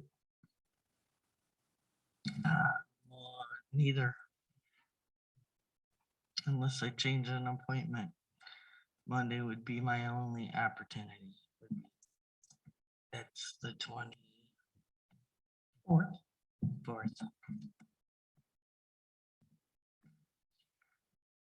I'm good on the 24th.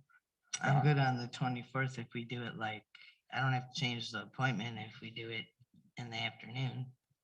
On the 27th, you mean? 24th. You're not available then? I can make it work. I can make it work if that's the date that works for everybody. What about you, Dylan? I'm good on all 3 days, so I'm flexible. What time, Heidi? Anytime after.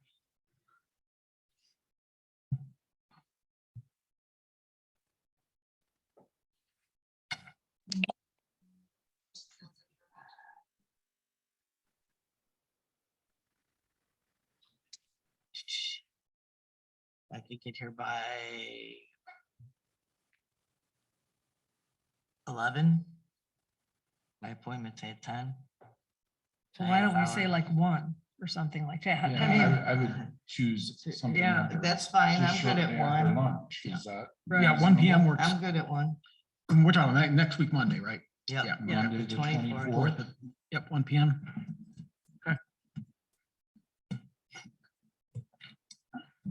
Thank you. Now I Will don't you have let to change. F&B know, Cheryl? I will.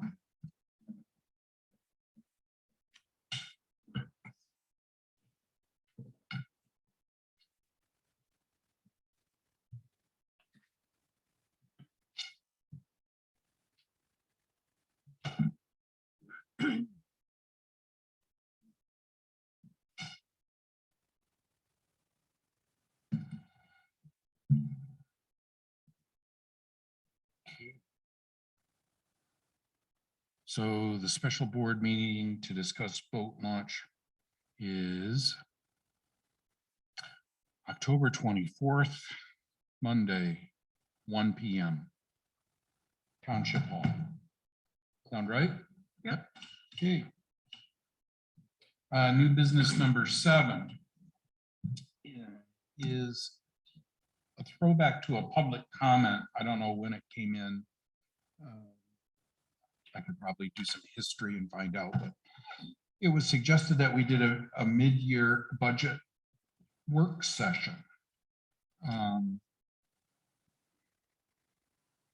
With potentially some budget items, maybe getting started here in December. Is this a want for any board member? It's honestly, Ron, it's not on my part. We go through several months of board discussion for budgeting. And normally we start in December, don't we? Well, we haven't been having any meetings start till February. Right. For the last several years. End of January, 1st of February. Yeah, well, let's start a little bit early and we can have more time for special discussions on things, I guess. Well, I think we already identified in part that we should be doing the budget work before we decide on a fee schedule, right? Seems to make sense that you determine what your budget is before you adopt a fee schedule. I'd agree. I think there's some things we could get a start on. I think it gets jammed in there. I mean, I was on the other side of the table and There's a lot. there's a lot.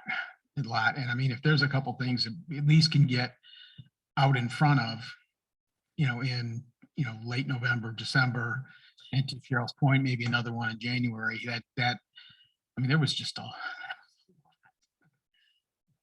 And, Well, we did used to start in December though. and maybe So, with, January, I thought. No, a long time ago, we started in December. Yep. And then it felt like it would go a few years and then we Be moved right back. closer to the end zone there, and it's just hard when you got to cram it all in. I would think something shortly after Thanksgiving. Get started. for budget work. Yeah. I mean, I know that falls on your shoulders because you generate the budget. Yeah, I wasn't thinking of starting budget documents next week. But, if that's what the board wants to do, then we can do that. I think that with potentially the regularly reoccurring revenue expense reports would give the public a better handle on where we are within the budget. I think budget time is also a good time to discuss other annual things that do not get discussed normally throughout the year. Capital improvement plans. If we don't look down the road 5-10 years from now where we are going, how do you plan efficiently to save that money that you're going to need? And to your point, I mean, we did just get the facilities. Yes, we did. Yes, we thing, did. or the needs study, whatever you want to call it. It was a light version. It's not a real in-depth study, but it gives us an idea of what we're not planning for. A good scare. Sorry. Gives you a good scare. Yeah, that session's scheduled for the Thursday, the week before Thanksgiving on the 17th on my calendar. Then we've got Thanksgiving week and maybe get together on the pre-budget that week of the 28th, week after Thanksgiving sometime. Tentatively pick a date like we did for the town hall meeting. And, I like Tuesdays better than Mondays, quite frankly. 29th. Only because I'm getting out of reading over the weekend packet material. And, responding Well, to that's why you get the 10 days so that you can enjoy your garbage weekend. requests on Sunday, and I'm just not into it. So You know what? If all you do is live this 24/7, you become very inefficient at it because it just Mhm. all becomes one blur. Yeah. You need your family time, your alone time, your off work time. Your Everybody away needs time. that. So So I agree with you. Mondays suck. Let's go with a different day. that's all right. As we with just you? scheduled a meeting for next week. I Monday. know. What about Tuesday the 29th? Hey. Tuesday, November 29th? Is that a Sure. tentative date for everybody? Sounds good. Throwing it out there. Sure. Yeah, works Or for you me. want to I wait can make it another? work. At this point, I would say, I don't like these tentative meeting things. I just say we just set the meeting and have it. That way people know how to plan. Yeah, then you get it on your calendar and you don't schedule something else for that day. Well, can we look at one different date? I don't want to do the 29th. I'll go move into December then. How about the 30th? Can we do the 30th? 30th works for me. So we're no longer doing that 29th? Do the 30th.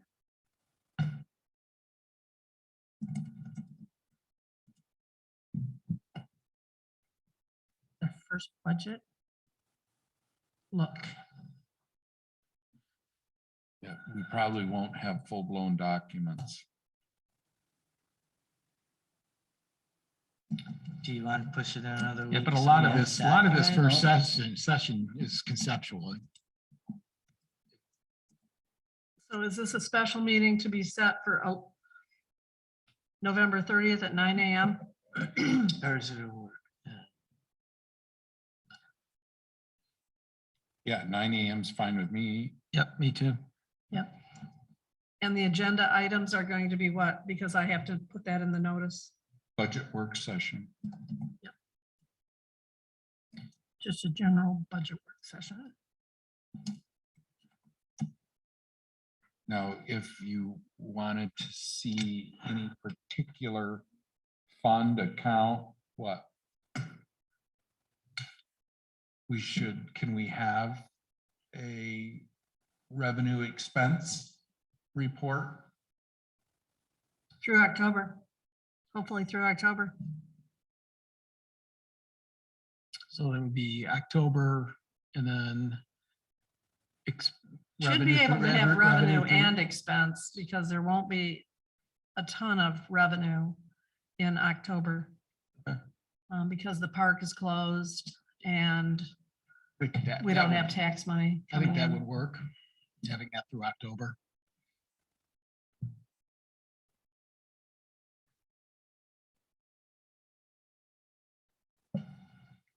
I'm good with that.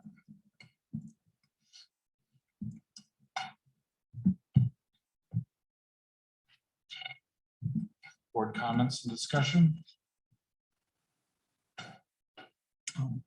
Yeah, I got one question. Oh, I'm sorry. Oh, no, never mind.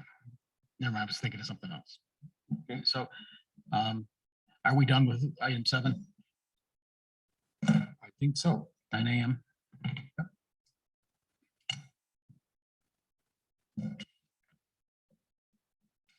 Now moving on to board comments and discussion. Yeah, there's another new guy question I've got for the board. I had a conversation last week with Larry Wilson.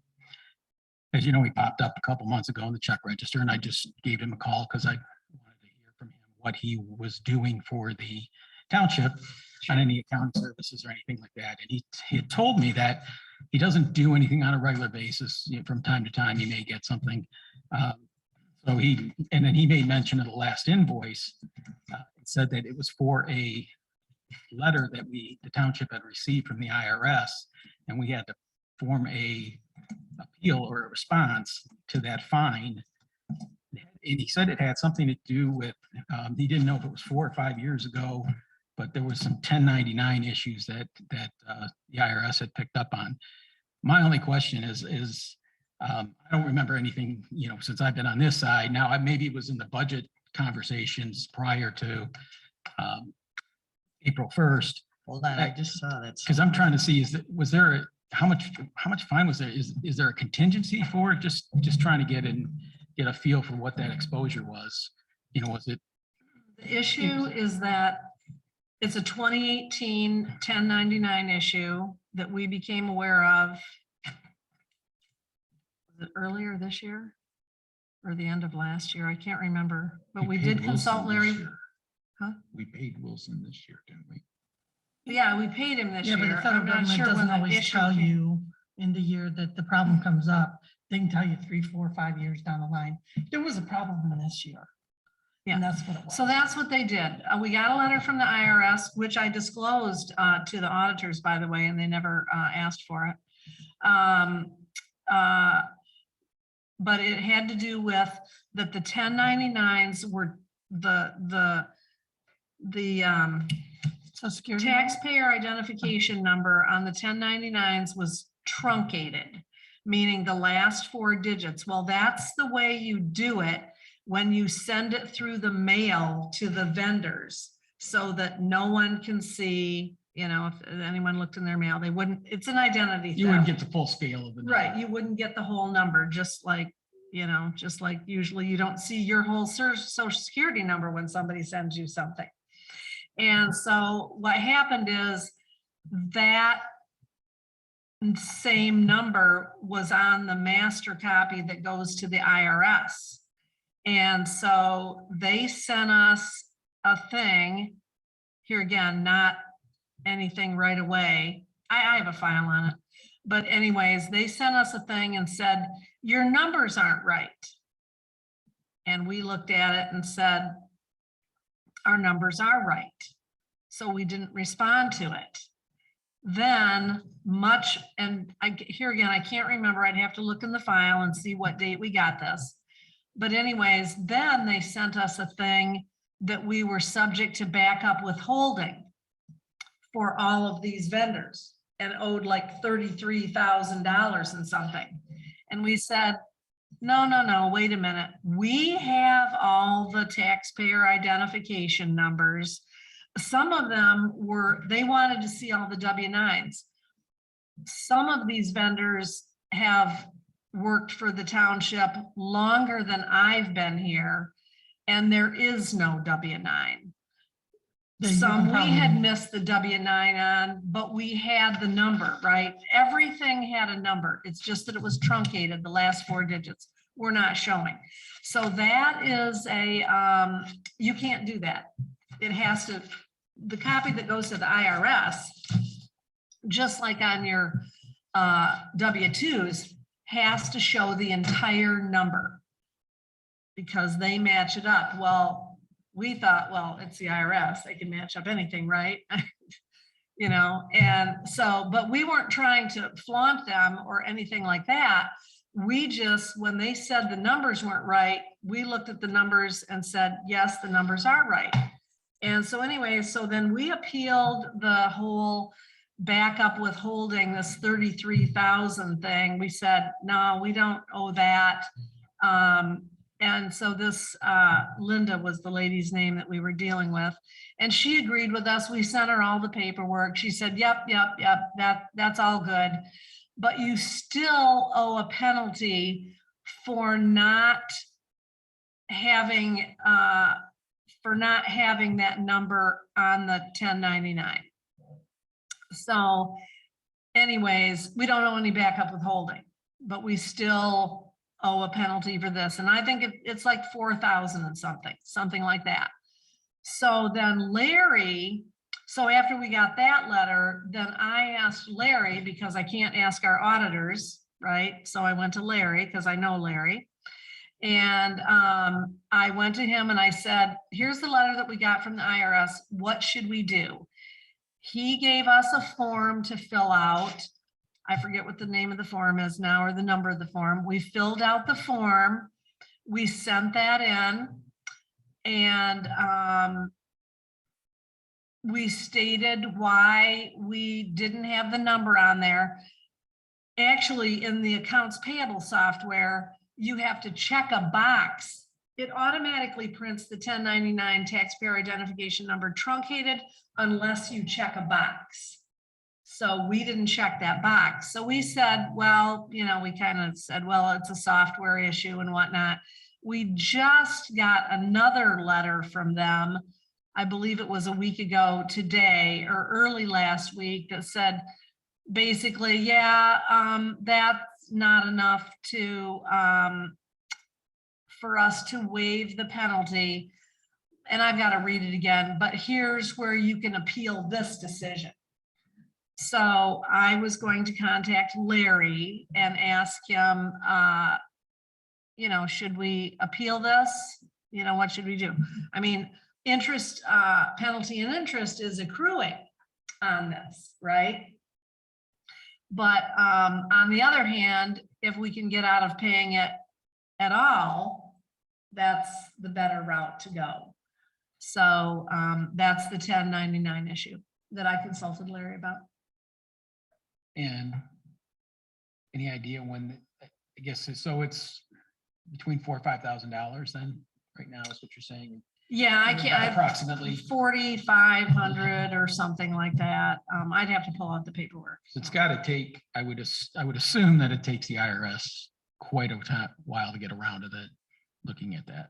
Well, Yeah, I yeah, mean, because they're not- we didn't hear about this until 2022, and it was affects the 2018 right. 1099. And then so sending in an appeal letter, I guess just from a continuation perpetuity standpoint, I mean, if we, I don't know, it seems to me like that we should have that documented somewhere. So there's some historical. Oh, we have it all in the file. So.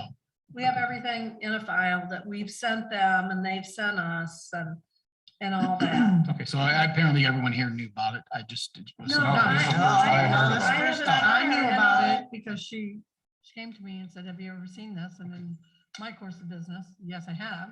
And that's why you always appeal. And if they've told you to appeal that decision, you absolutely should appeal that decision.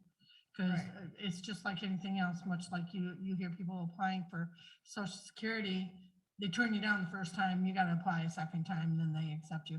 It's much the same way with the IRS. Most of the time, they'll turn you down the first time, even if you write that letter that states all the correct words they want to see. Do the appeals process. It's just a letter. It's just an appeal. Yeah, I mean, I think that's what we should do as opposed to just rolling over and paying the money. You know, if there's a chance that we can. I'm not arguing the tactic. I'm merely just saying from transparency standpoint, I mean. Well, no, I haven't put it out to the whole board or anything like that. I did talk to Della about it because I'd never seen anything like that. We've never gotten anything like that in my time here. And I just wondered if she had. And so this has been a several months long process to convince the IRS that, you know, to, I guess, have mercy on us or something, you know, that two we shouldn't have to questions. pay it. First, is Larry an EA, enrolled agent? If not, we should be getting one. Number two, we ought to. No, he's a CPA, and So- we can have a CPA talk to the IRS on our behalf. But they can't represent you to the IRS, to my knowledge. Yeah, yeah, No, I gave him power of attorney to do that For the township? for me. As the clerk. Yeah, he required that so that he can talk to the IRS, so that he can call them, because the IRS isn't going to talk to anybody That's right. unless. And then, so how come we're not using Fahey Schultz, who has a division devoted to this? Well, I think a CPA is the more appropriate person to use, who deals with the IRS all the time, not an attorney. I'm pretty sure Fahey Schultz has just a division that deals with the IRS. Well, I didn't know that, first of all. And second of all, I guess we can ask them about it. I'm inclined to just, you know, see what Larry has to say and follow through on that. I mean, I could send it to Chris Patterson and say, if you've got somebody but I don't really want to incur attorney fees. You know, that just adds, I mean, yes, we have the CPA fee, but I don't really want to have both fees. I don't think we need to do that. I think Ross, I can't remember his last name. Really? Yeah, they, Well, I could maybe call and have a very short conversation with him. I well, mean, just see if that is Is some- anything, right, something yeah, that yeah. Ross handles, and that could be the wrong first name. oh, that's my phone. That was my phone. I just canceled it. I didn't see that going. It all morning. No, that hasn't been my phone all morning, but Well, so then the follow-up question is, so if this was noted in 2018, what did 2019 I asked him about 1099s that look like? because 2019 was also truncated, Sure. and I asked her about that, and she said, I don't have any,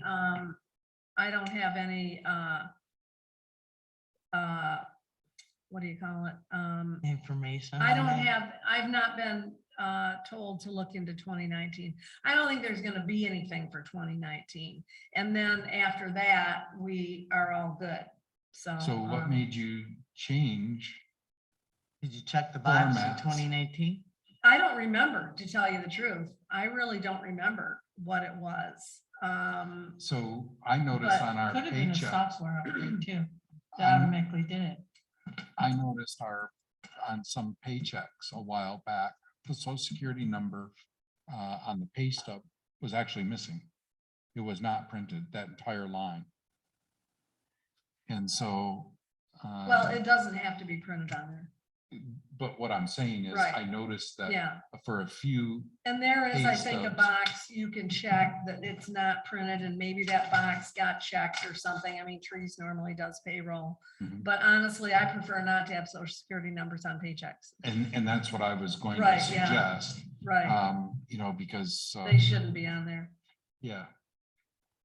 Yeah, it could have very well been a software. So update from that this did that. point forward, And that's also true. so from this point forward, then, there should be, if we're gonna incur some expenses, how does the board wanna proceed with this? I mean, as a board, we're gonna have to be involved, I would assume, in some decision. Well, I'll just issue a PO for, that's what I did with Larry Wilson. Actually, yeah, I'm pretty sure I issued a PO for his thing, for his charge, and I'll issue a PO again for, But he wasn't $4,000. no, no, no, I no. thought it was like It's under 450. under my signing authority. No, of he's saying course. if we have to end up having to pay that penalty. Oh, how well, does that'll that- have to be approved by the board. Obviously. That'll have to go through the board. Yeah, I'm not gonna just pay that. No, that'd have to go through the board. So you're gonna talk to legal? I'm See gonna if they talk to have somebody Larry there? first. I'm gonna talk to Larry, and then I'll call Fahey Schultz and see if what you're representing that they have, they really do have. And if there's somebody I can have a phone chat with there, I'll have a phone chat with them to see if they have any suggestions that would be different from the CPA. But I can't see having both expenses going if they're, and especially if they're giving the same advice. You know, why would you pay two people to tell you the same thing? Because we're not sure what the two people would tell us are the same. Well, That's why once you you get a find, that's second what I'm opinion. talking about. Once you find that out, I think you could find that out in a phone call. So.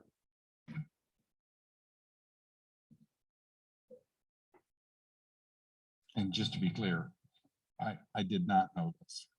So No, I. thank you for doing whatever it is you do. I was just asking another question and that this came up and I just thought, I was just trying to get up to speed. I just think that things like that, you know, mention, because to your point, it does take the IRS in this particular instance, it takes them quite a while to get back. It just It seems does. like there's gaps in there in continuity and people kind of, you know, I would just think bringing it forward, putting it in a packet or even as correspondence, just to make awareness. And then that way there's always this, Right. you know, paper trail. And like you said, 4 years later, well, you could go back and at least, you know, what was the genesis of it? And so that's all. I just think that, But the paper trail doesn't go back 4 years. No, yes, but the Right. explanation does. The explanation does. You're saying that Oh, that okay, yeah, so sure, I'm saying, yeah. so you have this, you received this letter in 2022, then the narrative gets written around it as to what it was from 2018 or Sure, whatever. And so yeah. couple, let's just say it's another year or two Right. from now, everybody's going, "Oh, I seem to recall it." Well, It's and just, the invoice was paid for Larry's first bit of advice, and he did contact the IRS, and no one questioned it. yeah, So I'm just, I'm more worried about the fine. I just, Me too. so, Yeah, me too. we have to get advice now because none of You us bet. are able to deal with it. So, You bet. we can talk philosophically which direction, but I'd rather just at least get it out there on the table. So that's all. Okay. So no one in Township Hall. Thank you for handling. Any other board comments or discussion? And anyone out in Zoom land, if you would like to make a public comment, please use raise your hand format and we will get to you. Hello, Connie. You must have been leaning on the raise your hand switch. Hi, Connie Highmore. I was waiting. So I just want to say that the moratorium was discussed prior to the Baggs Road site condo development ever being thought about in this township. Of course, attention is focused on Article 28 condominium development regulations now because of that development. But please be clear, this article is important to the whole township. The housing shortage will be bringing all types of development here. The township needs to be prepared for the changes that are coming. That's the protection that the amended ordinances will provide. Please do your due diligence in protecting the rural character that our master plan talks about and that the voting residents of this community hold value in. Comments being made on social media by a couple people in that room stating that the Baggs Road people are to blame for influencing members of the board are ludicrous. We don't have that kind of power. We are only concerned voters and property owners watching and making public comment. Please speak the truth. That's what is expected. Poking at taxpayers and voters and property owners is not a professional action coming from board members and hired employees of the township. I kindly request that you stop doing that. Thank you for your time and for public comment being offered.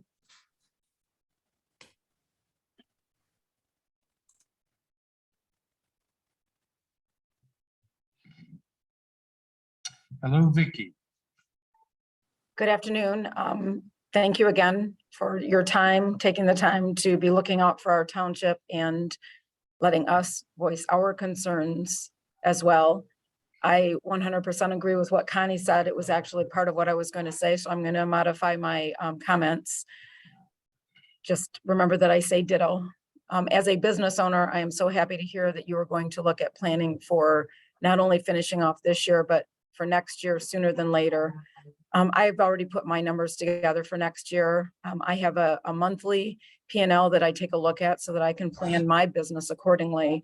And I am hoping that you all are doing the same because you are a fiduciary for us and our taxpayer dollars. I want to thank you again for allowing the planning consultant for the planning commission to have time to review and give input. That is all of us, and I'm going to do a quote, air quote, Baggs Road people are asking for. I am so tired of being called that. I am a Whitewater Township citizen that is simply pointing out my concerns. I've done nothing wrong except to speak up about what I see as issues. And my goal is to help this township become even better than it is and protect it from uncontrolled illegal development. I have counted on the zoning administrator to make sure that when he approves splits, land divisions, etc., that he abides by the ordinances which are law in our township. That is not the case with the property that has been brought before the planning commission to look at putting in site condos. The zoning administrator states that it was within his authority to ignore the 4-to-1 requirement. Clerk Goss immediately reached out to him and communicated to me within 24 hours of the board meeting in September, which is interesting because Clerk Goss is always telling the board that she is too busy to provide financials, items the PC requests, being able to stay for entire meetings. I thought that was pretty interesting that that came to me so quickly. After Clerk Goss consulted with the ZA, she sent me an email that included the following in quotes. The subject parcel, and this is Bob's words, the subject parcel that I believe we're discussing, Baggs Road Site Condo, does indeed exceed the 4-to-1 ratio as required in both the zoning and land division ordinance. However, and as permitted in section 7.d, second paragraph of the land division ordinance number 26, the governing body or other board or person designated by the governing board body may approve a land division that creates a resulting parcel with a depth to width ratio greater than 4-to-1. If the applicant demonstrates that there are exceptional topographic or physical conditions with respect to the parcel and that the greater ratio would be reasonably compatible with the surrounding lands.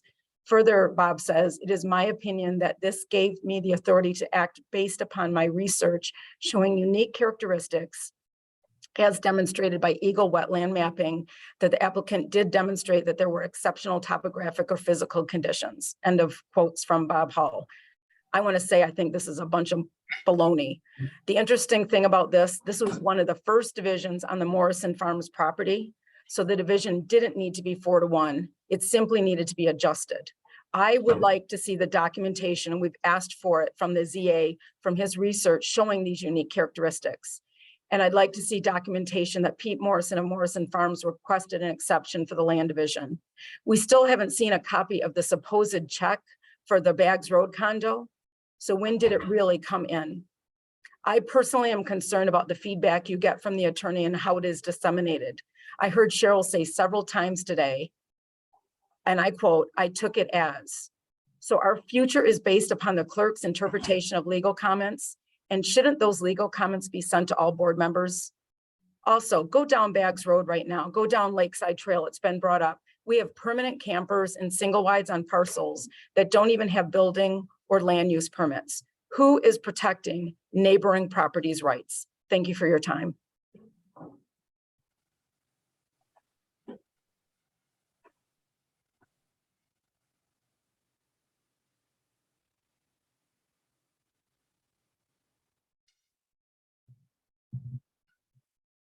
Anyone else on Zoom caring to make a public comment?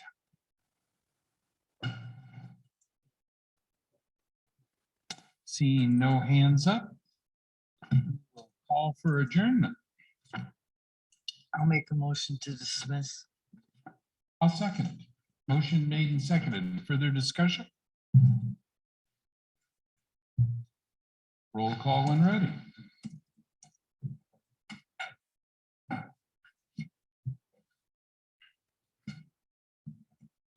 Glenn, Yes. Yes. yes. Yes, Smiley, Yes. 2:03 p.m.